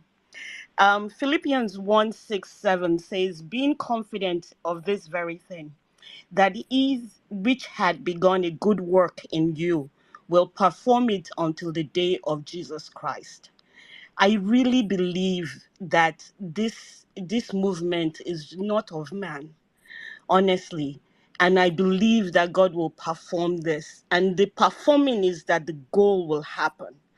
Because we need, if we don't have Obi to change a lot of things that Saddam and Otumba and Jimmy and Cecil and Wellmeaning and everybody else I've talked about already, if we don't have somebody who's innovative and who has a brain, I have to use that word brain because I don't, because I mean, listening to Buhari talk when he came to US, I had to turn off the phone. I mean, I had to turn off the TV. It was too shameful. Seeing how educated we are here, it's too shameful. It's very disgraceful, you know. So please, Sizzle, I like your idea about the text messages, but I think if we do like a daily giveaway of of data, that it might work with the text messages because then people will voluntarily give their numbers and we can use it each time when we send out those kind of texts. We can use it to talk about the Now, during the election, we already created a text message database. yeah So I think we'll just tap back into into that yeah. that database for starters. Yeah, Yes. and maybe with like a data giveaway daily from the hearing so that people will have to like text, like either answer back what happened to the hearing to keep people involved. Maybe that might help. I don't know. Um, yeah. The thing, okay, thank you. The other thing too is, well, I mean, I see your hand. The other thing too is about this oil and everything and the alternative energy. One thing that Nigeria has not paid attention to is this alternative sources because right now the Tokumbo cars that we're using in Nigeria are based on oil and US has stopped using them. They're now producing electric cars. And NEPA NEPA doesn't even work for houses, talk less of cars. Anyway, I yield my submission. Thank you. Bye-bye. Yeah, thank you very much in New Nigeria. Thank you. Uh, Thank you. So for the text message, it's something that I'm sure backend will find the modality to work around it. But it's actually, I actually already thought about it. That's why Sisu said that. I was like, I don't know, Sisu, are you tapping into my mind? I was just thinking about it when he said it. All right, we'll quickly go to HGK, then we'll come to Nello, then Savik, and we'll take it from there. All right, HGK, go ahead. Thank you very much. Well-meaning Nigerian and Sizu, Emir Saddam, Jimmy, and of course, distinguished Nigerians on this space. It's been a very wonderful time, very interesting. Oladipo took us to the major reasons why a lot of people are actually very angry. And now, I honestly, just like Emir Saddam said, I now understand that his anger is very genuine, and I understand where that anger is born from. You know, our case in court, sometimes I really do not understand the judiciary. And why I say this is because of the fact that a criminal, you know, when I keep saying these things, it gives me PTSD. A criminal should not be sworn in. Let's not destroy Nigeria, for goodness sakes. This is a known criminal, somebody that will not be given a consularship in the United States. Why would Secretary Blinken call him to talk about, you know, forming government? Yes, we know that you want to entrench democracy, even if it's a criminal that has somehow found his way into that seat. But I mean, we need to do things the right way. A convicted criminal that is not fit to stay in the US should not be brought back to preside over the affairs of 200 million Nigerians. Let us go back to that drawing board. And that drops me back to the prayers of this petition. The first prayer, and the classical prayer in that case, is talking about the criminal forfeiture, the criminal conviction of this same Bola Ahmed Tinubu. Why is the court not talking about it? Why are they still, you know, dilly-dallying on these cases? These are issues, like I've always said, that do not require any form of witnesses. These are classical evidence-based issues already before the court. The second one is double nomination of the terrorist vice president. The third one is the 25% non-compliance. They did not win 25% in Abuja before we even go to the electoral matter. So is the judge of the Supreme Court, the judges of that Supreme Court, appeal court, are they waiting for the last minute before they can give judgment on these cases? And that is why we're having all these frivolous adjournments. I mean, my brothers and sisters, let us look at it and, you know, see it the radical way that it's supposed to go. A criminal that did not satisfy the Constitution of the Federal Republic of Nigeria should not be given the Quran or the Bible, as the case may be, to swear him in, take those oaths to protect the same very Constitution that if he did not meet the requirements. It is very clear. Any other thing that we're talking about clearly does not make sense. And it gives me a lot of heartache. You know, look at the talented number of Nigerians. Sizu just blew my mind. Sizu, that area you talked about, those number of scientists that left the country, that is my niche. That is also part of, I am part of that statistics. Unfortunately, I'm part of that statistics. I left the country because of this type of rubbish. You know, you spend 6 years in the university, you spend 1 year doing what they call internship or housemanship, as the case may be. You spend another 1 year on NYSC. That's like about 8 years. So we're looking at close to 1 decade of your life. And then you come out, right? A private lab is giving you 20,000 a month. My brother, it is heartbreaking. So yes, I would encourage a lot of Nigerians to leave. Unfortunately, I'm saying this on this space. That is the only thing we will do right now to save Nigeria. We would have a government that will have the conscience of the people at heart. And that is when Nigerians in the diaspora will look back home. I see your hand, well-meaning Nigeria. But for now, swearing in a criminal drug baron, Bola Ahmed Tinubu, and a Boko Haram vice is bringing in the Nigerian army. Let us basically swear in the army. so that we know that it has finished for our democracy. We will continue to hold that narrative. Any day CJN Ariwola wears his robes and swears in a criminal drug baron who did not meet the constitutional requirements, he has ended democracy. Ahmed Dati's statement is spot on. We will hold that narrative from now to 29th and beyond it. Eyes on the judiciary. The judiciary is on trial. Nigerians are on trial. Our democracy is on trial. We'll continue to hold this narrative. From now, no going back. Forward ever, backward never. Thank you very much. Yeah, thank you, Ejikeme.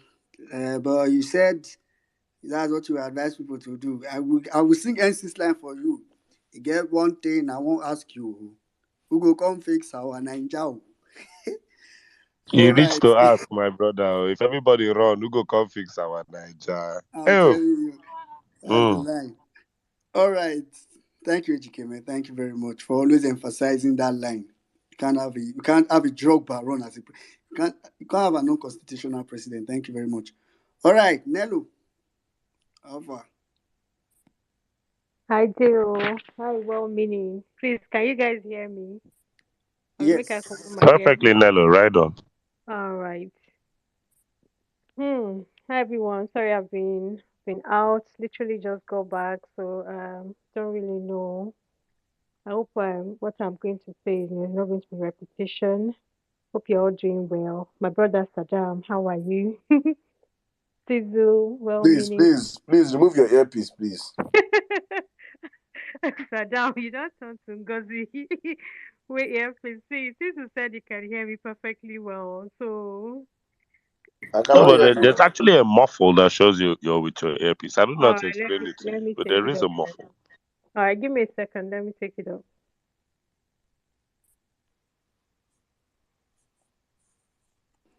Nigerians, shake give me a second. The second has ended already.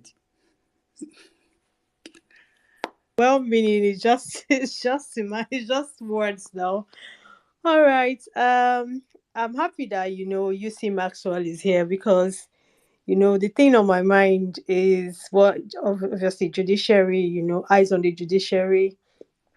And the fact that these guys are saying that you have no no phones, no phones and gadgets allowed in the country. What what's going on? Sorry, who's that? Now Saddam they talk that I don't Saddam. Nello, go Saddam, what's ahead. going on?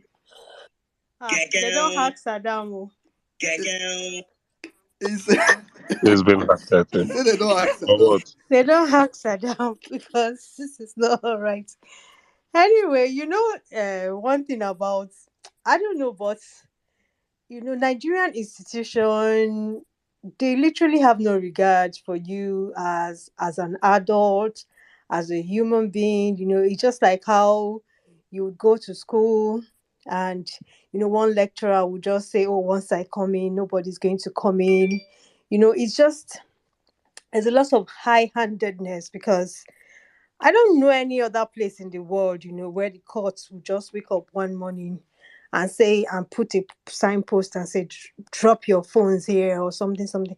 Even there are some places in the UK here where they don't want you to make videos and everything. Nobody collects your phone. There can be a signpost that says, do not make videos here. If you take videos or anything, you're going to be walked out. And so the rest is on you. They will just probably let you know that, do not bring out your camera here to take pictures. Especially like if you go to their Westminster, they don't want you to take pictures. There are some places there. But nobody would tell you to drop your phone. Why should I drop my phone? Do you know the things on my phone? How am I sure that my phone is secured with you? What if I have an emergency? Do you understand? It doesn't make any sense at all to me. You are already in court. You have told, if you don't want people to bring out their cameras in court, tell them not to bring out their cameras in court. And if you see anyone bringing out their camera, walk them out. But to put a signpost and say, No phones or gadgets allowed in. So what should people do with their phones? They should leave it at home, or maybe drop it somewhere like kids. Man, it gets some things, we just know they make sense for that country. How people want to treat their fellow human beings, treat adults like kids. It's only kids that are in primary school that or secondary school, under 18 kids, that you'll be telling them to drop their phones. You can't be telling an adult to drop their phone because they are coming into the courtroom.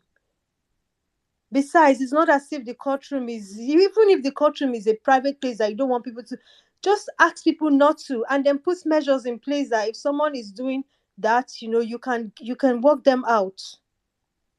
So it just gets, I know that we have our lawyers here, we have UC Maxwell here, so I would really like to hear from him, because I don't understand how we're going to have a courtroom filled with lawyers and professionals and adults, and people will allow one secretary or court clerk or whatever just come and put a poster and say order from above.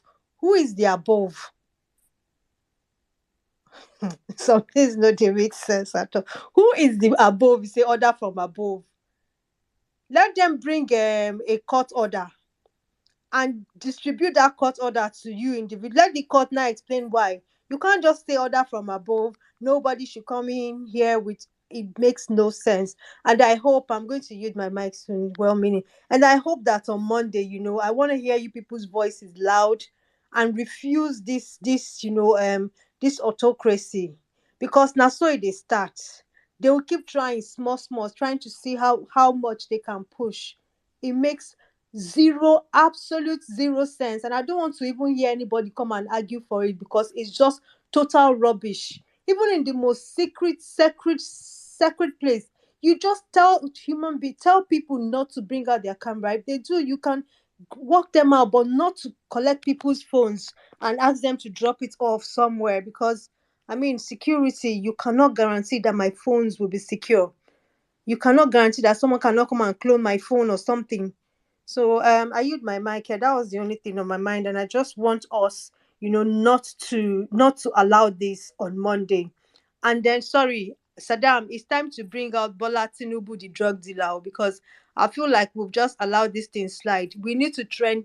Say this thing they choke them. It's time to bring back that trend. Thank you. I used my mic. Yeah, thank you very much, Nello. Okay, okay. Juicy Master is here, but I'll go to is here with Naswatch. I'll go to Savik. Dr. OJ, I can see your hands up. I know you've been here, so just raise your hands so that after Savik you could go, but if not, may have to drop you. Savik, go ahead, sir. Thank you so much, Waminin. Everyone on the space, thank you. I think I will have to add to what Nelo just has submission now. I think that Tinubu, the drug dealer, we need to bring it back. I think we need to start trending it. Every single one of us need to start making tweet on that. And the campaign we ran before, presenting all the issues, that I think let's start posting it every single day again. I think we've let up a little bit there. That 5 prayers and the 5 issues that is confronting Bola Ahmed Tinubu, the drug issue, 25%, the perjury, the double citizenship, and all that. Let's start tweeting it every single day right now, because we need to continue to mount pressure on these justices. And again, kudos to every single one of you that is coming out, holding those rallies, in front of the appeal court, the tribunal. It's adding flavor to what is going on. It's making a whole lot of people know that whatever is going on there, that Nigerians are watching them. So every single one of you that are coming out, lending your voices, asking for the justices to do the right thing, please continue to do that. It's very, very necessary. Those of us that are online, that are, pushing the narrative online, it is time to redouble your effort, because the trial is going to start next week. So every single one of you, that Tinubu, the drug dealer, we need to make it a front burner. You know, those 5 or 6 issues that we've been pushing for the last 1 month, let's start pushing them again. Let's start posting them every single day, right? Because even this space that we are holding right now, I can bet you someone connected to some of these judges are here listening. Even if the judges are not here listening, they need to understand that, you know, a lot of people have said May 29th is sacrosanct. Some have said it's not sacrosanct. But the honest truth is that if they go ahead and inaugurate Bola Ahmed Tinubu on 29th, they have succeeded in ending democracy. Because actually, you cannot inaugurate someone that did not meet the constitutional requirements to be president. And I think it was Ejikeme that said it. So which constitution are you going to use to swear him in? Which constitution are you going to use? Because he's going to raise up his right hand to swear that he is going to defend the Constitution of the Federal Republic of Nigeria. And so which constitution are you going to defend? Because it's not even the constitution that is bringing you to power. And that's why we need to continue this pressure to let these justices that are hearing this case, and I think it was from Atiku Abubakar that said, if we can get to that 25% of this FCT, before that May 29, they can even have a ruling on that. And so let's keep pushing. I just have this belief that something might just trigger between now and May 29th. Because I don't believe that Nigeria can go into this, treacherous path because of one man, the ambition of one man. Not even that this man is clean. Not even that this man is healthy enough. Not even that this man is articulate enough. We cannot take this risk. It's just a huge risk to suspend the constitution just because of one man's ambition. And I believe the justices are hearing us. I believe they are hearing every single thing. Nigeria that has intellectuals, Nigeria that has, a lot of people with globally recognized in terms of their intellectualism, in terms of what they have contributed to the global world. Why are we going to allow ourselves to inaugurate someone that has a tainted history, someone that has been indicted for drug, someone that a lot of international media has referred him as a kleptocrat? Someone, the baggage is just so much. Are we going to allow just one man ambition to suspend our constitution because of this man? The question is, the justices that are listening to us right now, are you guys going to allow just the ambition of one man?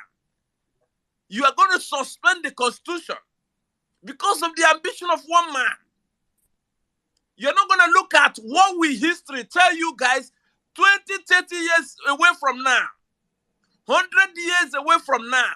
What is history going to say about Nigeria today that because of the ambition of one man, that you suspended your constitution and inaugurated somebody that has a very huge baggage?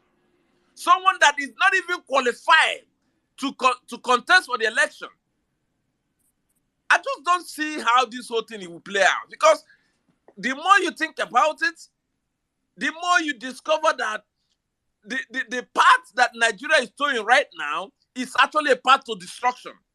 If these judges cannot step in right now and do something that will stop Nigeria from sliding into chaos, it is so obvious. Because Bola Ahmed Tinubu did not get the constitutional requirement to be president.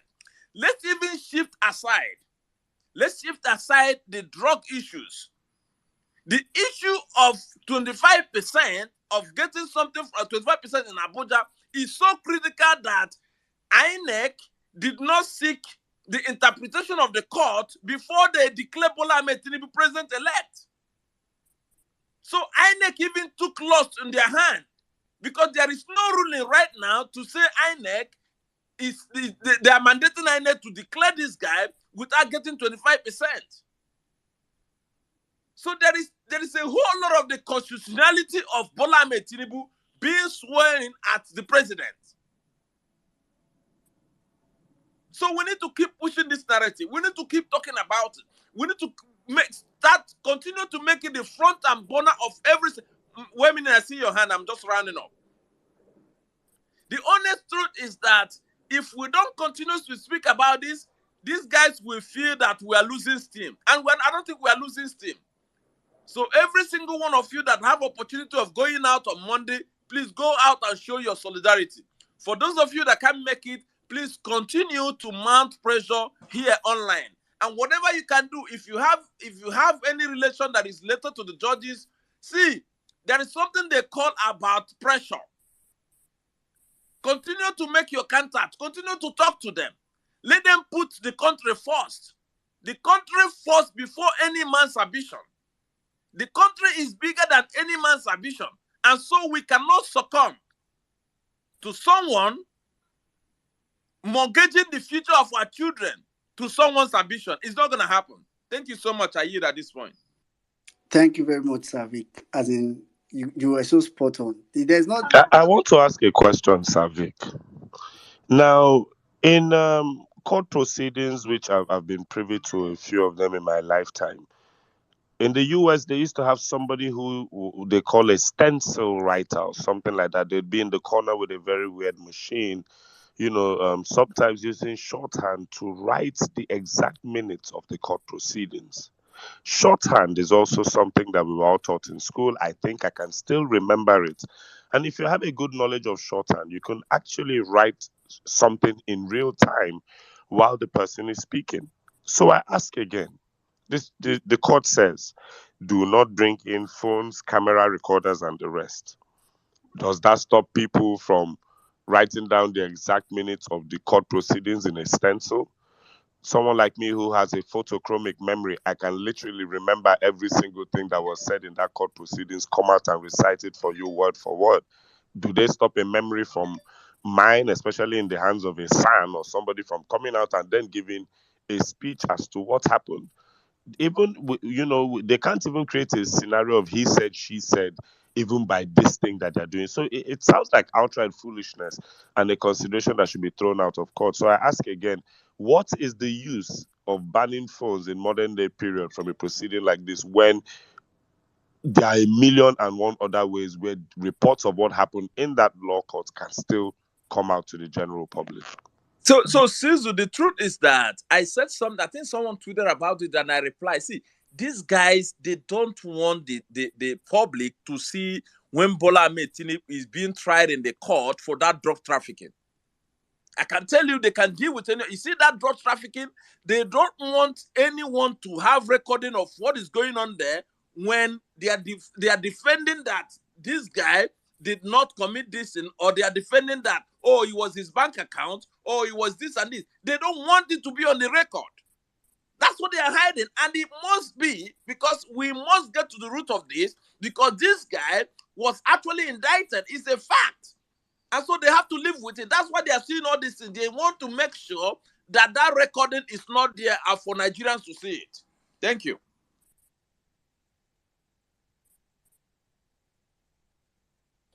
All right. Thank you, Savik.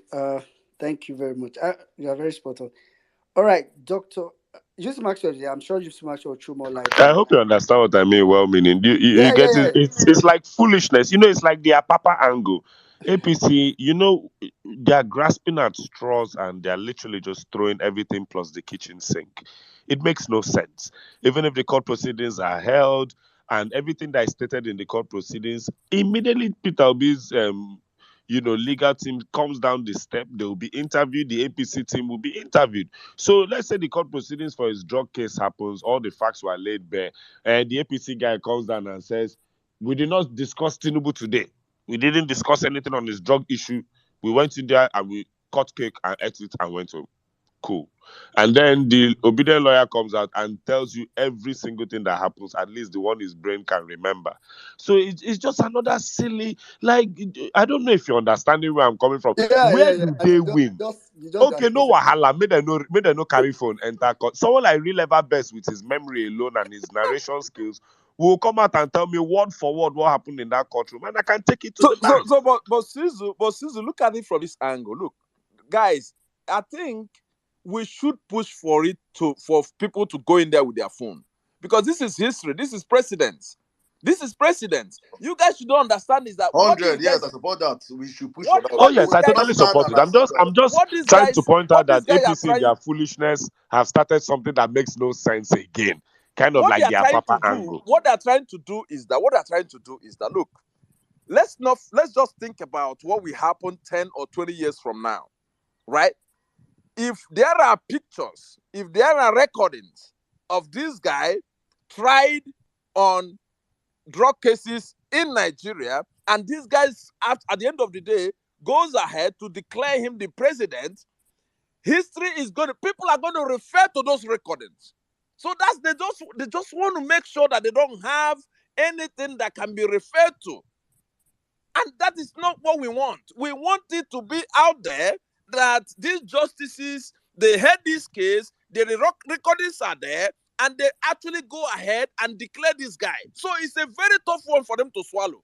And that's why they want to make sure that they reduce accessibility to Nigerians as possible, so that if they come up with any judgment, it wouldn't be that accessible to all Nigeria. And we're going to push back and say no about it. I get it now. I get it now. Yeah, yeah. So like Savik and Saddam said, we are going to push. We are going to push from both angles. All right, Dr. OJ. I know you've stayed here for long. I don't know. I just want to assume probably you can raise your hand or don't know how to. Are you there? Okay, if you're not there, because I just wanted to give you the benefit of doubt. All right, Nas Watch. Go ahead. Okay. After which we'll come to Kelvin, then Adamu, then Jarovi. Nas Watch, go ahead. All right. Thank you very, very much. Good evening to everybody on the space. I would say logically, this is my first time on the Vawulence space. So, Ebia Sadam, good evening to you. Sizo, good evening to you. Well-meaning Nigerian, good evening to you. Jimmy, of course, good evening to you too. I greet everybody on this platform. I will be back on this space, on this same speaker session with my main handle, because there are a lot of things I want to say, a lot of things, but it's not for me to do that from this handle. So I'm here to actually ask for your support. You've had Emir Saddam talk about it. I'm sure Devin spoke to him about it, and Sizo. So we have a platform where we want to begin to probe the laws the laws that these parliamentary guys put before, the Senate, the House of Assembly, the State House of Assemblies. They deliberate on these laws and pass them. Some of us do not really know about it until it becomes law.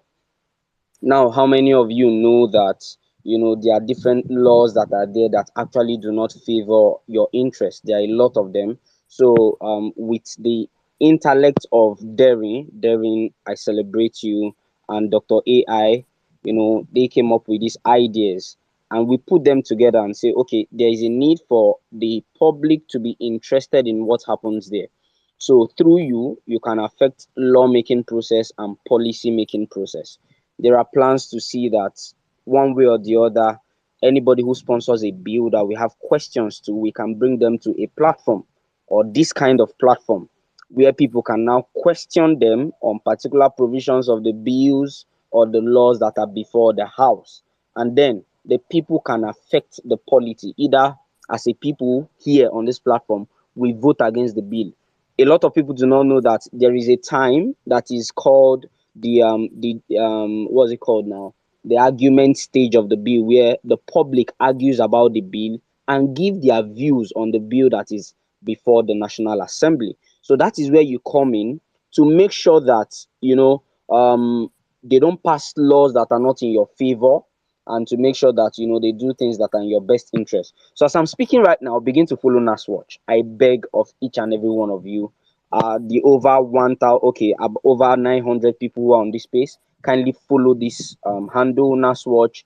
The space, okay, we are unveiling the platform by tomorrow 7 p.m. It will be a series. It will host every Sunday 7 p.m. and we are going to be doing this. We'll have conversations. the first space that is going to host tomorrow, will be analyzing the events of the 9th National Assembly that are about to leave office.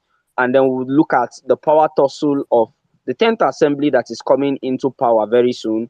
And, we know how much the 9th Assembly became a rubber stamp of the APC government, of the executive arm. So we want to see how we can affect these things and change it to see that it does not happen. So kindly be there. Call me your number, 7 p.m. tomorrow, Sunday, Nigerian time. I'm expecting you, Sizo.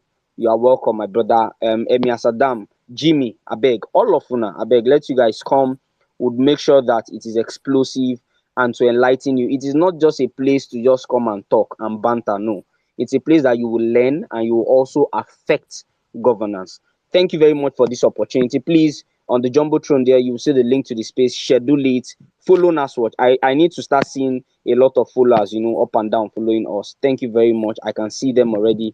God bless you. So, like I said, Saddam, please, I'll be back on this space with my main account. I want to say a lot of things about this topic, especially the issues of the phone, the judiciary, and all of it. So thank you so much for the support. Devin, thank you for this idea. Dr. AI, thank you for this idea. UC Maxwell, thank you for this idea. God bless you, and good night to each and every one of you. Okay, goodbye, NASWatch. See you soon, UC Maxwell. All right, thank you very much. Sir Kelvin, go ahead. All right, thank you. Good day, everyone. Good evening. Yeah, so over the past 3 days or so, I've not been very active on Twitter. So I may not have followed a lot of issues and trending topics and the likes, but within these 3 days, something significant happened. And while I was listening to this conversation, I think I could narrow it down to what is actually playing out now. Like, I like to say this all the time, that the kind of work I do permits me to always be on the ground most times. Like when I want to, when I'm carrying out a research, I go down, I talk to people, I go to communities, and most times I hear a lot of things. Like I hear a lot of things. I see things from a perspective many of us that are very, very privileged and highly placed might not see. And one of such events was, I think it was yesterday. Oh no, not yesterday. I think it was this morning. It was this morning. I don't know. I saw NBC trending on Twitter, but I couldn't really point why it was trending. Maybe yesterday or so. But this morning, so I was in the panel beating shop where they were working on my car, and I discovered that a program was airing this morning. A program was supposed to air, I don't know, in Benin. Most of you know I stay in Benin. So I don't know, for like 35 to 40 minutes, the anchor of this program spent his time telling people to accept the outcome of the election. Close to 40 minutes. This guy was on and on and on and on about Nigerians. We know that it's not like this. This is not, many people, the mood is bad, but let us accept it. Let us just May 29. I was so pissed. And I think this is like the next agenda on their playbook. Using radios. What did I just say now? That we must think what these people are willing and ready to do on the opposite end of the spectrum. What did I just say now? Continue, brother. Bro, it will go beyond text messages. Bro, you are a radio personality. This is 1942, literally all over again. Proper brainwashing. My God. Wow. Sizzle, you are a radio personality. You know what it takes for an anchor to just have a monologue of 35 to almost 40 minutes. And I'm not joking. When he's not the owner of the radio station. I'm telling you, my brother, I was fucking pissed. No, I was fucking pissed. I was so pissed. Like, he was so compelling. Like, it was so annoying. I was just, I just had to enjoy, so that at least I I know I listened to it. At least I know how I can get talking points from it. Almost 40 minutes, this guy was on about, yes, he knows that the election did not go how we want it. He knows that INEC did this, but this is Nigeria. This is the Nigerian, this is how we are. We have to try and, now it was not spinning it to, okay, some of us are in the public sector, make sure you don't collect bribe, make sure you do this, as in, the thing shocked me. So I think that's actually the next line of, and don't be surprised, they're already airing this thing in other cities, not just where I am right now. Don't be surprised, because this is their playbook. Now, I told Saddam this some time ago. I said, Saddam, if we can get 50%, because I conversed with the mechanic, the Panabita guys at that point. In fact, at some point after that program, I had to now join YME Space and just put it on the radio in the car, so that they'll be listening to it. And when they were like, this one nothing go come out and stuff like that. Saddam, I talked to you about this, that the energy that we have in this violence space, the energy that we always exude in this violence place, if we can get half of this energy, if we can, half is too much, if we can get 20% of this energy, sustain it on ground, Nigeria will be better for all of us. If we can get 20%, I'm not even saying 50 now, if we can get 20%. Now, I think I saw Chigozie on this platform. Chigozie is the jack of this world. Guys, I think we need to look for a way.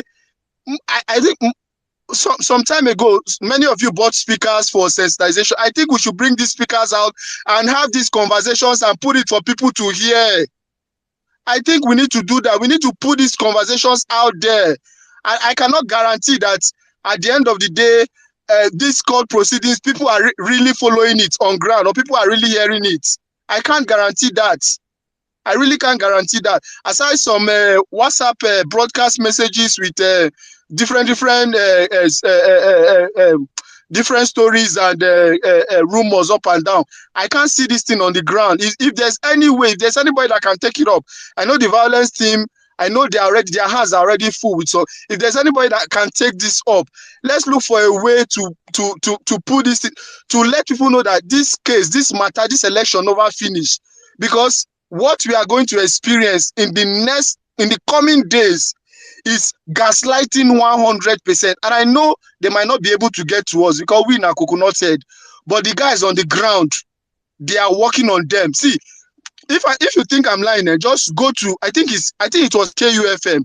Just go to, I think it was KUFM. Go through their program list this morning, or if there's any way you can, I don't know if there's any way they used to record or something like that. That guy spent 40 minutes, no adverts, nothing. He was begging people to accept the outcome of a fraudulent election that is still being contested in courts. He was begging people. He was now turning it on us that we need to better ourselves. We need to be good as a people. Blah blah black sheep. It is very, very annoying, my brother. Anybody that can take this up, we need to send this message. We need to let people know that this thing, it dey happen for ground.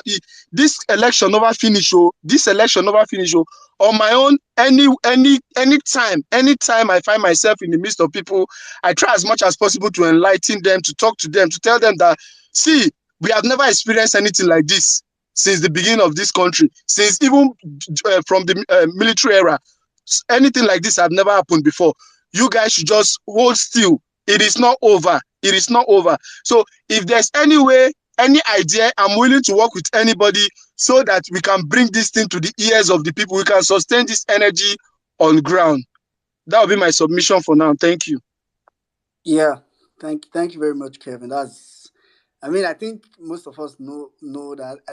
I for one, for people that saw my tweets today when I was posting the videos from the protest, not only the protest, the rallies around the court, my emphasis on that tweet was share it. In fact, I boldened it. Share it on WhatsApp. Because even the WhatsApp that I was even talking about, most people don't. Some people just come on Twitter, feed their eyes, at best with tweets and all that. I was like, let's share it on WhatsApp, because I know that we really need to cascade whatever this energy we have those of us that are around here, not maybe Twitter, social, other social, we really need to cascade it down. And that's like everybody's responsibility. Any way you can do it, please do it. Today now we're talking about sending text messages. If it's speakers, you can decide to get speakers, Bluetooth speakers every Saturday, take it to a different location. Today you go to one market, just something personal. Like, truth is, there's no one coordinated approach to all this. No, there's no way we are going to sit down and say, okay, we are going to take. Everybody has to do what they can do, and they should. And they should do it. So, like Kevin through that challenge, I really want to believe somebody will pick it up. It's very simple. Nobody says, you could go an extra mile, go grab a mic, do the normal sensitization we normally do before campaign, tell people it's on, tell them about the case, line it up for them, all those agendas we used to say, drug. When you tell them, they may still tell you, tell them, give them if it's not enough, on Saturdays, Thursdays, Tuesday, violence space. Take your speakers to one of those places, football fields. Man, there are so many ways we can do this. So everybody has to do this. Thank you very much, Kevin. I really hope everybody got awakened by that. All right. Let's quickly go to Adamu. Then we'll come after Adamu. We'll go to GRV. Then after that, maybe we'll come to the barristers. I can see Chief Baron. I can see Lucy Maxwell is back. So Adamu, go ahead. Thank you very much. Can you guys hear me at all? Because my network has been. Can you hear me? Yes, can you hear me? Yes, sir. Okay. Yes, sir. We can hear you very well. Continue, please. I can hear you guys. I just want to say one or two things. Those who actually hold political power is very sweet too. It's only Peter Obi that I've seen that held political power that the thing was not sweeting him. Let me tell you one thing. These political leaders that we have in this country, they have this hegemonic clique. They don't want to relinquish this power. So they will do everything just to be in power. Even if it means to kill, it doesn't mean anything to them. Let me run you guys across a story that was posted on Parallel Fact this evening about Governor Matawale's Zamfara State. If you look, let me tell you how useless Nigerian politicians are. That in Zamfara State alone, one governor stole 70 billion, right? And this 70 billion naira that he stole, right? He actually siphoned this money through about 100 companies, through 100 different companies. I had a dossier on that story. Let me just add small context for you guys. 70 billion naira is 155 million United States dollars. Zamfara is the last on every negative indices you can think of. Highest female mortality, highest pregnancy, highest out of school, poorest in the nation, highest multidimensional poverty, highest by bandits. But the governor embezzled 155 million United States dollars, the equivalent of 70 billion naira. Continue, sir. And just before you continue, for those asking, sorry, please, Adamu. The story is up on the Jumbotron. Please, obedience on this platform, please. See it on the Jumbotron. People, Power Facts guys have gone and done the hard work for you guys. Sorry, please go and read it. It's on the Jumbotron right now. The first story on the Jumbotron. Please retweet the story, share it for other people, support the hard work these guys are doing behind the scene. Read that story. It's very, very important. Thank you, Adamu. You can continue. Okay, they said more than he did this through. He received 100 companies received payment from the funds with no evidence rendered to the state. That means 100 companies received different monies, and there was a company that was just approved by Corporate Affairs Commission just about 2 years ago, and Matawale transferred 6 billion naira to this real estate. I don't want to mention. I don't want to, because when I read it, I had to go and check at CAC, and I saw the document. Right, that company was registered 2 years ago, and by law, I'm pretty much sure that company has not filled their what do you call it? This tax clearance, because it will take maximum of 2 years. this what do they call it? FROC will delay you that you should come back. It will take if you just incorporated for 2 years in Nigeria. Normally after 1 year you can get your 1 year, but they will delay. And I'm sure that company does not have a task clearance to get such a huge amount of contract from Zamfara State, 6 billion naira. So these are some of the issues. Oh, Zamfara State, all negative indices, they are there in Zamfara State. Now tell me, do you want this kind of governor not to do anything, not to retain power? How do you want him to be getting free money? So our political system is so loose that any politician can get away with any action or inaction while in office. So they will do anything just to get political power. But I'm very happy that Nigerian citizens are now very active and they are now very conscious. So what we should do is try as much as possible, just as Kelvin has said, to educate these people, to let them know that this shit happens. The last time I was in Zamfara, I went to Dandume. Dandume is shit. Is a shithole local government, insecurity and everything. They had a senator there from 1999 to 2007. The man stays in Apple Legislative Quarter Zone B. He's rich. The kids, all the family, they are living the La Vida lifestyle. But his people are in abject penury. They every month bandits keep coming to raid that local government. Nobody talks about them. Now the governor has the infantry to go and steal 70 billion. Everywhere is calm. And don't be surprised. Tinubu will reward him with a ministerial slot. He's going around with Bola Ahmed Tinubu. If I were in Tinubu's shoes, Matawale should not come near me because he's a thief, a confirmed one. So this gives us it gives us a clue about what APC stands for. They are devilish. They can do anything just to perpetuate themselves in power. So let's try as much as possible to bring these things to the public notice, so that our people can get conscientized on their evil machinations and malicious plans for our country. That we can do by speaking to one another, speaking to our friends about most of those things. Nigerians are great people. They just want to heck out a living. We just want to live. We don't kill us, Allow us to just go hustle and come back home. Then we'll go and sleep. How you guys run the economy and the state, it doesn't concern most Nigeria. That's why we are in this mess today. Thank you very much for what you guys are doing on violence space. We appreciate you all. God continue to bless all obedient. We never best, right? I dey feel your videos. Continue to do more. We love you. Every member, Saddam, Otumba, all of you. Thank you very much. We appreciate. Thank you very much, and God bless all of you.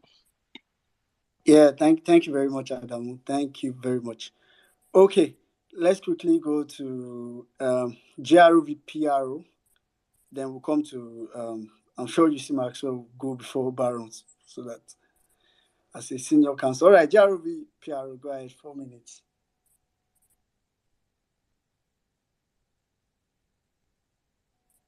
Xavier, are you there?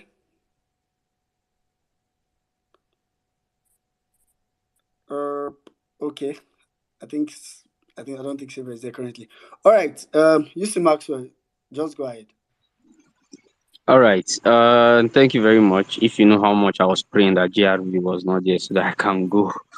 Thank you. Sadaf, I agree to Caesar. Well meaning. No need to go over that. So I'll just dive directly into the conversation. So I was in court today. I witnessed all the proceedings. Every minute of it, I was there.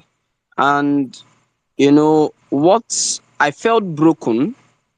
Myself and Reliever Best were at the court before like 6 a.m. Reliever Best was there before me. I think I came like after 6.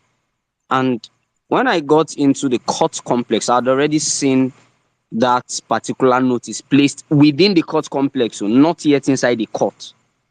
And when we went in, when they were about to open the court, they said that people are not going to go in with their phones and their gadgets. And a lot of people started complaining at the door of the courtroom proper. And after some time, they tried to, manage the whole uproar and everything. They left people waiting outside, and later they opened it. When we went in, the lady there, one of the, I think I would call her one of the registrars, or yeah, she's one of the registrars of the court.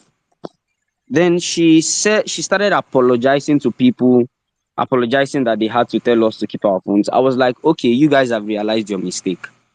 Only for her to now conclude by an announcement telling us that that same thing that she apologized for will resume by Monday, that nobody will be allowed with their phones and gadgets into the courtroom. I was insane.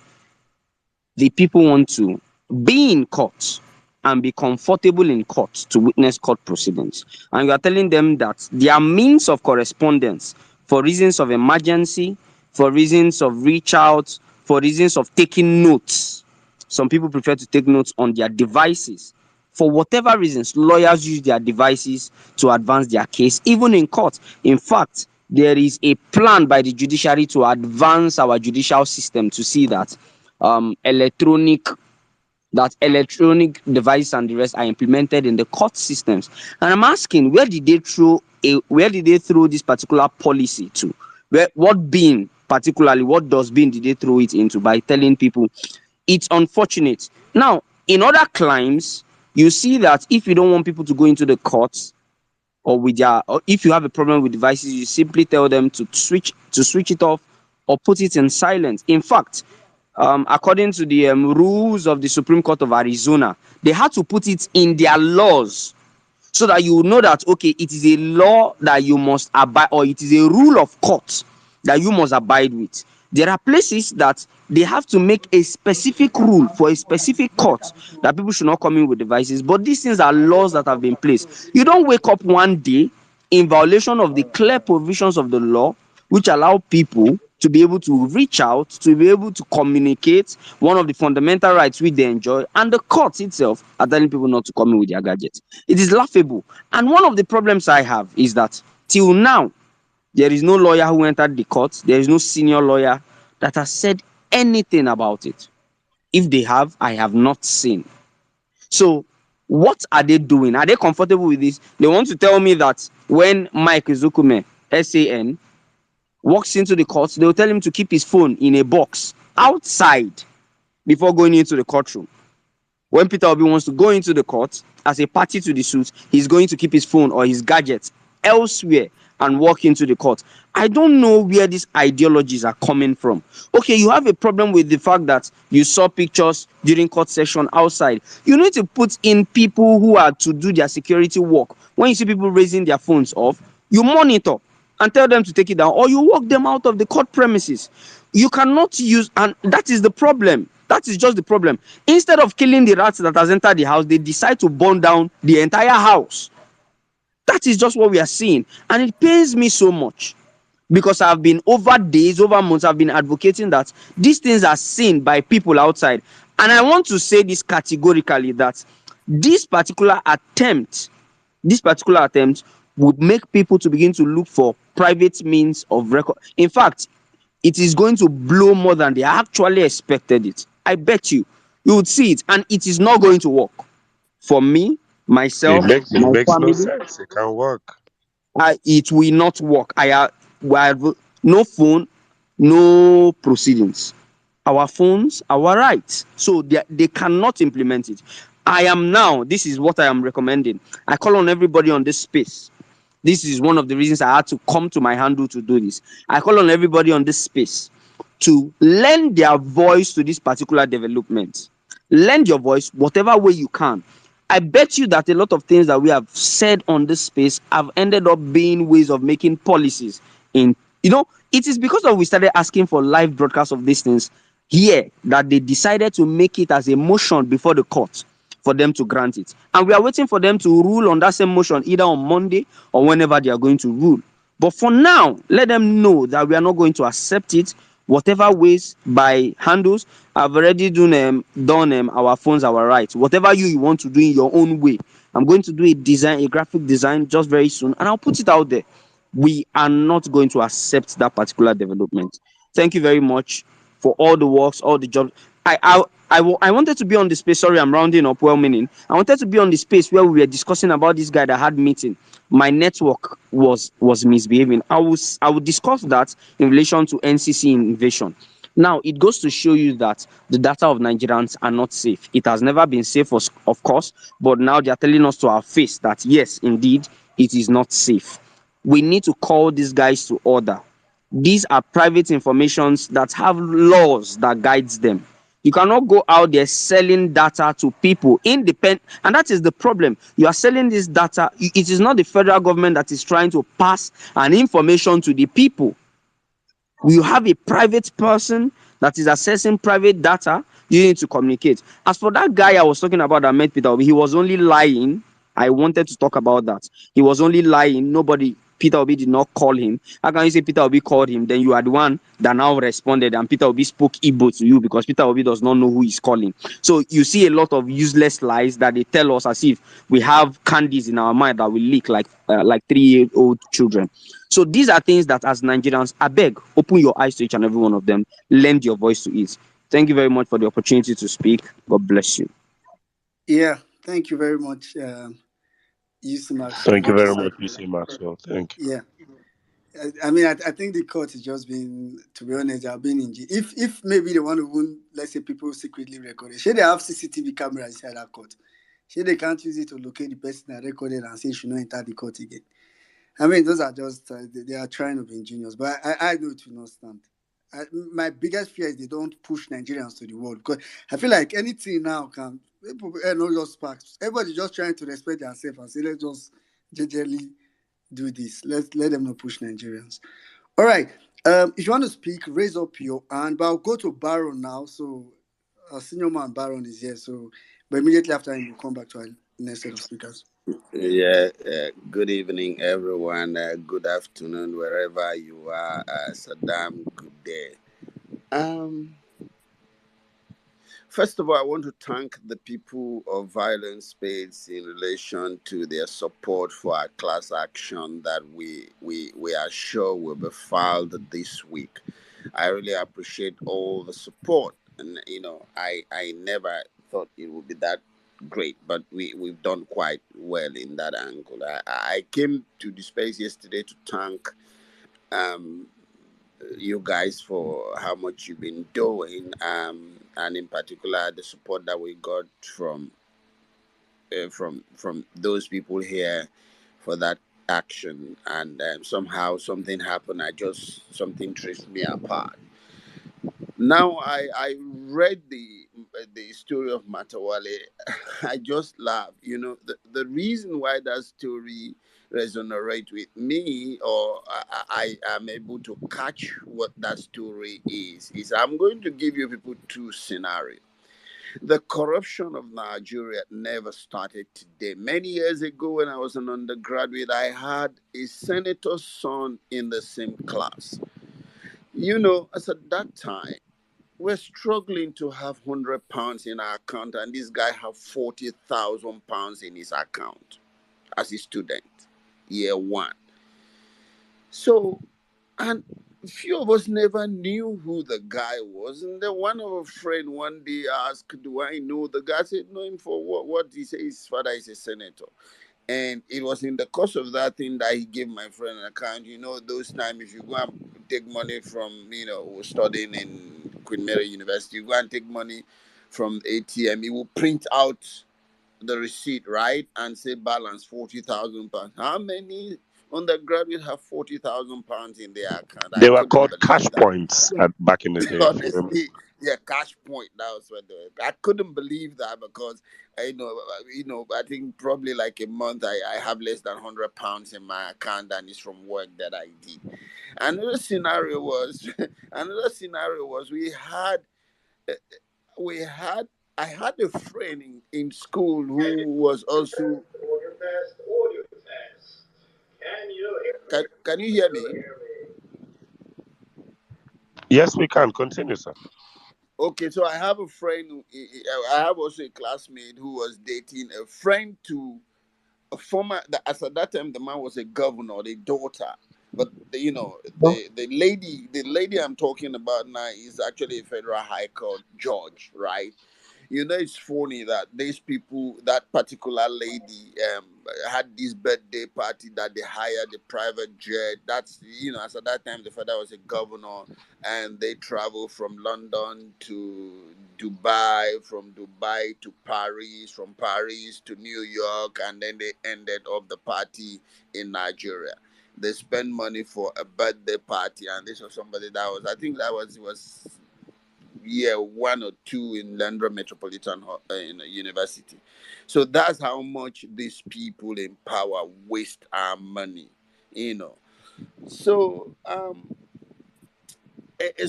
when I saw that news, it's just part of those things that has been happening. And when you have a group of people that have so captured the country for such a long time, taking them out of the political ecosystem in Nigeria is not something that's going to be an easy play. So when I see where people are making every effort possible, and people who claim to be obedient and say, why do you do this? This is not going to work. This is not going to work. I just laugh. If you are in a battle where the odds are against you, right, you put in every damn thing. So, for example, I've told people, I believe in my life, I've always been in a situation where the odds that are against me. I was born in Cameroon, from Nigerian parents, and the odds are always against us because we're foreigners. So for you to even pass, or not to talk of being among the first 10 in class, you have to have a lot of sleepless night. When I was in Nigeria, people consider me to be a Cameroonian, and then I had to work hard. Even when I got to the UK, of course, we are foreigners and black, all this type of a thing. So I do encourage people to try and limit what their criticism as to what the obedience are doing. It must not make sense to you, but we just have to throw everything that we can in the room. I'm a bit worried about the development to the court, and I've always blamed lawyers, senior lawyers in particular. I'm one of the people, and I think if you ask many Nigerians, they don't know this, or many people in the legal profession, they don't know that the legal profession, actually, the judiciary is made up of the bar, and the bench. The bar is the lawyers, and the bench is the judges. So, and the relationship between the bar and bench is one of love and correction, and you ensure, because if one side is leaking, it affects the other one. And when I have situation in courts that lawyers are, development in courts that lawyers are very nonchalant about it, or judges just feel it's okay to do what they do, I just, and lawyers aren't speaking about it, I just wonder if it is the same profession that I practice, probably by the end of this year or next year, I'll be qualified in 4 jurisdictions. So I don't talk out of place of ignorance. I talk from place of, deep experience, and I understand how law works in most jurisdictions. So first thing first, it was so disgraceful and disrespectful and unethical that a senior advocate of Nigeria will walk into the court without announcing a peer, without making any application. It's not the lawyer on record to try and say it's representing Labour Party. You don't know who are the people who instructed you. And the judges just, told him off and let him go. You don't do that. That's not what happened in the courtroom. If such a thing happened in the countries that I practice, the judge will practically tell you that they will refer you to the regulatory body for appropriate sanction, because that way, you give sanctions because of deterrent. You try to ensure that people know it's serious business. And then today, another development, they've decided to say they will ban the mobile phone in courtrooms, and lawyers are okay about it. The thing is, it's so frustrating that people don't understand. I've always maintained that what's happening in Nigeria, it's the whole legal profession is being thrown under the bus just because of a few people who are, state captors. I don't find that interesting, and I'm embarrassed, and I feel ashamed to be part of the legal profession. But that's what it is. I think all of us just need to put on our voices and be calling out what's happening. Now, if you look at if you people don't understand what's happening, let me explain. Because, of course, one of the things that we're trained to do is you look at action, you preempt what other actions can come. If the court can ban mobile telephones, even from lawyers to go into the courtroom, then we have a problem in relation to the media coverage application that's before the court, and that's not good. I don't know what the judges think, but the rules, court proceeding is a public. It's public. It's a public hearing, so anybody can just walk into any court and observe what's happening. And we are in a digitalized age where you don't expect 200 million people to turn up in the court to watch what's happening. So you try to give them a little bit of the action in courtroom in their respective place of work or at home. So I don't find anything so novel or anything so unbelievable or unacceptable to actually authorize media coverage. There are only some restrictions. Okay, you don't beam it on the judges or you don't beam on the counsel when they are making submissions. But I envisage that the court might take a very strong approach to try and stop that media coverage from happening. But let's see how it goes. Finally, I want to talk to a whole lot of people on this platform, probably lawyers or, Nigerian belong to all of us. Whatever you do, you fight for the country. As a lawyer, I say my primary responsibility or my overriding responsibility is to the court and the law. So I normally interpret laws to champion the cause of the Constitution. It's not about how I feel or how I do not feel. One more thing. There's some work that we're trying to do, and I think, I don't know, Saddam, if you've been told about it, so we don't want to come to a point where we cannot work because of so. But I think that matter was raised here, but we had a meeting and just recalibrated it, and I've just sent a skeleton argument and see how we're going to develop it. Thank you very much, everyone, and I really encourage what we're doing on this platform. I think it's going a long way. Thank you. Thank you very much. Thank you very much. Thank you for all you do. Okay, let's just proceed with the conversation. Please, if you want to speak and you're in the speaker section, just raise up your hand so that we can get you. And as much as possible, if you can do your submission in 3 minutes, it will be helpful. I'll start flashing my hand from about that time. So just watch my hands. Oh, sorry. My emoji, rather. So watch in case if I start flashing so you know your time is kind of up. All right. We've been hearing from males of recent. CMN, I'll come to you. Don't do like HKM that used to flash and you just came up. All right. Good evening. Good evening. Can you hear me? CMN, hold on. I said I'll come to you. Sunshade, I don't know if you're familiar. Sunshade, yeah. Yeah, hi. Good evening, everyone. Good evening, Emir Saddam. Hello, please, can you hear me? Can you hear me on the space? CMN, can you hear me? Yeah. Can you hear me now? Yes, so just hold on. Yeah, All right, Sunshade, hold on as well. I thought maybe you were familiar because I wanted to blend it up. All right, for now, let's just go to Peter Obi Princess. Peter Obi Princess, are you there? Hello, can you hear me? Yeah. Good evening, everyone. So can you just do 3 minutes? Okay, go ahead. Okay, this is my first time talking here, and really, my husband and I have been really enjoying this platform, but I'm not the one actually going to talk. My husband wants to say some few points, and then he will have to off the mic. Can you go on? Yeah, you got a free pass through. You go ahead. Okay. Good evening, good morning, good afternoon, everyone. My greetings to you, Emir Saddam, Sezu, Baron, Jimmy.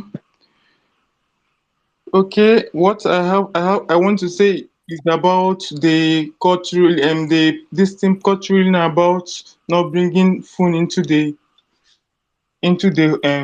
courtroom on Monday. If people should remember very well, before the election period, INEC told us not to bring our phone to the election ground because they have already planned to rig the election. This is the same thing the judiciary is doing, telling us not to bring our phone when the main ruling is supposed to start because they have something in mind. We should not allow this to happen because if we should allow the judiciary to have their way, they will give quack ruling. We should stand up against this tyranny because I have not seen where it have happened before. INEC did this same thing a day before the election because they have already planned what they have to do. So that's what I want to say regarding this not bringing phone into the court room. Thank you. Yeah, thank you very much. All right, Peter Obi Princess, thank you very much as well. Okay. Thank Yeah, thank you. You're welcome. All right, let's just go to. All right, Sunshade, I've called your name before, so just go ahead. After Sunshade, we'll go to PO election analyst. I know you've been here for some time actually. Sunshade, go ahead.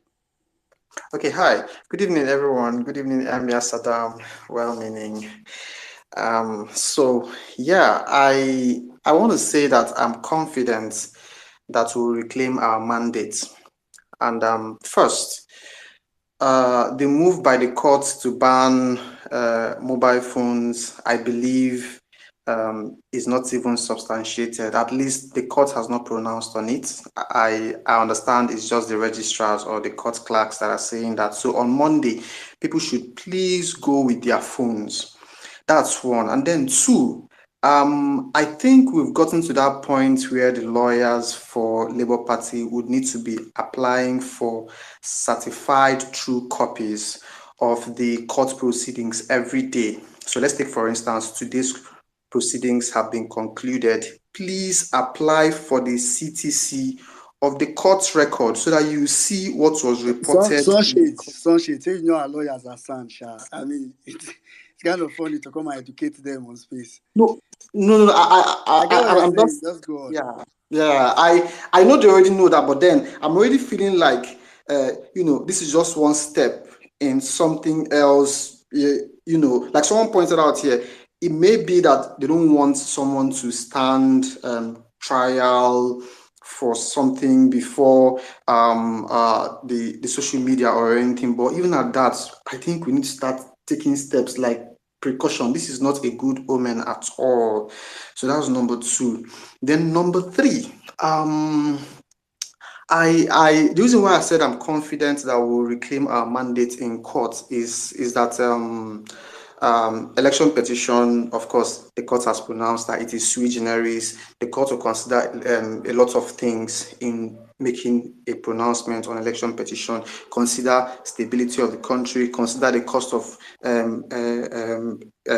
conducting another election, consider a lot of things before making pronouncements. But unlike other election petitions, this is one of such petitions where INEC is requested to produce things, and INEC has not produced, like I understand, up to even up to even 30% of what they are supposed to produce. This is one of such very rare instances, and it's looking good. I've spoken to a lot of lawyers, friends that also handle election petition. We've had discussions. I'm also a lawyer myself, so I feel very confident, and I just want to express it here. But this move by the court to stop phones, I think it's something that we need to challenge. We need to oppose. We need to go on Monday with our phones. We need to ask the court to pronounce, not to have a court registrar or anybody say from Monday is not be allowed. No, that's not enough. We need to know the court's position on that. Thank you very much, everyone. Yeah. All right, thank you very much. Thank you very much, Sunshade. Okay, let's quickly go to Peter B. PO election analyst before we come to Johnny. I see you. Don't worry, Rita. I know you are here. Your family. All right, go ahead. Okay, good evening, everyone. Good morning, good afternoon, or whatever it is at your location. It's been a while speaking here. Emir Saddam, well-meaning, Jimmy, all protocols be duly observed. Thank you so much for all you've been doing, holding forth for every other person who have not been able to be very, very consistent.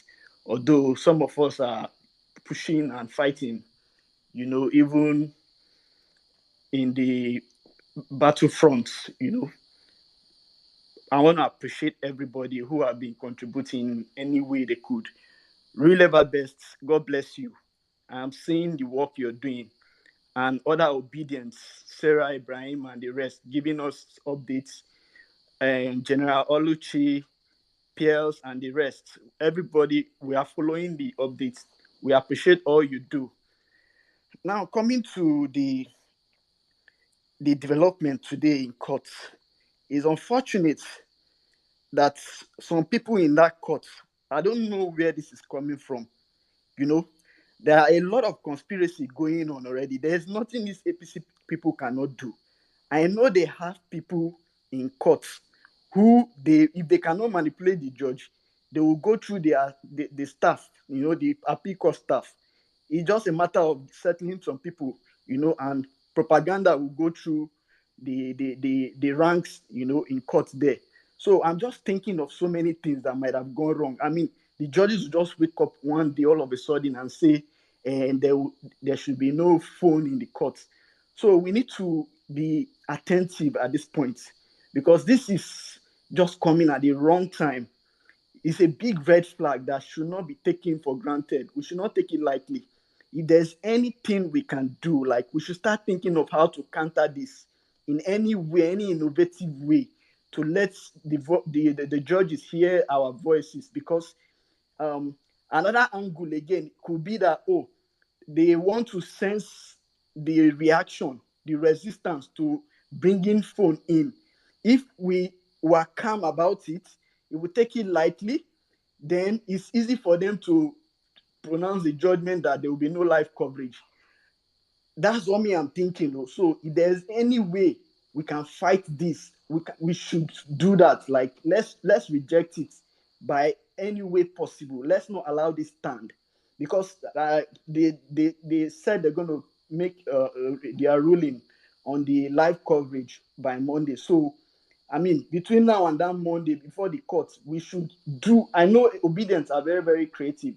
We should let our voice heard. I mean, regarding this issue of not taking phone in, because I believe it will really, really contribute to what's going to happen at the end of the day, in that pronouncement about the live coverage, because we really need it. Because if every Nigerian have access to the live coverage, all those propaganda and all those gimmicks happening in the radio and sending texts here and there, trying to manipulate the psyche of Nigerians regarding the fraudulent election, will not be happening. If everybody can sit or get information that they can watch it live on their TV, the whole country will just go back to the election mode. And that is what APC is trying to avoid.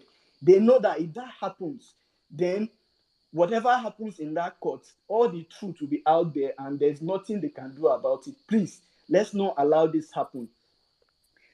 It's unfortunate that Nigeria is a country where not just NCC, police can just, because of one guy that has connections somewhere or whatsoever, they just give them money, just 500k. Police can go as far as digging your information through this network, communication network, and because they can frame you up on a case, because they want to get your information. And so it's not even about NCC. Nigeria is a crime scene. P.O. already said it. It's a crime scene, and we just need to dismantle the criminality going on in this country. And P.O. is our only hope. Because imagine 8 years of this APC government. We are doomed. We are doomed because everything keeps going down. You are in a country where you are doing business, talking about Oladipo's experience of, enabling environment for an idea. Nigerians are creative. People have ideas. People have businesses that they are waiting for the right environment to come into this country. But the witches and wizards, the devils holding Nigeria down, right, don't want these things to happen. Okay, I heard what Otumba said about somebody wants to do a project with his own money in Nigeria, the government or the people in government are trying to collect bribe from the person. Just imagine, these are the problem. Somebody, for instance, you have a business where government comes up with a policy, right? The policy now backfires and affects your business. Your business is grounded. Maybe you have about 20, 15 staff. They lost their job. You're not operating for maybe the next 6 months, 1 year. Then Yeah, government will sorry now. to interject. Can you round up in 30 seconds? I was trying to wave my hand so that I don't interject. So go ahead. Oh, okay. Then government begins to send you letter that I will not be seeing your tax. Meanwhile, they were the ones that came up with policy that affected your business. So that's the country we find ourselves. So please, let's try and do what we can, whatever we can, to make sure that this does not fly. Thank you. Yeah, thank you very much.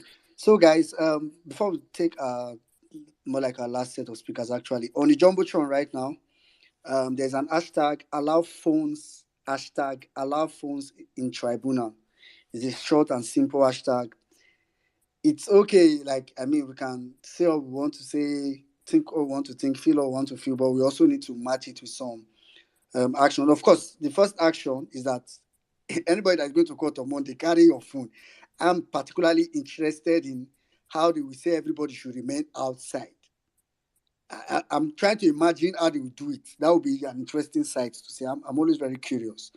So to go with your phones, but of course, we also need to, like everybody have said, we need to send a message, allow phones in the tribunal. Then also,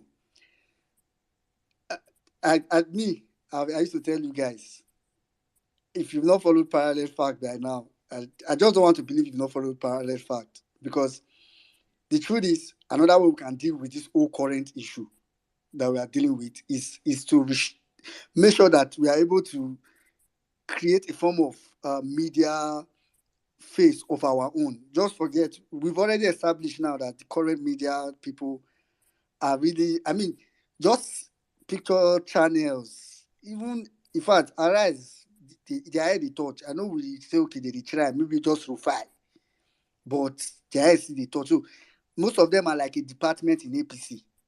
They are just this. INEC now is also a department in APC. So these people, they are in one side. So please follow Parallel Fact on all social media platform. Not just because of you, so that people that follow you or people that are related to you their algorithm can also pass it to them. Because one of the ways we need to do all this is to also cascade everything that we know down there. And of course, I know sometimes even me, you probably see some news and you don't like it. Please try to retweet Parallel, because we need to keep spreading the correct narrative. So please, guys, Parallel Fact on all social media handle. Twitter, we're on Twitter, we're on Telegram, we're on Facebook, we're on Instagram, we're on YouTube. YouTube is very important because I really want us to start dealing more on our video content, video news, so that we can also, we need all we can as well. In fact, we just need to build our own, a couple of people are doing, Reportera as well is also doing something. So, but please, guys, Parallel Fact. All right, thank you very much. Thank you very much. All right, Johnny, go ahead, after which we'll come to Rita. Johnny, go ahead, 3 minutes. Good, am I being heard? Yeah. Good. Thanks so much. Emma, I say hi, and Jimmy, the investigator, I say hi also. I'm not going to talk too much. I just want to center on this. Firstly, I want to thank LMS Adam for this power fact itself, because I don't have any source of news apart from that source. Anytime I get involved with this other news, I try to see if power fact bring anything up on it. If I'm not seeing anything up on it, then I think there's no news about it. Now, when this topic came up, I was just looking at it, invasions of the Nigerian privacy, and what comes to my mind is, how come did they employ somebody without checking his records? When NCC was giving a submission, one of his submission, he mentioned that this man has so much histories of 30 dealings, but the media pull it all off from the internet. So I'm just wondering, Who did back check on him? How did he get the appointment? Going forward, I'm looking past May 29 because obedience has to prove, like, obedient. We who call ourselves obedient, we have to prove that we are really obedient, because I'm seeing Nigeria becoming two factions. How? The obedient versus whoever, the rest. Because after May 29, we start seeing rubbish. And when we start seeing rubbish, it's now for us now to start defending what we know as a true and legitimate call. Why I say this is because by the time they are claiming that we are all together, like the messages they are sending, we'll be telling them, Bassa, we're not together. We are different. We separate from you guys. We have our own home we call Nigerians, and we are the true Nigerians. So I want to put it, going forward, should be prepared, should be ready, and should be standing forth with our principle. He is not backing down. If a number of people back down with him, like back down on him when he was going to the court for 3 years, why should we, the Nigerians, not Anambra, Nigerians now, should be backing down? Please, go henceforth, we are not backing down. And I beg, make us speak pidgin. Power facts, I beg no for my hand, because now I want to see your face more. I want to see your face more. Thank you. Well meaning. Yeah, thank you very much. Of course, with everybody's support. No worry, parallel fact not before your hand. And there's a funny thing that happened yesterday. Let me just quickly say this before I bring in Rita. Yesterday, me, I know they see, I know they write anything for parallel fact. I know they do anything as just see me like this. So there was a news I saw some days back about, someone, kind of interpreted what INEC was doing in court to mean that INEC is starting to regret. And the news made sense, like the interpretation made sense, although I could agree that maybe the headline was extra. The news, they looked organized. Me, I retweeted the news. And people on my comment section were like, I will not believe this until parallel fact confirms it. I will not believe this. Rita, you're one of them. I will not believe this until parallel fact confirms it. I wish I'll be. Now, I know me, I don't retweet that. They say I like the regret. And of course, I'll be. If parallel fact confirm, they confirm. So, parallel fact, just know that people are looking up to you for the real news. So, thank you very much. But you also have to show them support, follow, share, tell your people. It's not. Let's not leave this thing on Twitter, please. It's not. Some of us will just follow on Twitter and rest. Share it to your family, your church WhatsApp group. Throw it inside there. Just do it. Then throw a face. All right, let's go ahead. Rita, go ahead. Thank you very much, well-meaning Nigeria. The Emir himself, greetings to you. Caesar don't run. Otumba don't shile. Jimmy still there, Gidigba, and every other person. Oh my God, mommy Anka day. You don't I hear your voice, so you don't say I am missing your voice like crazy. I can't wait to hear your voice again. Greetings to you, especially Ma. Greetings to everybody. Johnny, my new friend, my new Twitter friend. Greetings, everybody. Thank you very much for coming, and thank you for this great opportunity to speak again. I'm really, really grateful.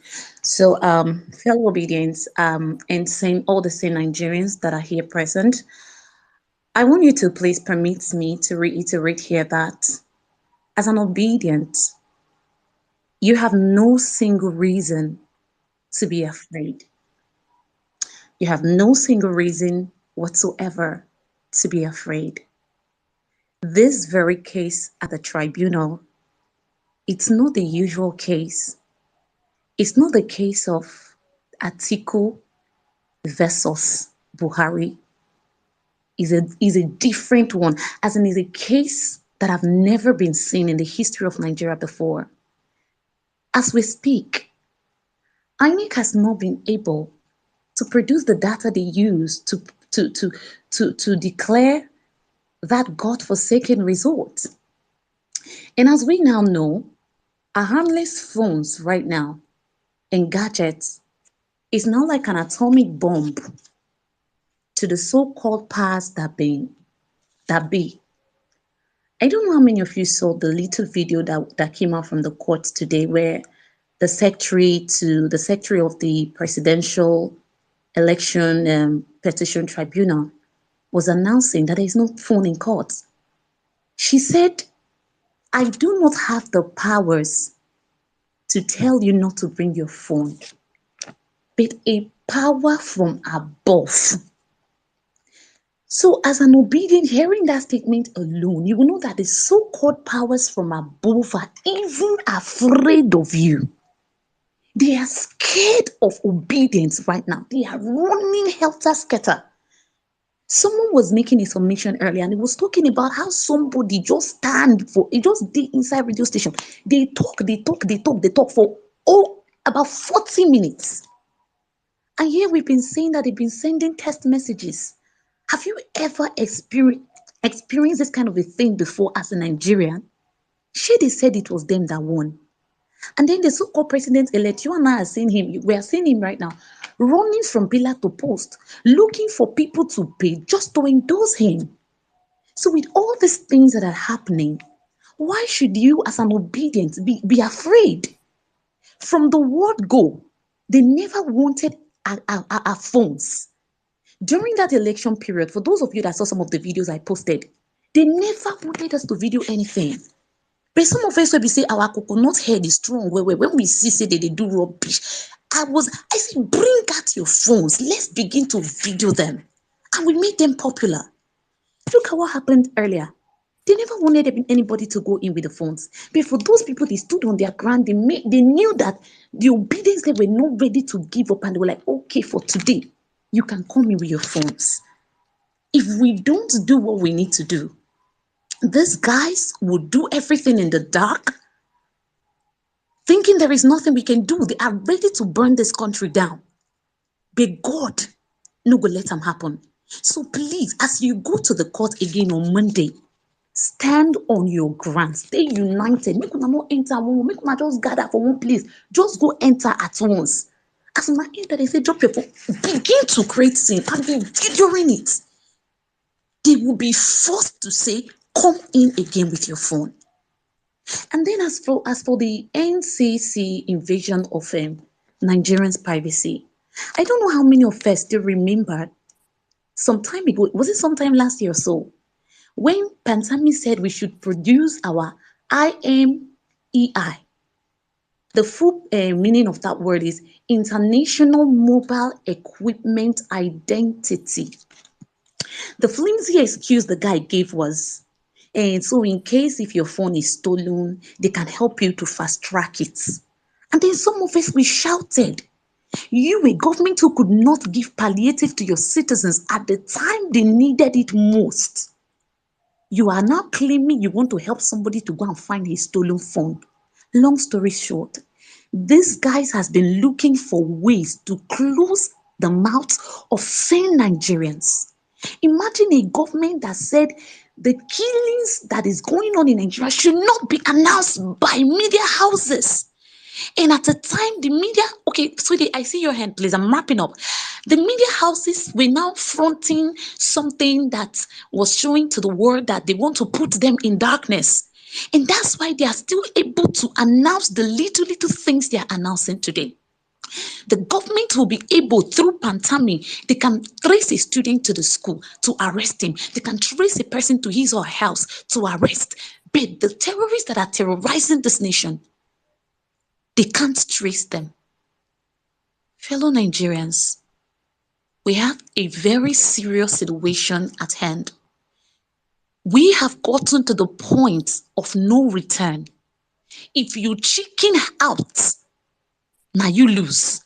Because whether you like it or not, the narrative we give here in this court of public opinion, they are hearing it. So the more we shout that we are not taking the rubbish they are trying to serve us, the more they hear it and the more they know that we are not ready to take less than the person we gave the mandate truly. We are not ready to take a drug lord. We are not ready to take a vegetable who cannot even stand 1 minute on his own to give speech as a president. We have been through a lot in this country and we can afford to go below where we are already. So you that is afraid, you have no single reason whatsoever to be afraid, because if we make this error, or more, there will be no Twitter or anything for you to talk again.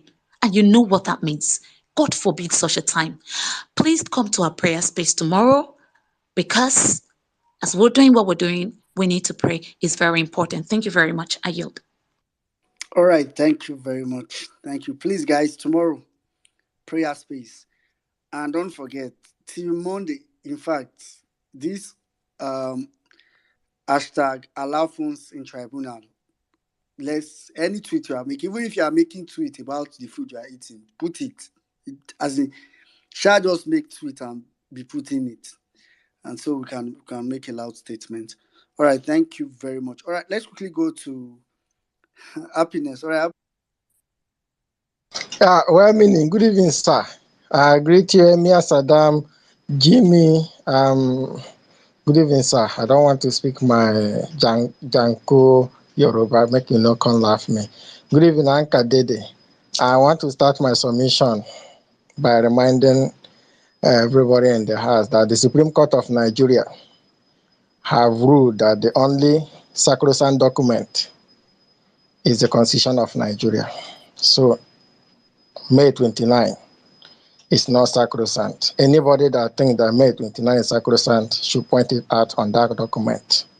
That being said, I want to, based on this judicial on trial, I want to remind them that the right to televise court hearing is enshrined in the Constitution of Nigeria, and discretion is not law. So their discretion should not override constitutional right, according to Section 36, subsection 3 of Nigerian Constitution. Like I started, the only sacrosanct document is the Constitution. So that being said, when you check, you understand the meaning of public, according to that section. You can refer to people in general or to the people in particular country or community as public. So when they say that do not bring your phone and they are doing this tag thing before you go into the court, they should stop it before we change it for them. That being said, let's go to Constitution, because I want to talk my own matter on the Constitution so that we'll know where we are. Let's go to the Constitution, Section 1, subsection 2.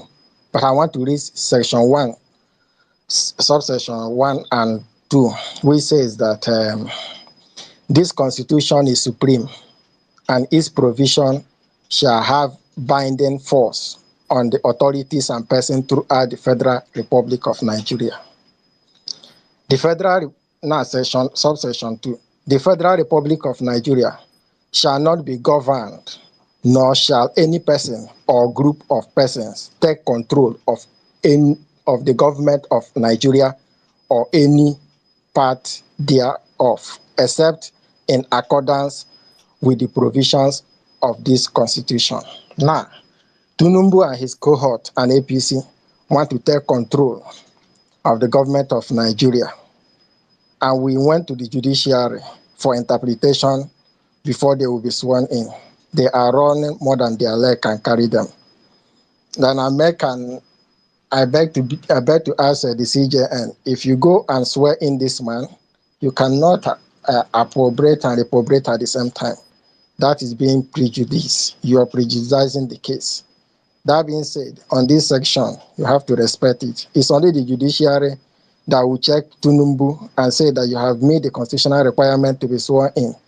And until that pronunciation is done, it's not cast on stone to swear him in. And if they go ahead, that is thereby giving this man access to control the government of Nigeria unconstitutionally. May 29 is not sacrosanct. Lastly, I want to touch on the this spantameting. I know long time ago, our information in Nigeria have been compromised. They scam us. They told us that they wanted to use it and fight insecurity, but I know that all those things was sham. I'm happy now people are beginning to realize, because up till now they can only trace you and me, but they cannot trace the kidnappers, the bandits. doing all this, committing all this heinous crime, killing people in Middle Belt. What an irony. I wept for Nigeria. Lastly, I want to end my Yes, I'm raising lastly, my hand.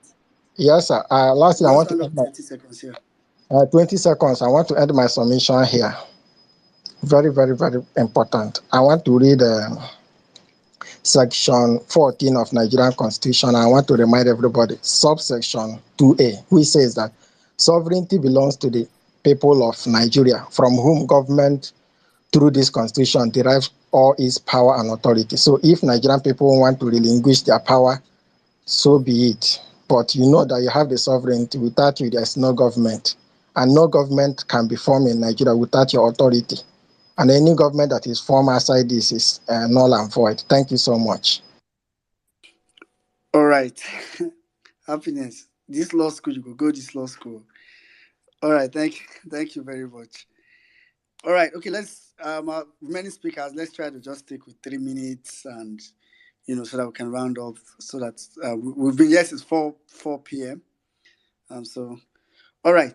So let's just go. I think we have mostly ladies now, which is good. Let's start with Rising. I think Rising Star. Rising Star, go ahead. Yeah, hello, good evening, everybody. Yeah, 3 minutes. Yeah, so I just want to ask the guy that said he's preparing for post-election now.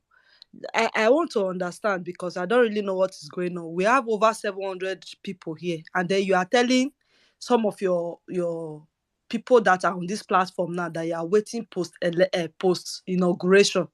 Meanwhile, before inauguration, these people have killed you. They've told you they don't care about you. Now you are waiting for them to now enter again. Finally, I don't understand. Now, this house has also been telling us that when the protest starts, it's going to be organic. When is the organic going to start?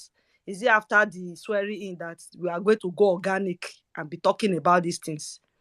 Now, they've taken all the rights that we have as citizens. No phones, no this, no that. Even court where they never even discuss what they want to tell us. So we never even hear one thing. They are already banning phone. So is it the same people you are waiting for post-election now to do further decisions? I don't understand. Please, you see, I'm not just saying no because these people they've already told us that we don't matter, and there's these same people now who are waiting for post inauguration. Please let us try and retrace our steps and know what we are doing, no, because this APC, they are not human beings. They drink blood for a living, and if we are going to say we are waiting for them, it's like we are wasting our time. Please, if we have to do anything, let us do it post inauguration. Please, I'm just begging because I'm just going. I'm trying to envisage what is going to happen because recently, first, Oskar has been saying freedom of information, and he has been tweeting about social media. So, are you going to say that post inauguration now you are going to still have the same space to be hosting about 1,000 people, violent space where you are going to have 1,000 people listening to you after inauguration? Is that what you people are telling us now? Please let us know what you are doing and also just try and and just All like right. the thing is beginning to be organic by the after each this thing, each court day. Let us take advantage now and make the thing organic and just tell these people that we did not elect them in the first place. So we're not doing any inauguration for anybody because I'm just trying to prevent what's going to happen post inauguration. It's not going to be fun in that country. So if they are going to take 180 days, so that 180 days before that 180 days go reach, plenty head go roll back. I'm not praying that, but I'm just saying. All right. Just be careful. Rising Star. All right. Okay. Yeah. Okay. I get you. Of course, no head is rolling. Yeah. I know you mean that idiomatically. So I'll just really advise that I don't know. I don't think you are here at the beginning of the space, so you can when the space ends, you can go to like just the beginning, not the entire space of the recording. There was an introduction that Saddam made into the space. I feel like everybody should. I recommend that everybody listens to. It's very important, at least for me, Sha. So listen to it. We are not leaving any stone unturned. So I know you kept saying, let us know what we are doing. I know what I am doing. I have a feeling a lot of people know what they are doing. But of course, we need to approach this from all fronts. We've given kudos to everybody that is, doing what they need to do. So thanks very much. I know we're all concerned. But we have to do more. We have to keep pushing and pushing. We have to do all we can to stop, to make sure that all we can legally to make sure that this man is not sworn in. That's very, very Very important. important to. Yeah. All right. Thank you very much. All right, thank you. That's just my contribution. Thank you very much. Okay. All right. Thank you. Sarah, please go ahead.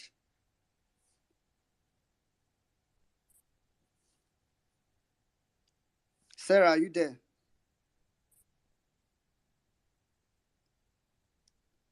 I think Sarah keeps having network issue. All right. Madam Patience, go ahead. Hello, everyone, ladies and Yeah, gentlemen. hello. Can you hear me? Thank Partially, you if you very. can speak louder, it will be better. Oh, But you can go ahead for okay. 3 minutes. Yeah. Okay, how about now? Is it better? Yeah, just go ahead. 3 minutes.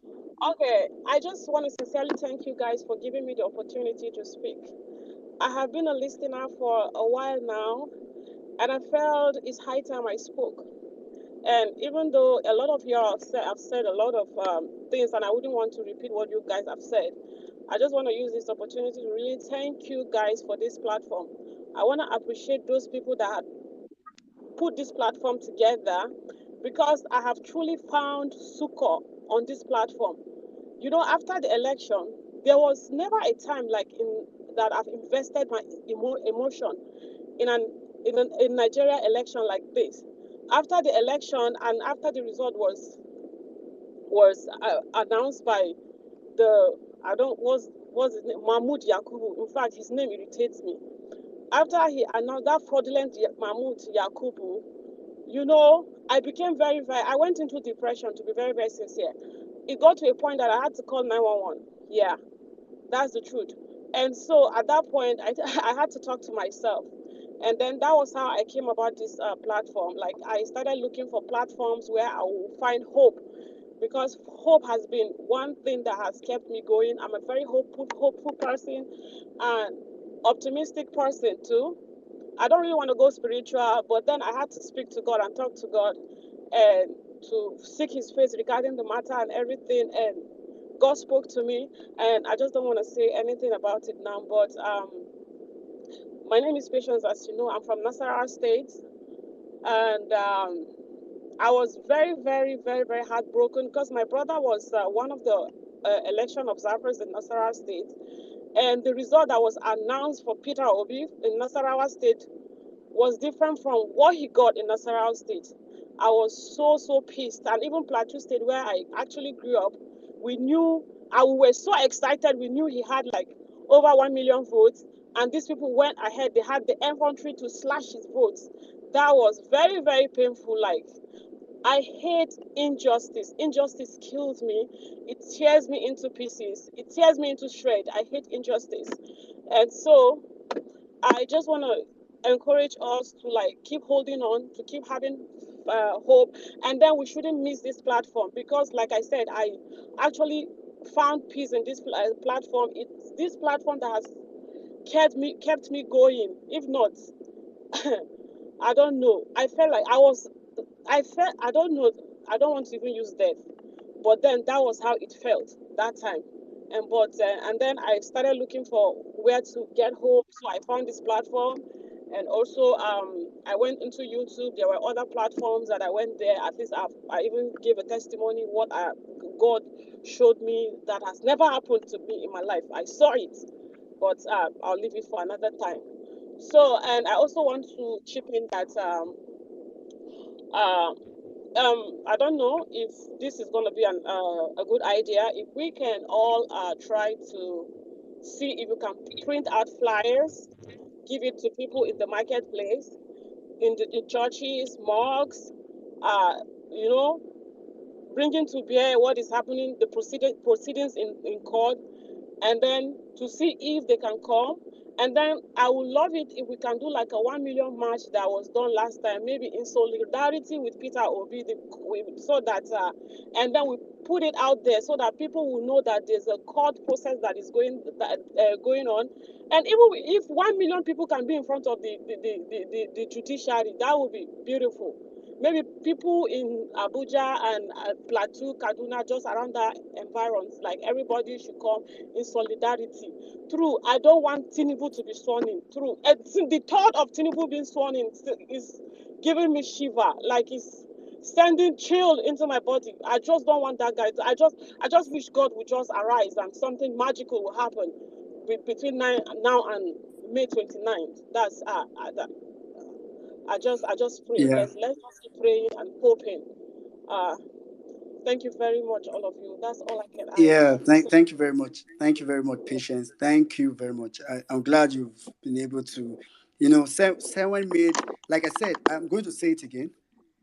What I recommended earlier about, at least for the beginning of the space where Saddam made his submission about um, our powers. I think the first thing is for people to know that we wield the power the same way some of us are maybe afraid or concerned or something. These people too are like that. So go back when the space ends to the beginning. You can always play the recording.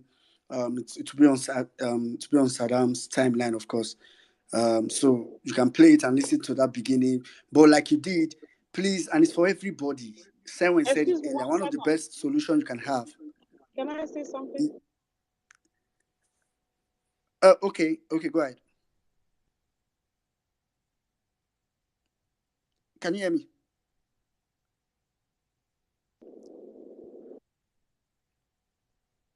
All right, I think Miss Patient is having some network issues.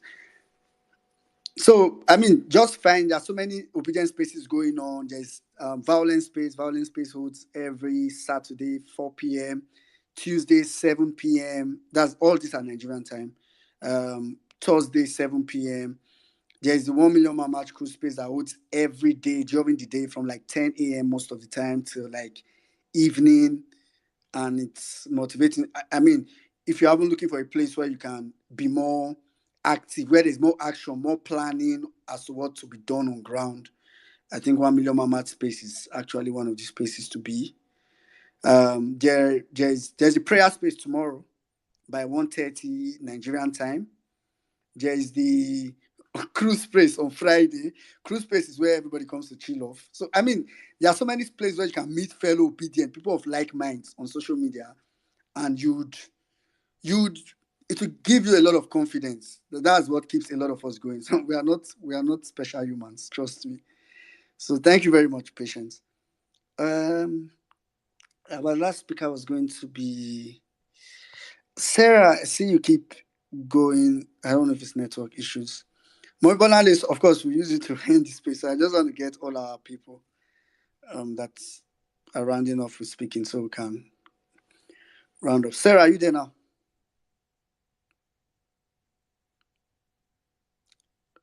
Sarah, can you hear me?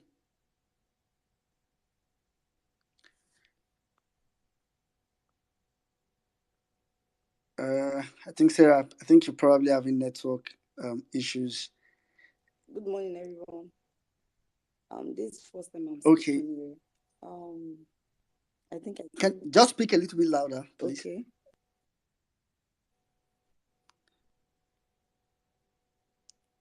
All right, go ahead.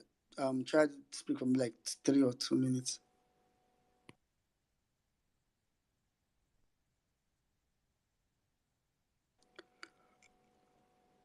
Okay, I think Sarah is having network. That's sad. I think she was saying this is the first time she's speaking on the violence piece. Okay, I think that's more like our last set of speakers for today. We have to close the space. Wait. What do you mean? So I'm not speaking. You are Speaker House of Assembly. So, all right, go ahead. I was like, he wants to close the space without me with my hand up. The disrespect. I mean, No. I'm joking. It's fine. I was only trying to pull Just it. give us some 2 minutes. Yeah, no, it's not a long thing. It's not a long thing. Okay. I wanted to quickly respond to the lady that was talking about protest or no protest and what have you.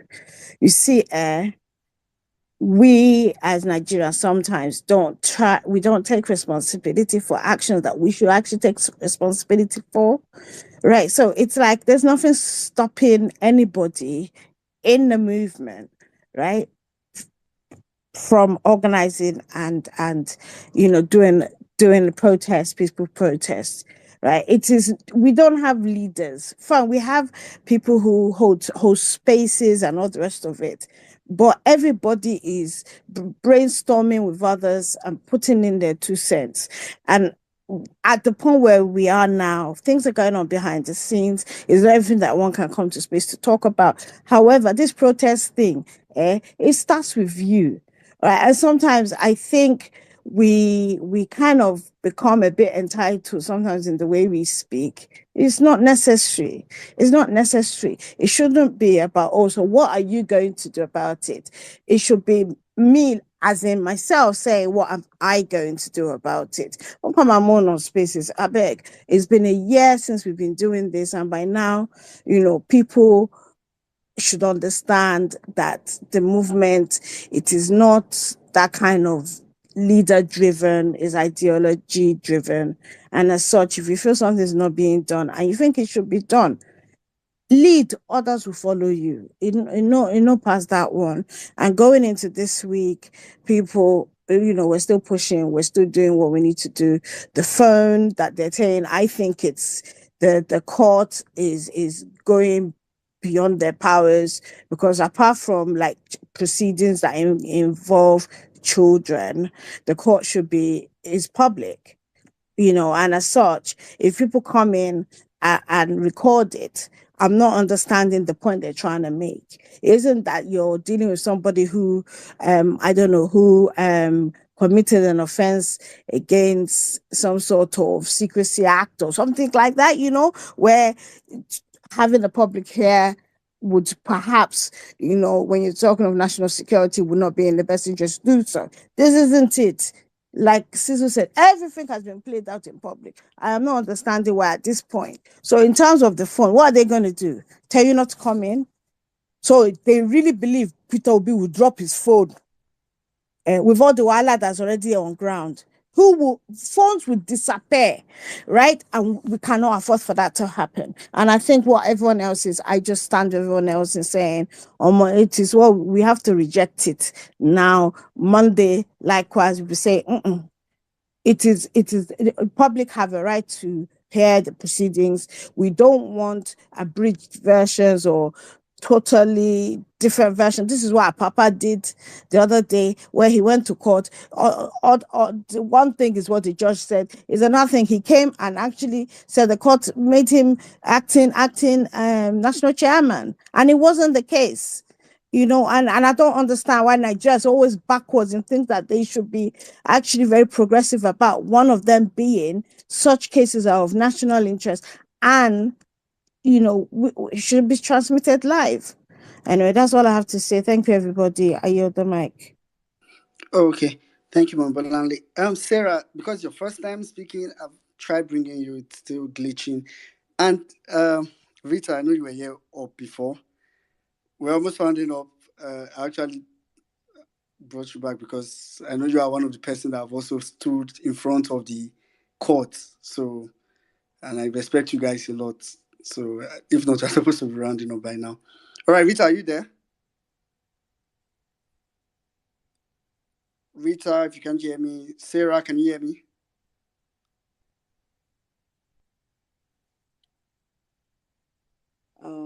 I just want to add a little thing about. I just wanted to add a little thing to the issue of phone banning. Then the media, because I read where an article like from channels when they were about the protests that was done today. But what they wrote was, they said the protest was about the killings happening in Benue, Nasarawa. Meanwhile, the protest was basically on the petition. So it means now that the media are already taking side. And I believe that during the protest and during the campaigns, we didn't rely on the media. We did our own campaign without the media, without the traditional medias, and we're able to get this far. And I think we can do the same thing at this stage without relying on the media.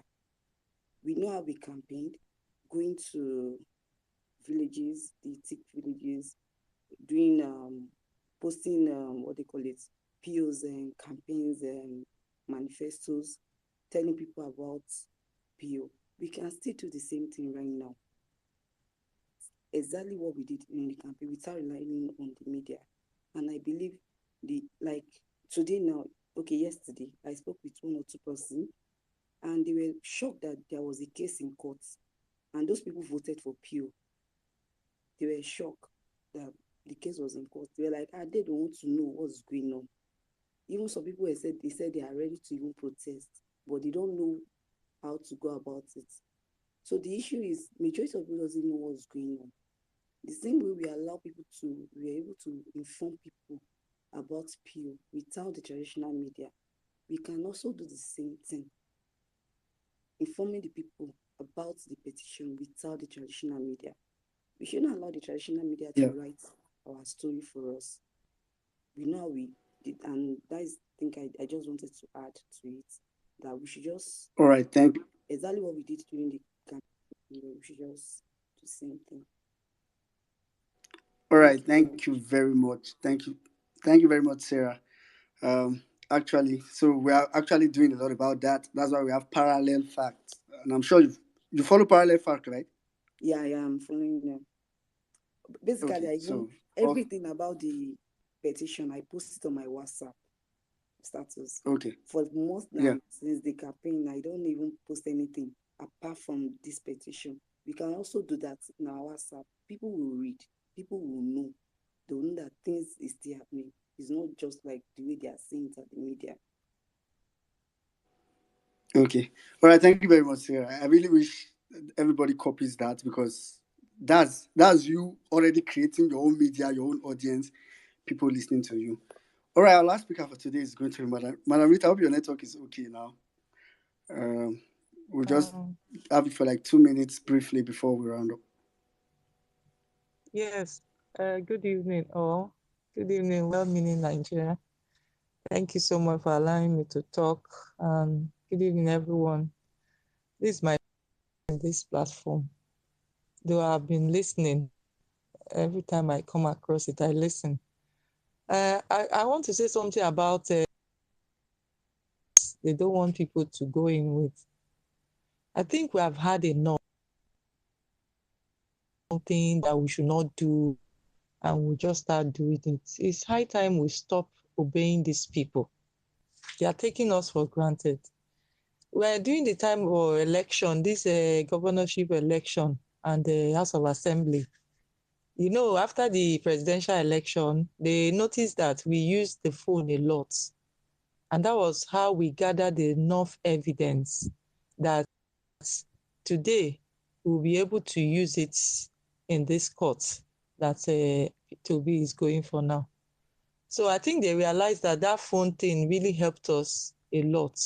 So during the governorship and House of Assembly election, they now said there's no phone. And most people did not come out because the most obedient felt that they've been deprived of the mandate. So many people did not come out for that. I still went to vote.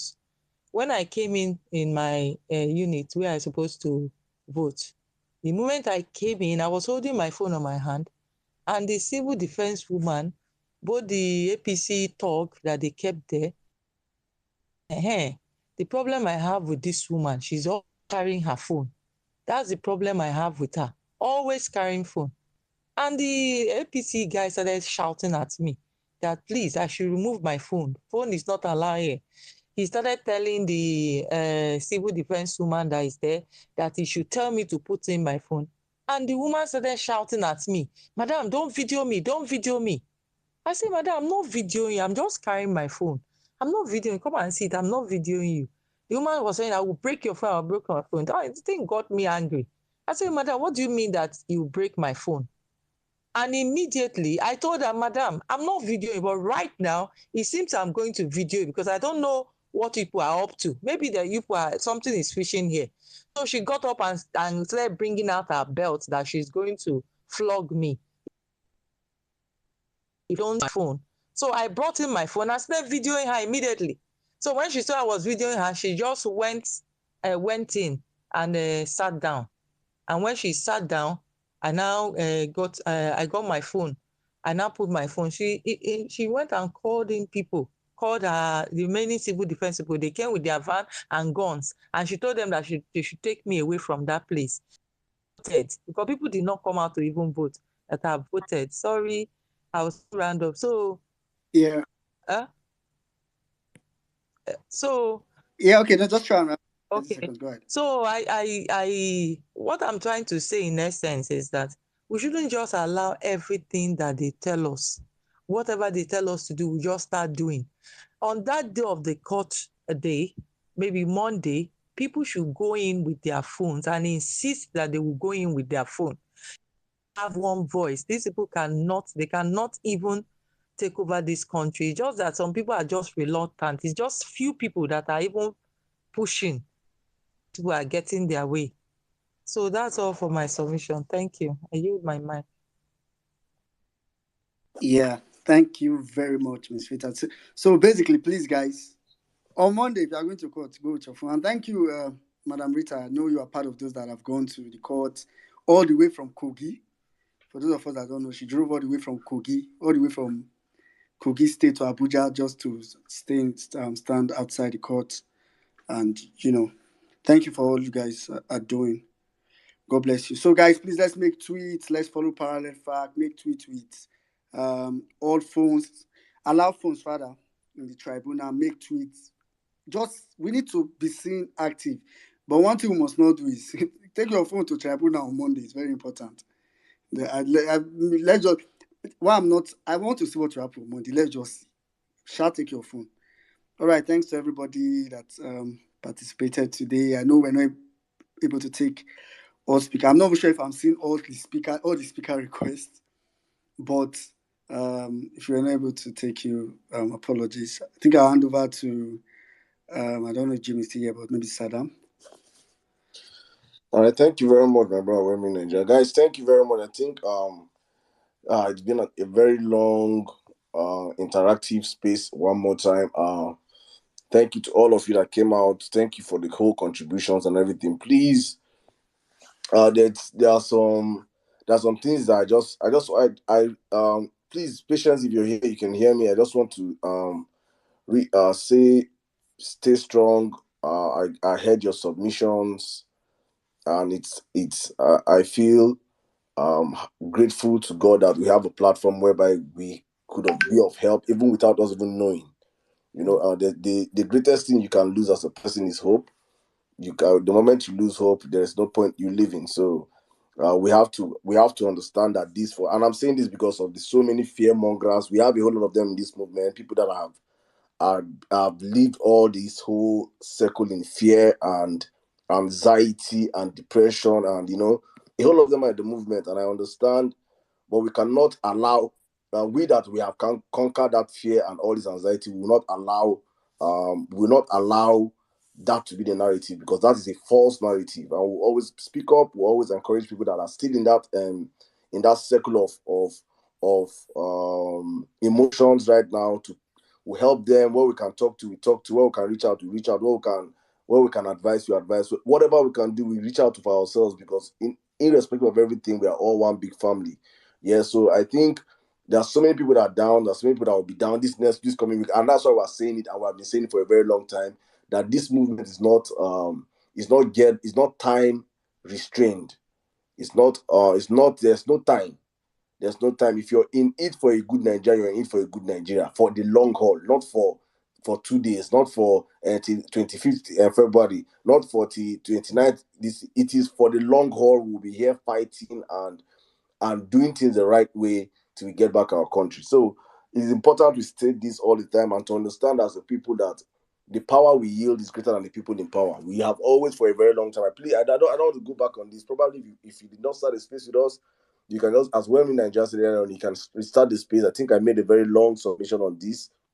I don't want to drum on it anymore, because Nigerians are, at the time, you just get so tiring repeating yourself again and again and again. But I understand, because I know many people are passing through everybody is going through it. So we that come up here and we are trying to encourage people. We are also going through it on our own, but we understand it from a very, for me, I understand it from a very deeper prism. I see it from the angle I'm seeing it is an angle that I just, at the end of everything, I just stay and laugh, because what is happening in Nigeria right now will come full circle. And I say this, I've saying this for the past couple of months, that people will fall out. I've always, if you've been consistent on our space for the past 10 months, I've been saying this, that people will fall out. It is normal, because the human mind is programmed that way. There are some people that one news will hear now, it will, oh, it's like the world is crashing. And I tell some of my friends that reach out to me, and sometimes they call me in the middle of the night, I won't even pick their phone, because the next day will always come. As long as the night comes, there will always be a dawn. As in, there will always be a morning. It is a normal circle. So that is just how I live my life, and that's exactly how I expect everybody, and I wish and I pray everybody live their lives while doing the hard work behind the scenes. A whole lot of things we have been doing, and I come and I get to a point whereby I tell people in the DMs, people say, Saddam, I think we should do this, I think we should do that. I say, have you started doing it? Do you know what I'm doing behind the scenes? Do you know what we are doing behind the scenes? Do you know what people are doing? Do you know what, as I'm speaking now, do you know how many meetings we are having concurrently? I've been out here not speaking for the past couple of minutes when Nanda be holding it. Do you know meetings we're having behind the scenes? You don't know all these things because we don't come up, spaces are not where we come out and discuss strategy, what we are doing on space, what we will do. No. If whatever you think should be done, start doing it. Start doing it. And if it is right, people will follow you and see light to you. And if you get stuck, reach out to other Nigerians. Reach out to my DM has been open for a very long period of time. You say, oh, Saddam, I've been doing this to this point, and I think I can. Reach out to people. There are so many obedience that are looking out, and I say that they probably the angle that will help us nail these criminals might be in your heart, but you're waiting for Saddam to come and do it, or whether in Nigeria to come and do it, or Jimmy, or N6, or Tumba. It doesn't work that way. Start something and keep doing it and keep pushing, because this mandate, you're not collecting the mandate for me. You're not collecting mandate for violence peace. This mandate we're collecting is for ourselves.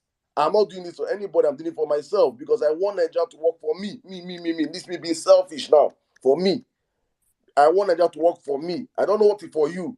I say this all the time, that Nigeria, everybody has an agenda in this movement. What is your agenda? My agenda is I want Nigeria to work for me, and I'm doing it the way I feel is right. So don't carry your own and put on my head. What you feel is right, do it. Please. Don't look at it. I've never found this one day in this platform say, don't do this, don't do that, don't do what you think is right to be done. Please do it. With all means, do it. And if you need support, reach out to us. And if we feel we can and where we can help, we help. That's what we can do. That is the one me I can do. But I will not come and my head don't fool. I'm doing this one. I'm doing therapy. Almost. I beg. Please. I'm saying this because I know my DM is a mess. Whatever I think you can do, please start doing it. Don't come and give me suggestion. Don't give me, we should do this. No. You start it and say, I am doing this. This is why I've stopped. This is why I need help. Don't come and say, we should. Please. No. Please start something yourself. You are not handicapped. Even handicapped people. We have a brother here that was shot by criminals and he's blind. He's doing something. So there are people, cripples are doing something. You that have life, everything, you can come on space. You are not doing anything. You're coming to give us suggestions. Anybody brings suggestion this time, you are not helping us. Start it, please. It is very, very, very important I reiterate it, because there are a whole lot of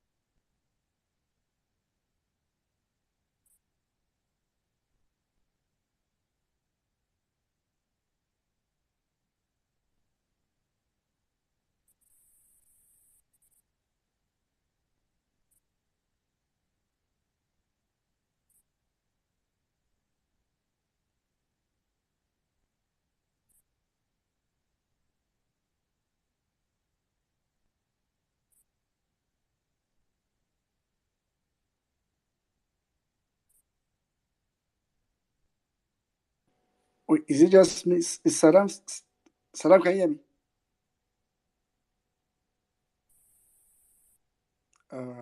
Mongola, can you hear me? Yeah, I can. Okay. I mean, it was quiet. I thought, okay, I think Saddam's network. Saddam, can you hear any of us?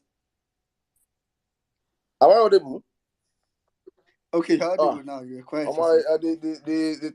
The space crashed. I don't even know if it was going on. So I just so please, guys, it's very, very important. I'm saying is please, everybody is a stakeholder in this movement. As we say it, nobody is more important than anybody in this movement. Peter Obi himself is doing all he can. He's pushing all he can. He's doing all his bits. Please do something. Don't be a commentator. I sabi play for you. The people that will be outside there telling footballers, you know, sabi score, you know, sabi dribble, you know, sabi do this, you never sabi do that. As a commentator from outside or a spectator, get involved. Do something. Do something. Do something. As a Nigerian, you want Nigeria to work. Do something. Put effort yourself. Think of something. Be creative. Please. That is the only thing we can do. We just have ourselves. I say it all the time. We have just ourselves. It is very important to understand that this is and I made that. That's why I say, please, everybody, go to my first submission. I don't want to repeat myself because it looks like we have. I made the English. I said we are docile as a people. And Otuma say no. I think docile is the wrong word, and I still insist on that because we are always, many of us are looking to be spoon-fed, to be led, to be this. Nobody is a leader in this movement. Everybody is equal in this movement. We are all equal. You can also start doing something. It's not too late. You can think of something. We were on the space a few days ago and somebody came up here with an idea and people are already working behind the scene for the idea, a class action across the country. People are working behind the scene as we're speaking. So please, Nigerians, please, Vawulencers, please, obedience, get involved. Let your involvement not be just mere words. Let your involvement not be just talk. Just, if it's even tweet, you can tweet. If it's like, you can like. Whatever you want to do it. Whatever you feel you can do to support this movement, please do it. Just don't be a commentator or a critic. A critic that you criticize without doing anything. We don't need that. Well, I've just said my own, sir, because me, I don't even, as I'm like, I'm just too focused on what we have to do towards May 29. And I'm saying this, please, for everybody here. This coming week will be a very long week for people. You are free to take breaks. Twitter will not end. Twitter will not end. If you feel like the pressure is too much for you, I advise you take breaks. Take breaks for your mental health, for your physical health. Take breaks. Just go out, take some air, breathe some air, and come back because we are in this for a very long haul. Some of us will be here till the very end till we get back our mandate. Some of us will be here till the very last day till we get back our mandate.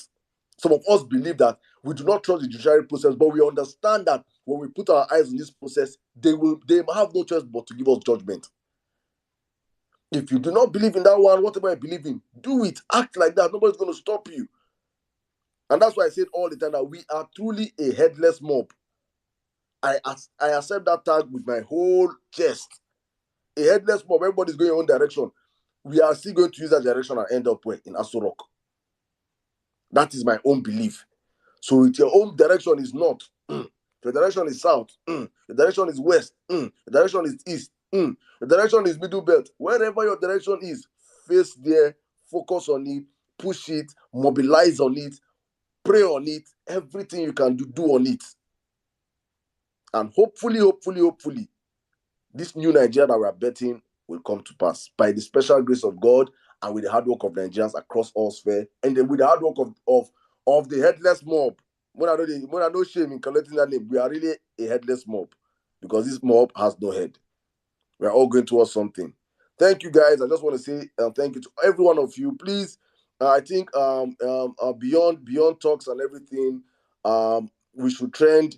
Because people in the course of the space, I didn't even think about trending anything. Someone came to my DM and started. In fact, you see, somebody started a hashtag, and we jumped on the hashtag.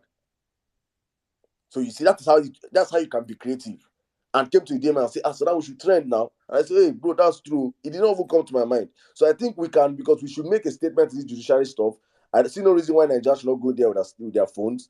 That Monday, we are really ever best, and every of our obedient go there on Monday. Please carry your phones. Carry your phones and make a huge statement outside the court. If they say you want to enter video, make videos, post it online. We'll We'll be trending it for you guys online. That noise they don't want people to make in that court, we'll help them and make constructive noise online. So please go there with your phones. Please also help us trend the hashtag allow phones in the tribunal. Allow phones in tribunal. The hashtag is up on the jumbotron. Just copy it, all our big handles. Please make tweets for us as we end up the night. Let's probably into tomorrow also. Everybody make a couple of tweets, 5 tweets, 10 tweets, and at the end of your tweet, just add the hashtag allow phones in tribunal. Hopefully it gets to trend. Hopefully, as we always say on this platform, this tough trend here is not because of us. It is because when we put it on the trend table, people like Arise TV that we know they are always coming on our spaces. Arise TV hosts are always here. They always take these talking points and they discuss on it on their what's trending on with OG Okwe, the lady, the wonderful lady on TV. So it is important we trend this issue so that when she goes up there, she's going to talk about it even before the case starts. She's already discussing it. It's not a national discourse. Why they should allow phones in the tribunal and why these people should understand that we will not take it lightly or be taken for granted. Many of us are standing here following our principal, Peter Obi, and we continue to follow the man to the very end, and so shall it be. So guys, please stay steadfast. Take breaks if you need to take breaks. When you're done taking breaks, come back and meet us in the battlefield. Some of us will be here in the battlefield waiting for you guys and taking breaks. So come back and we'll take up our swords and continue pushing this movement until we take back our country. It was never going to be easy. It's never going to be easy, and it will not be easy. But the strong survives. We are more in number than they are. We have everything working for us apart from the corrupt system, and that corrupt system is what we're challenging, both the process and the outcome. So thank you guys very much. Hopefully again we'll be back here on Tuesday. And please tomorrow you can join our people having the obedient prayer space, both Christians, Muslims, whatever you are. Please join the prayer space tomorrow. I think from 1 p.m. Nigerian time, or 1 p.m. or 2 p.m. Nigerian time. Also by 7 p.m. also if the first series of the NAS Watch will be going down also. Obedience are coming together to have an amazing space tomorrow 7 p.m. Please join them. We have the 1 million man march crew going up every day. We have a whole lot of obedience spaces going on all through the week. So please, for your energy, go out there, go to obedience spaces, go and recharge your fuel. Every day you go out there, go and listen to obedience of like minds. And when you're speaking, be very, very positive and believe it was never going to be easy, but it is possible. Very, very possible. Thank you to all the amazing team members of the Vawulence Space. Thank you to the amazing volunteers of the Parallel Facts. Thank you to the amazing team of the Parallel Facts. Thank you to every one of you that have been reading. Thousands of you. We are close to the 100,000 mark in less than 3 weeks. We are close to the 100,000 mark of readership. That is an amazing number. We are so, so grateful and thankful. Please, guys, do not stop sharing the Parallel Facts on your Instagram, your Twitter. We are on YouTube, we're on Facebook, we're on TikTok, we're across all social medias. Follow us across all social medias. Keep sharing our news, even the news you don't like, because we are trying to be a fact-based news. So we're going to be posting news that you might not like, but the real news. So please, it's going to be all real news as it's meant to be. All the real headlines as you see them, that is this. We're just going to do all the bit we can to make sure that our stories are being told by ourselves, not by these guys. Because if they tell our stories, the day they'll declare Peter Obi as president, you will see Vanguard be right. Tribunal are not sure of the verdict. It seems they say Peter Obi won. They will just change the English, and you see how it is. You saw what they did yesterday with Delhi with Oti, our only governor in Abia. You saw what they did with the media. You saw how they all jumped on it and spread that fake news until they did the retraction themselves. That is how powerful the media is. And that's why it is important. Every one of you on the platform, I say, please, you must not say it's Parallel Facts. You can start something yourself. Start a media, start a mini blog. There's my brother Reportera. There's one of our sisters, NN News. There's Injenge TV. There are plenty of video. Please, you must not wait for Vanguard and the rest. You see all this small upcoming. Where we be? Follow the push. Help grow up all these young obedient voices. Hopefully one day you will see that Injenge will be the next Arise TV. Hopefully one day you see that NN story will be bigger than Vanguard. Hopefully Parallel Facts will be bigger than all of them. That is how it grows. So it is not just by talk. It's walk. We push put in the work every day, and I'm so proud of the amazing people that are putting in this work behind the scenes. God bless you all. I'm just so tired right now. I have to rest. Thank you guys. God bless you all for joining us on this platform. One more wonderful Saturday. My voice looks like, God, so many things happening behind the scene, but we'll just shall we breathe, and everything will come out fine. Hopefully at the end. Thank you, my brother. Well, in Nigeria. God bless you. Thank you, Mami Bolande. Thank you, N6, Tumba, Jimmy, in absentia. Thank you, Madam Patience. Please, I understand whatever you're passing through. Please stay strong. Believe. God is with us in this movement. If there's anybody, if you have lost hope, believe. I'm telling you this one with my chest. I say God deal with this movement, because for every of these braggadocious we are doing, all this hard man, go and do this, go and do that. Now God they help us since. Do not think it is our money, or it is our talent, or it is our contribution, or it is our spaces, or it is our no. Nigerians are so we are a defeated people for a very long period of time. It only takes the supernatural to arrange people across the nation and come out and say, more time don't do. Let's take back our country. So please stay focused on your faith. Do not lose your faith to any. Don't lose your. If you're a person of faith, do not lose your faith to anybody. Not to anyone. Please stay strong on your faith. And if you think you're worried, go and look for my first tweet of the day I posted today. It's a very, very strong verse. I think if you read that verse, you understand where we're coming from and why people like us are not worried. Why I'm in a state of calm. Because I know this storm, we have already withered this storm. And you guys will see it happen and you remember, why were we even agitating? Guys, calm down. We'll get it right. Thank you to all of you that did not get to speak. I'm sorry. It's either you came very late. In fact, it's either you came very late. That's the only reason. You came very late. We are sorry. We can't get more speakers. Hopefully, you come to the church, the mosque, the shrine on Tuesday. We'll be back here Tuesday, 7 p.m.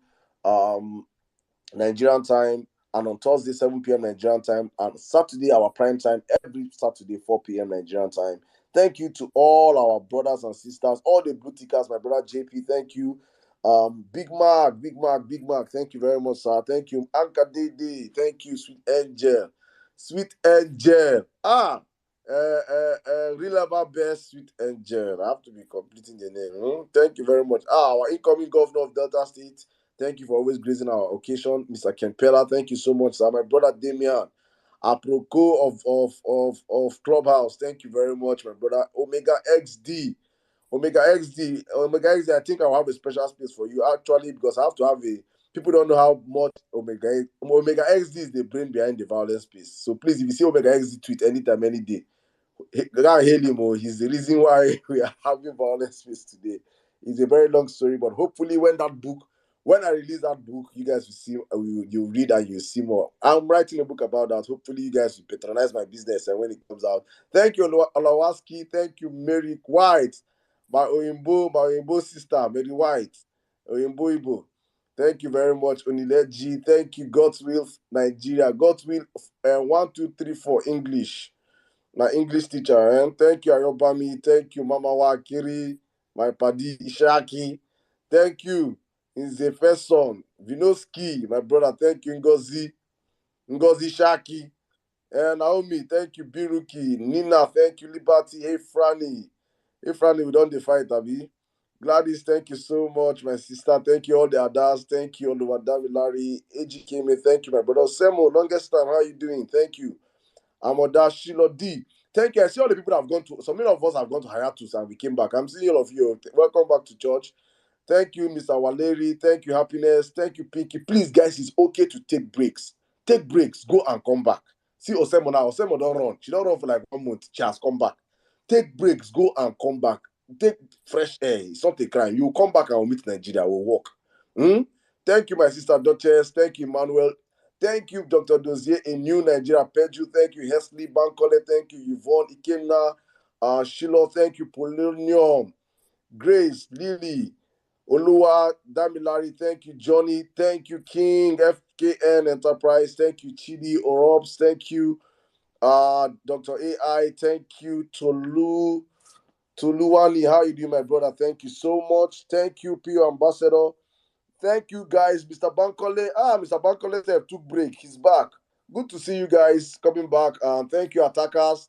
We need all of you. You guys that took break after elections, come back now, so that people that will take break after, God forbid, 29, whether they do a one bed party or it is not hold or it hold, whatever happen, you guys replace them. Then those that will take break after one bed, we go and take break for maybe 1 month and come back and meet us in tribunal. Because for some of us, there is no break until we take back our mandate or Nigeria restarts. There's only 2 options. Thank you guys so much, every one of you. God bless you. As we are saying, and we have always been saying on this platform, we do this for God, for country, and for family. Please stay safe. Please keep reading parallel facts. Please keep retweeting our stories. Keep sharing our stories on your WhatsApp stories. Copy our stories. Share it everywhere. Keep helping us get bigger. God bless you all. See my mom, Mr. Wale, he said, we are not taking any break. We die here. All my we die here soldiers, we die here together for the very long run. We have started a journey that we shall not stop until we see Nigeria walk. For some of us, Nigeria must walk. It's a must. And it's going to happen in our lifetime. God bless you all. Stay safe. Please join us tomorrow in our prayer space and the last watch by 7 p.m. Nigerian time.